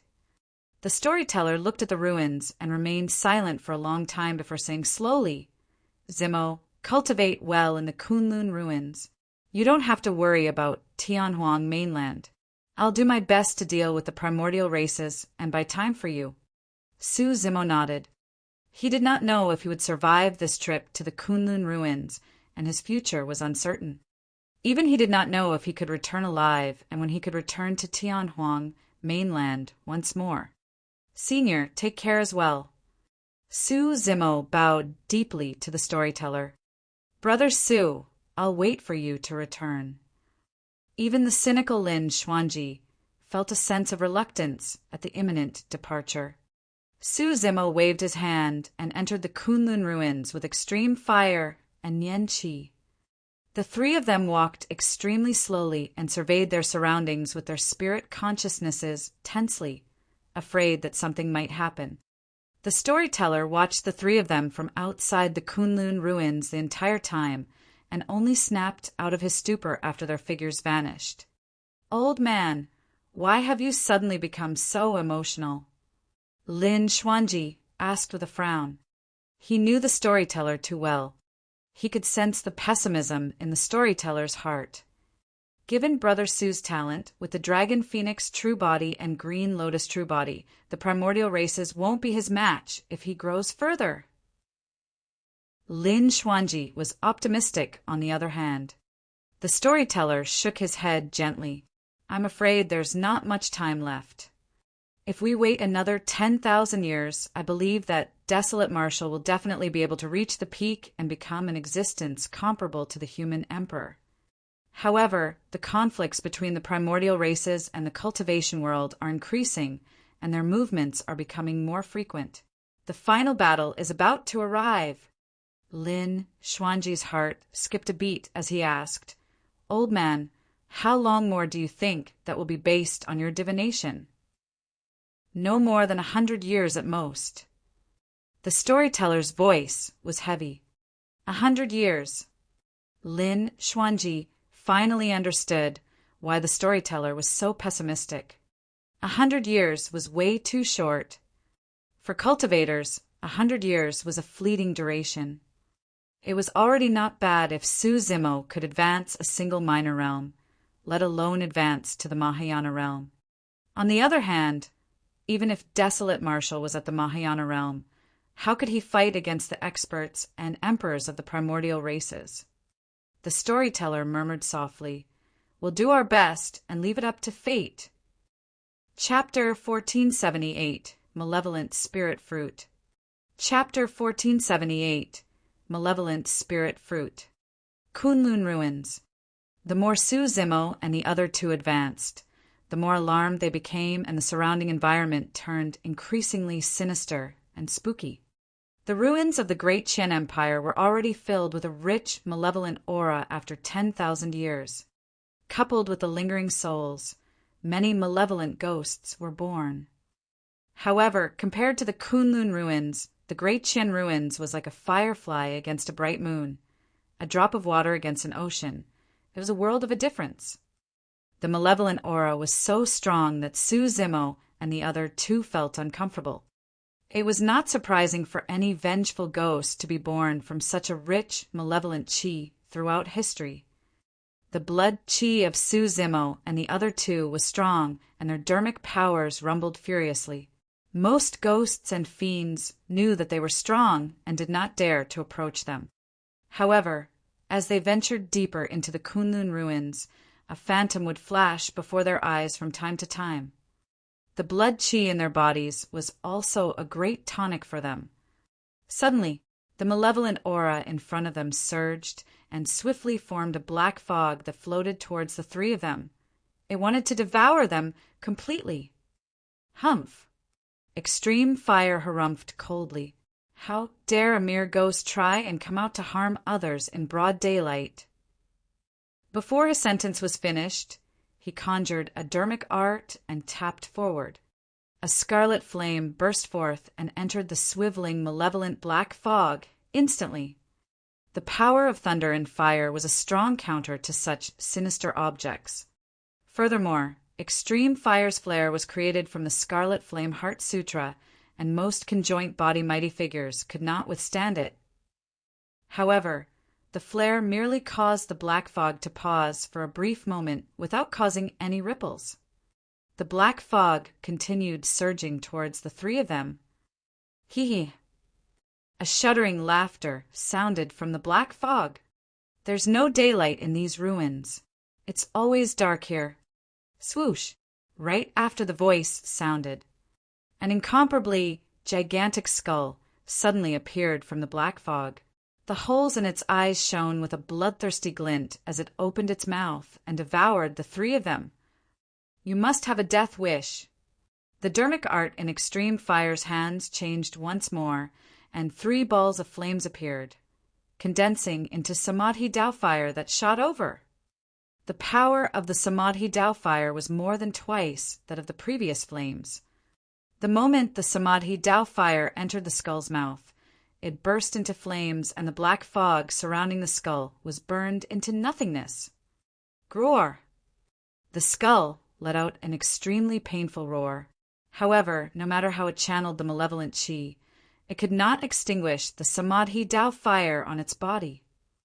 In just a few breaths, the bones of the skulls crackled from the heat and cracks appeared.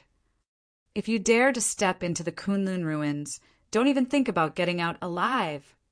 The skull said fiercely, "The flames here will definitely attract even more vengeful spirits and malevolent ghosts. Just wait to be devoured." Before its words were finished, the skull exploded and scattered onto the ground, turning into ashes. Extreme Fire sighed gently. Back when our group arrived here, more than half of us were killed by these vengeful spirits and malevolent ghosts. In the end, there were only 3 of us left when we entered the treasure ground. After that, the 3 of them were even more careful and continued forward.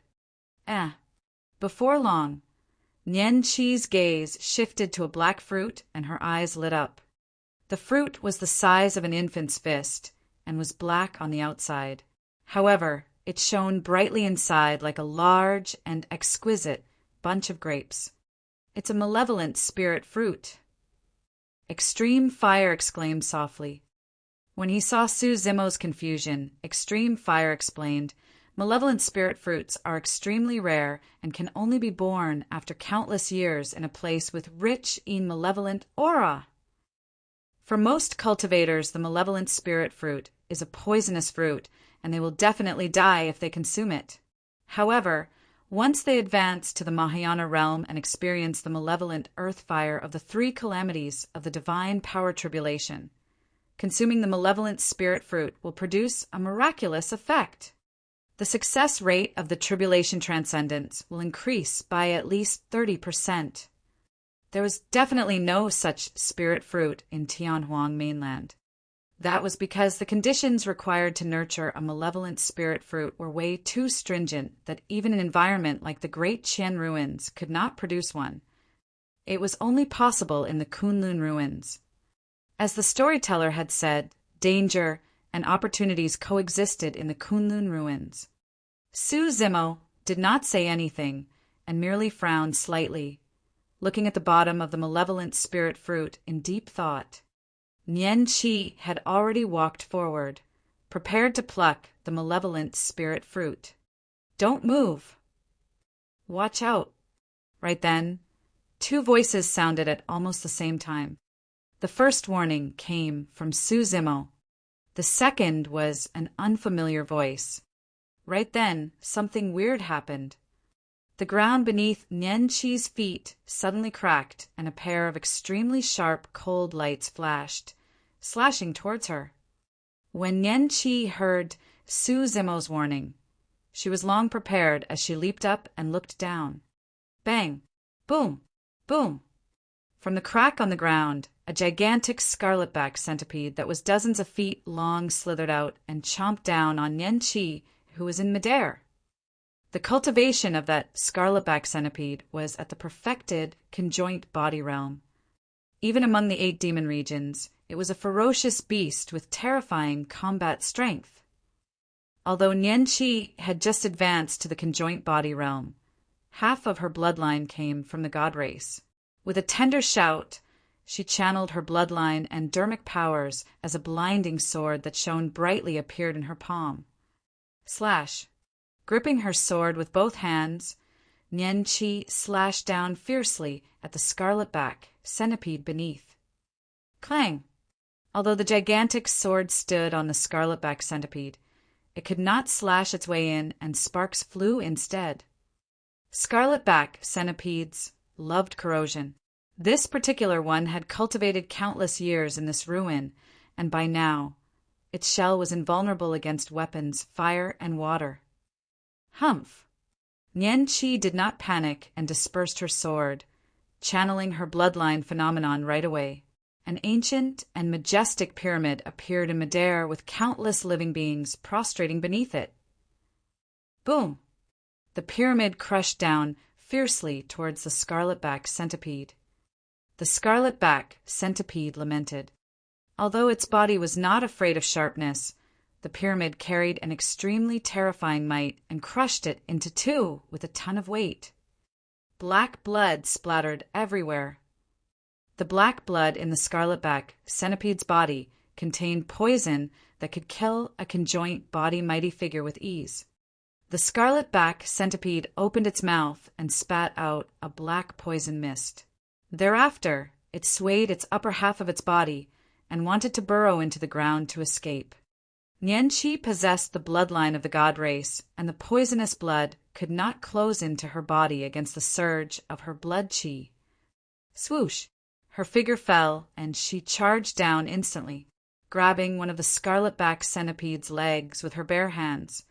She yanked it out of the crack in the ground.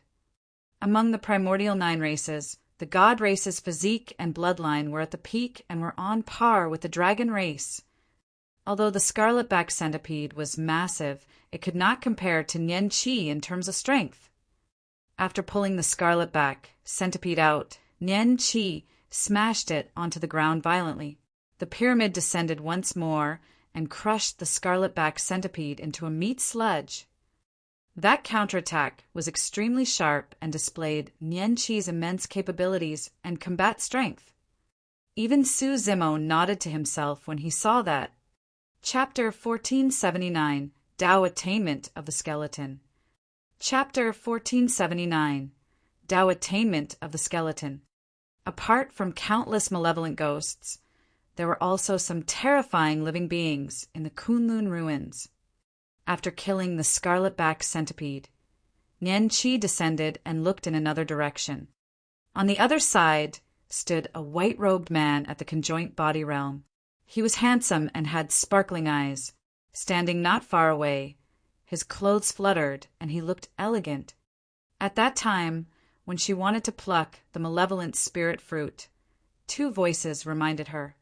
One of them was Su Zimo, and the other was this white-robed man. My gratitude, fellow Taoist.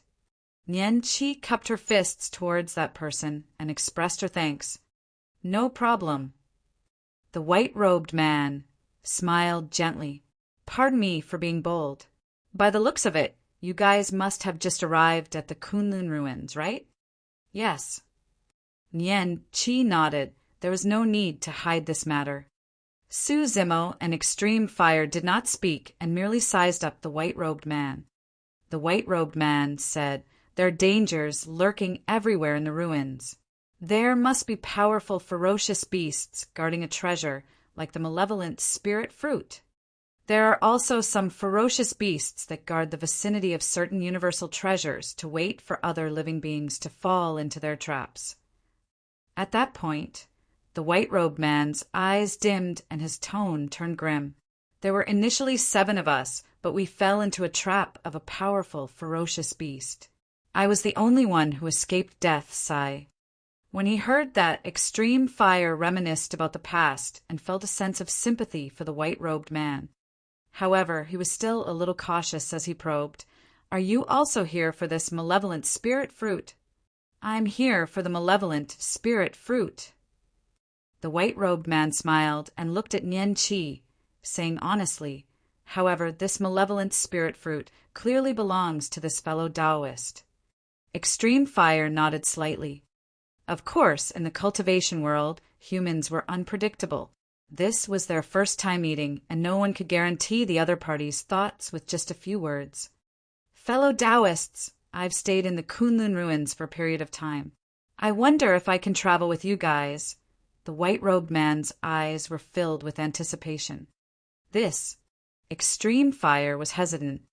Normally speaking, the 3 of them were familiar with one another and were resistant toward strangers.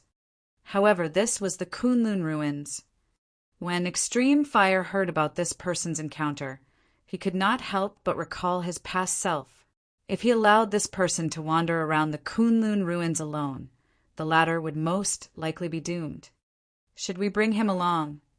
Extreme Fire sent a voice transmission secretly. "Given the 3 of us, we can deal with him easily if he has any evil intentions."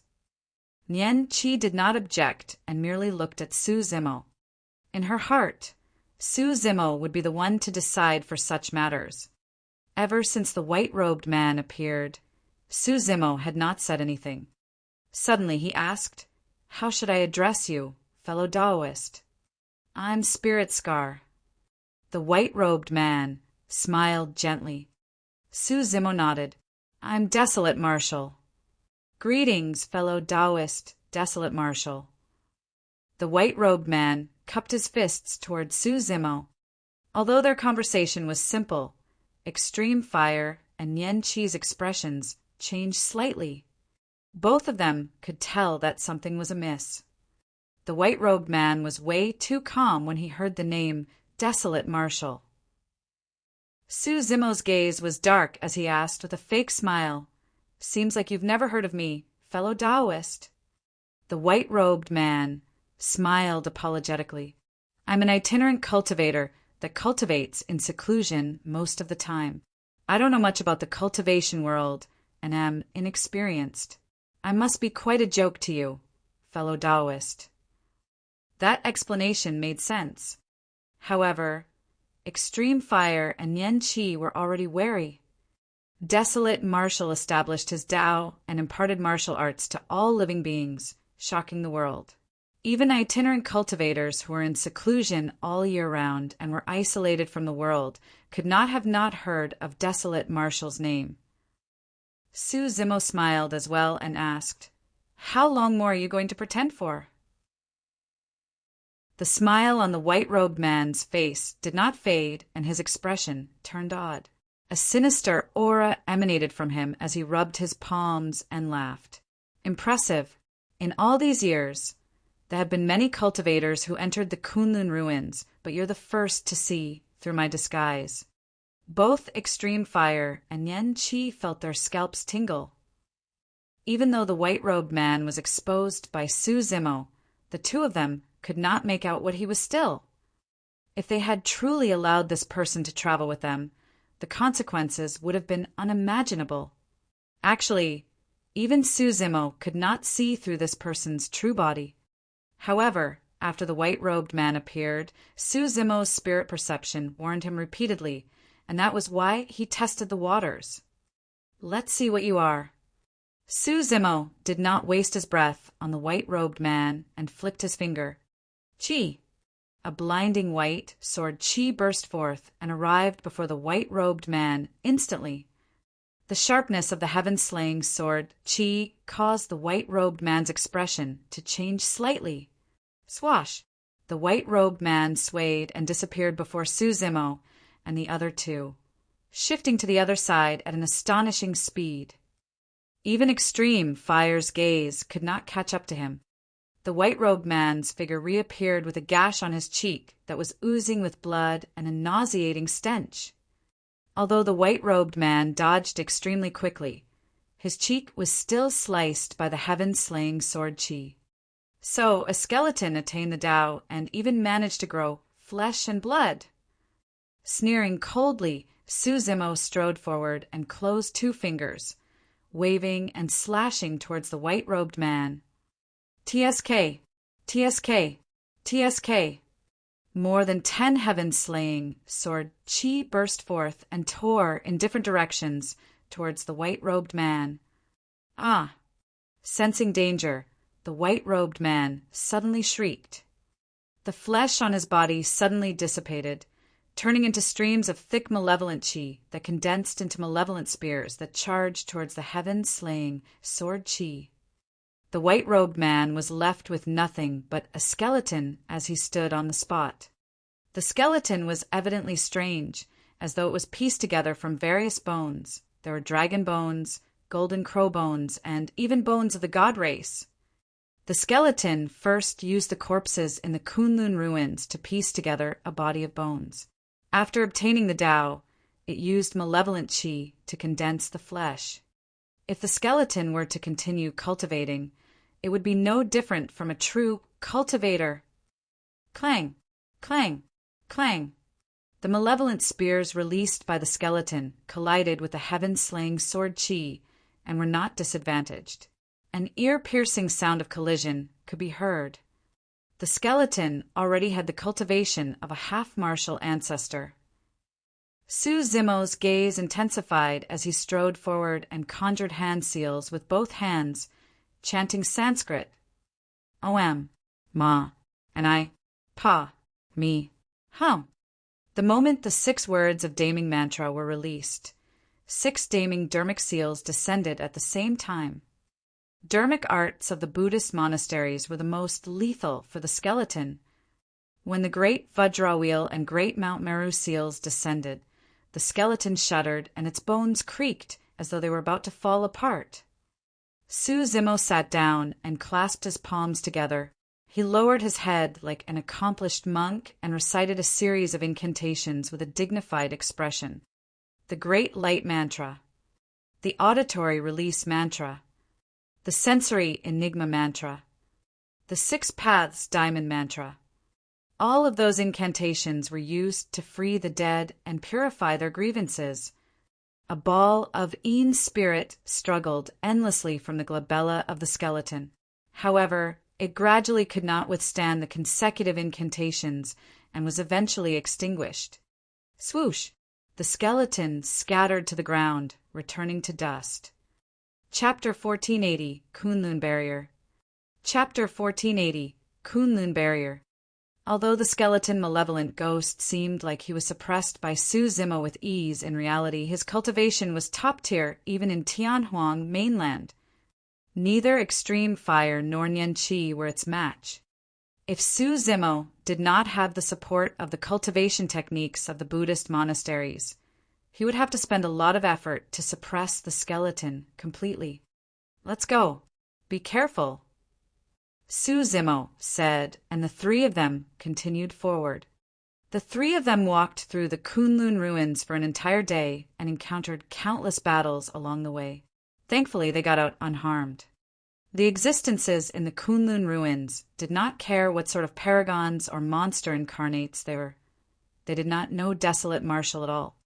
In their eyes, Suzimo and the other 2 were nothing but fresh meat that could be consumed and be of great help to their cultivation.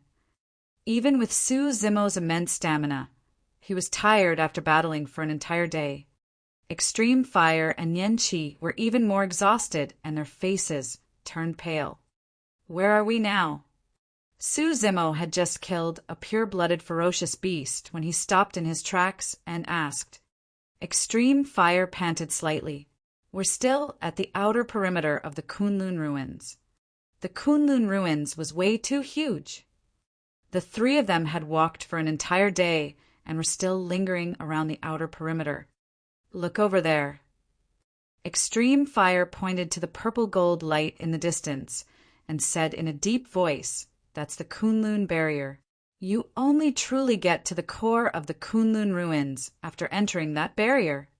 However, with the existence of the Kunlun barrier, cultivators outside can't enter at all. Over the years, some cultivators who enter the Kunlun ruins to search for opportunities have merely loitered around the outer perimeter. Su Zimo gazed at the aurora-like light in the distance thoughtfully. Let's go take a look, he said, and led the way with Extreme Fire and Yan Qi right behind. Both of them consumed elixirs while recovering their blood, qi, and stamina. The Kunlun barrier did not seem like it was far. However, Su Zimo and the other two walked for another 3 days before they truly arrived at the foot of the Kunlun barrier. Naturally, the journey was another massacre. All three of them were the strongest paragons of the conjoint body realm. Given Su Zimo's current cultivation, the living beings and malevolent ghosts at the outer perimeter of the Kunlun ruins were even less of a threat to him. Half-martial ancestor Qing Zhe of Enigma Palace had once said that desolate martial status was already established and no one could threaten him unless a patriarch attacked. He was not exaggerating at all. Su Zimo looked at the Kunlun barrier before him. As long as he passed through this barrier, he would be able to come into contact with the true secrets of the Kunlun ruins and see another world and the legendary Kunlun race. The power of the barrier was extremely mysterious and cold. Extreme Fire led the way and attempted to cross the Kunlun barrier. The moment his body touched the barrier, it met with immense resistance. Although he pushed his bloodline to its limits, he could not cross it. After a moment of stalemate, Extreme Fire could only retreat. I still can't do it. Extreme Fire laughed bitterly. Back then I tried it. To think that I still can't cross it after entering the conjoint body realm. Let me try too. Su Zimo said as he walked towards the Kunlun barrier. The moment he touched the barrier, he felt a tremendous resistance as well. Su Zimo channeled his bloodline slowly, and the sound of a tsunami burst forth from his body. His green lotus true body exuded a divine light, and his organs shone brightly. Against the obstruction of the barrier, the green lotus true body turned transparent and transformed into the shape of a creation, green lotus. Under the gazes of Extreme Fire and Yan Qi, Su Zimo's figure gradually entered the Kunlun barrier and vanished. He managed to get in. Extreme Fire's eyes were widened in disbelief. Probably. Yan Qi nodded. The two of them waited silently, and not long after, Su Zimo's figure appeared once more, and he walked back from the Kunlun barrier. How is it? Extreme Fire asked hurriedly. I crossed it. Su Zimo said in a deep voice, This Kunlun barrier is two-way. Not only can it prevent cultivators from entering, it's also impossible for living beings inside to come out. No wonder. Extreme Fire murmured softly. For so many years, there has never been a Kunlun race being in Tianhuang mainland because of this Kunlun barrier. Mahayana patriarchs could naturally pass through this barrier with their power. However, none of them dared to come for fear of triggering a divine power storm that might result in death. As for half-martial ancestor experts and conjoint body mighty figures, none of them could pass through the Kunlun barrier. The Kunlun barrier isolated the Kunlun ruins from Tianhuang mainland completely, forming two different worlds. there was a huge reason why the Kunlun ruins was so mysterious and nobody had been able to unveil it for so many years. Let me try too. After Su Zimo and Extreme Fire tried it, Nian Qi was eager as well and walked forward, heading towards the Kunlun barrier. However, the moment Nian Qi touched the Kunlun barrier, a change happened. A blinding light burst forth from the Kunlun barrier. As though a gigantic rock was tossed into the middle of a lake, massive waves were created on the calm barrier. An extremely terrifying power burst forth from the Kunlun barrier and smashed towards Nian Qi. That power was so terrifying that even Su Zimo's expression changed slightly. Boom! Caught off guard, Nian Qi was struck in the chest by the power of the Kunlun barrier, and the bones in her chest shattered instantly. The bloodline of the god race was extremely strong. However, Nian Qi's body was almost torn apart by the impact of the Kunlun barrier. Everything had happened too quickly.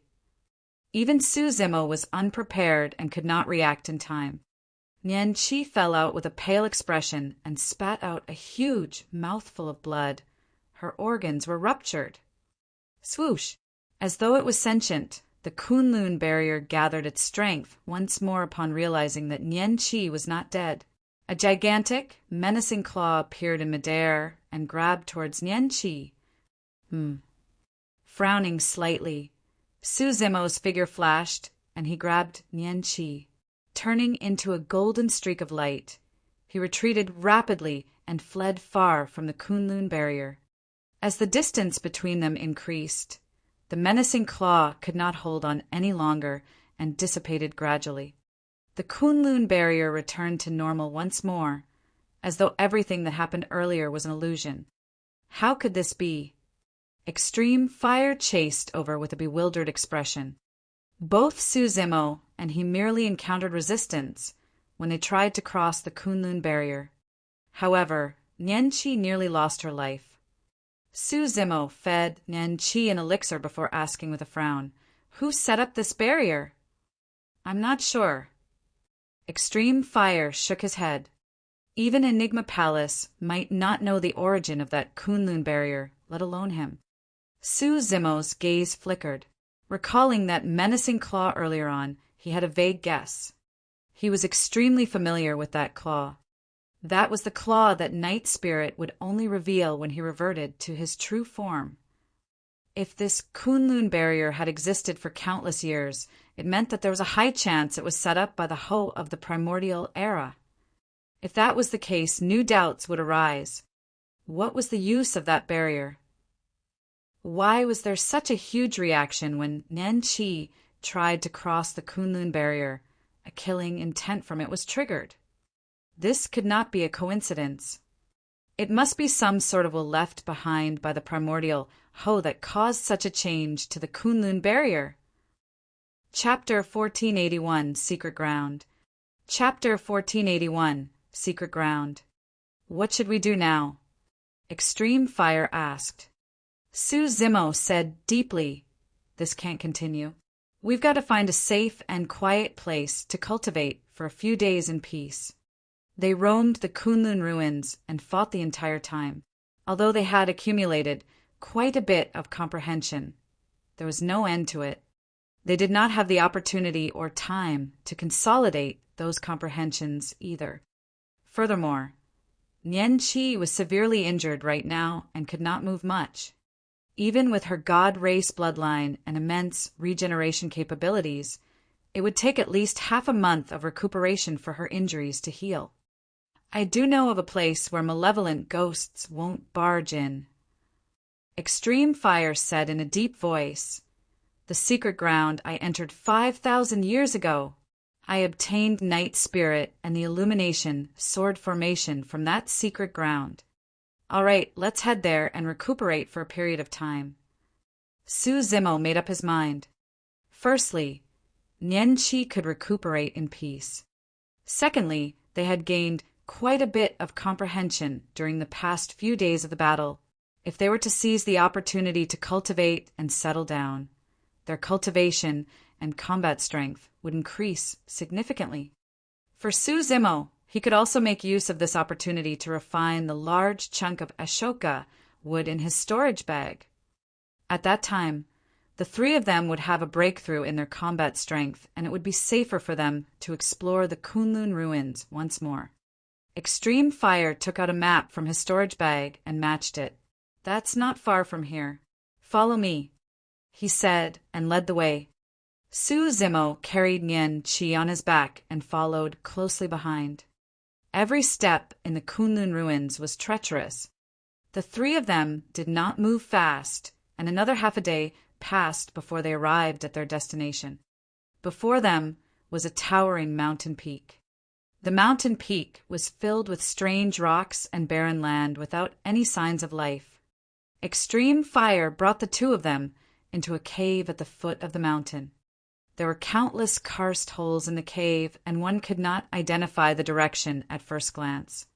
"Follow me closely. Don't get lost." Extreme Fire reminded and followed the map in his hands closely into a karst hole. There were many fork roads in this cave. Extreme Fire often changed directions and walked towards one of the forked roads. From time to time, it would head left and head right without any pattern. A long time later, Extreme Fire stopped in his tracks. Su Zimo looked over. Before them was another extremely long tunnel with no end in sight. Within it, there were many corpses strewn all over the ground with weapons scattered all over. Su Zimo swept his gaze. Through the dharmic weapons on the ground, he could deduce that most of the corpses belonged to the Dharma characteristic realm, and some of them were conjoint body mighty figures, or even half-martial ancestor experts. The experts had died for a long time, and their bodies were covered in dust. Even for the conjoint body mighty figures and half-martial ancestor experts with their indestructible bodies, they were left with nothing but empty bones and clothes. Some of the corpses were humanoid, some were ferocious beasts and demons. There were all sorts. However, every single corpse had a purple-gold ribbon tied around them. "Kunlun race," Su Zimo murmured softly.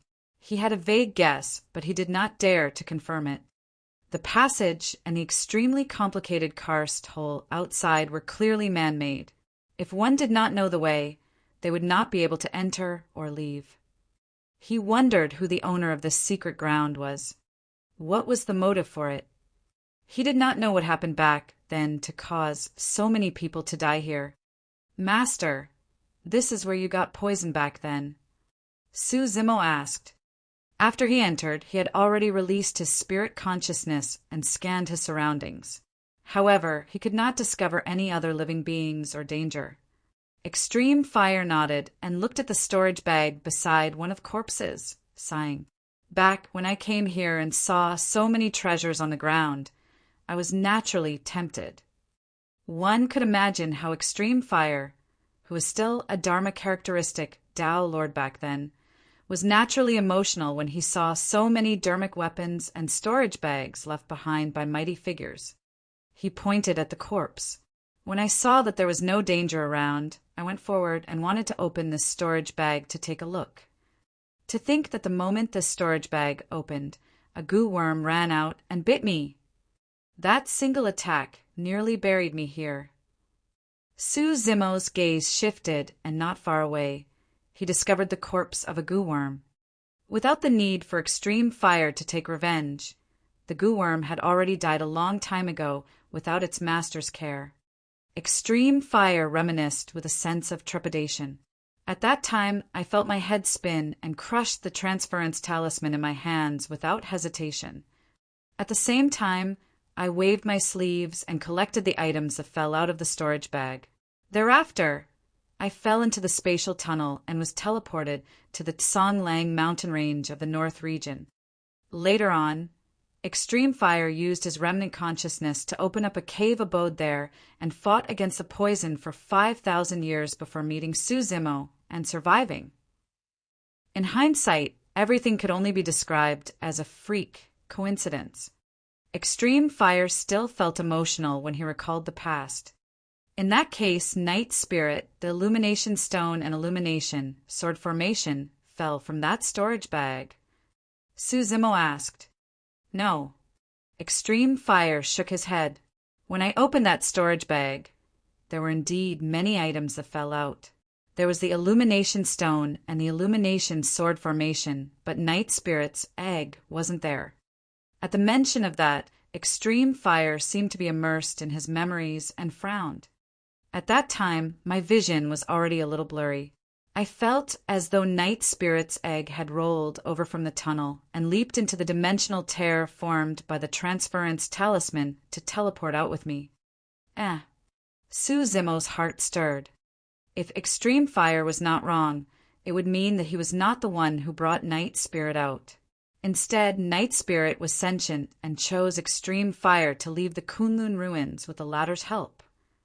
That was not impossible. Back in the depths of Biming Town, the Kuan-Ping egg hatched in the primordial divine's spring-possessed intelligence, not weaker than an adult, and had many complicated emotions. That Kuan-Ping egg could even sense how terrifying the martial Tao prime body was. Back then, Night Spirit was only an egg. Why was it in this secret ground? Why would Night Spirit choose Extreme Fire and leave the Kunlun ruins? Suzimo had a feeling that if he were to explore this secret ground once more, there was a high chance he would obtain the answer he wanted. Right then, Nian Qi let out a drowsy sound on Suzimo's back. There's no need to hurry and explore the secret ground. Suzimo said deeply, we'll cultivate here first, and it won't be too late to explore this secret ground after we break through. All right. Extreme Fire nodded in agreement as well. On both sides of the passage were many secret chambers. Suzimo and the other two arrived at the closest secret chamber and entered to cultivate in seclusion.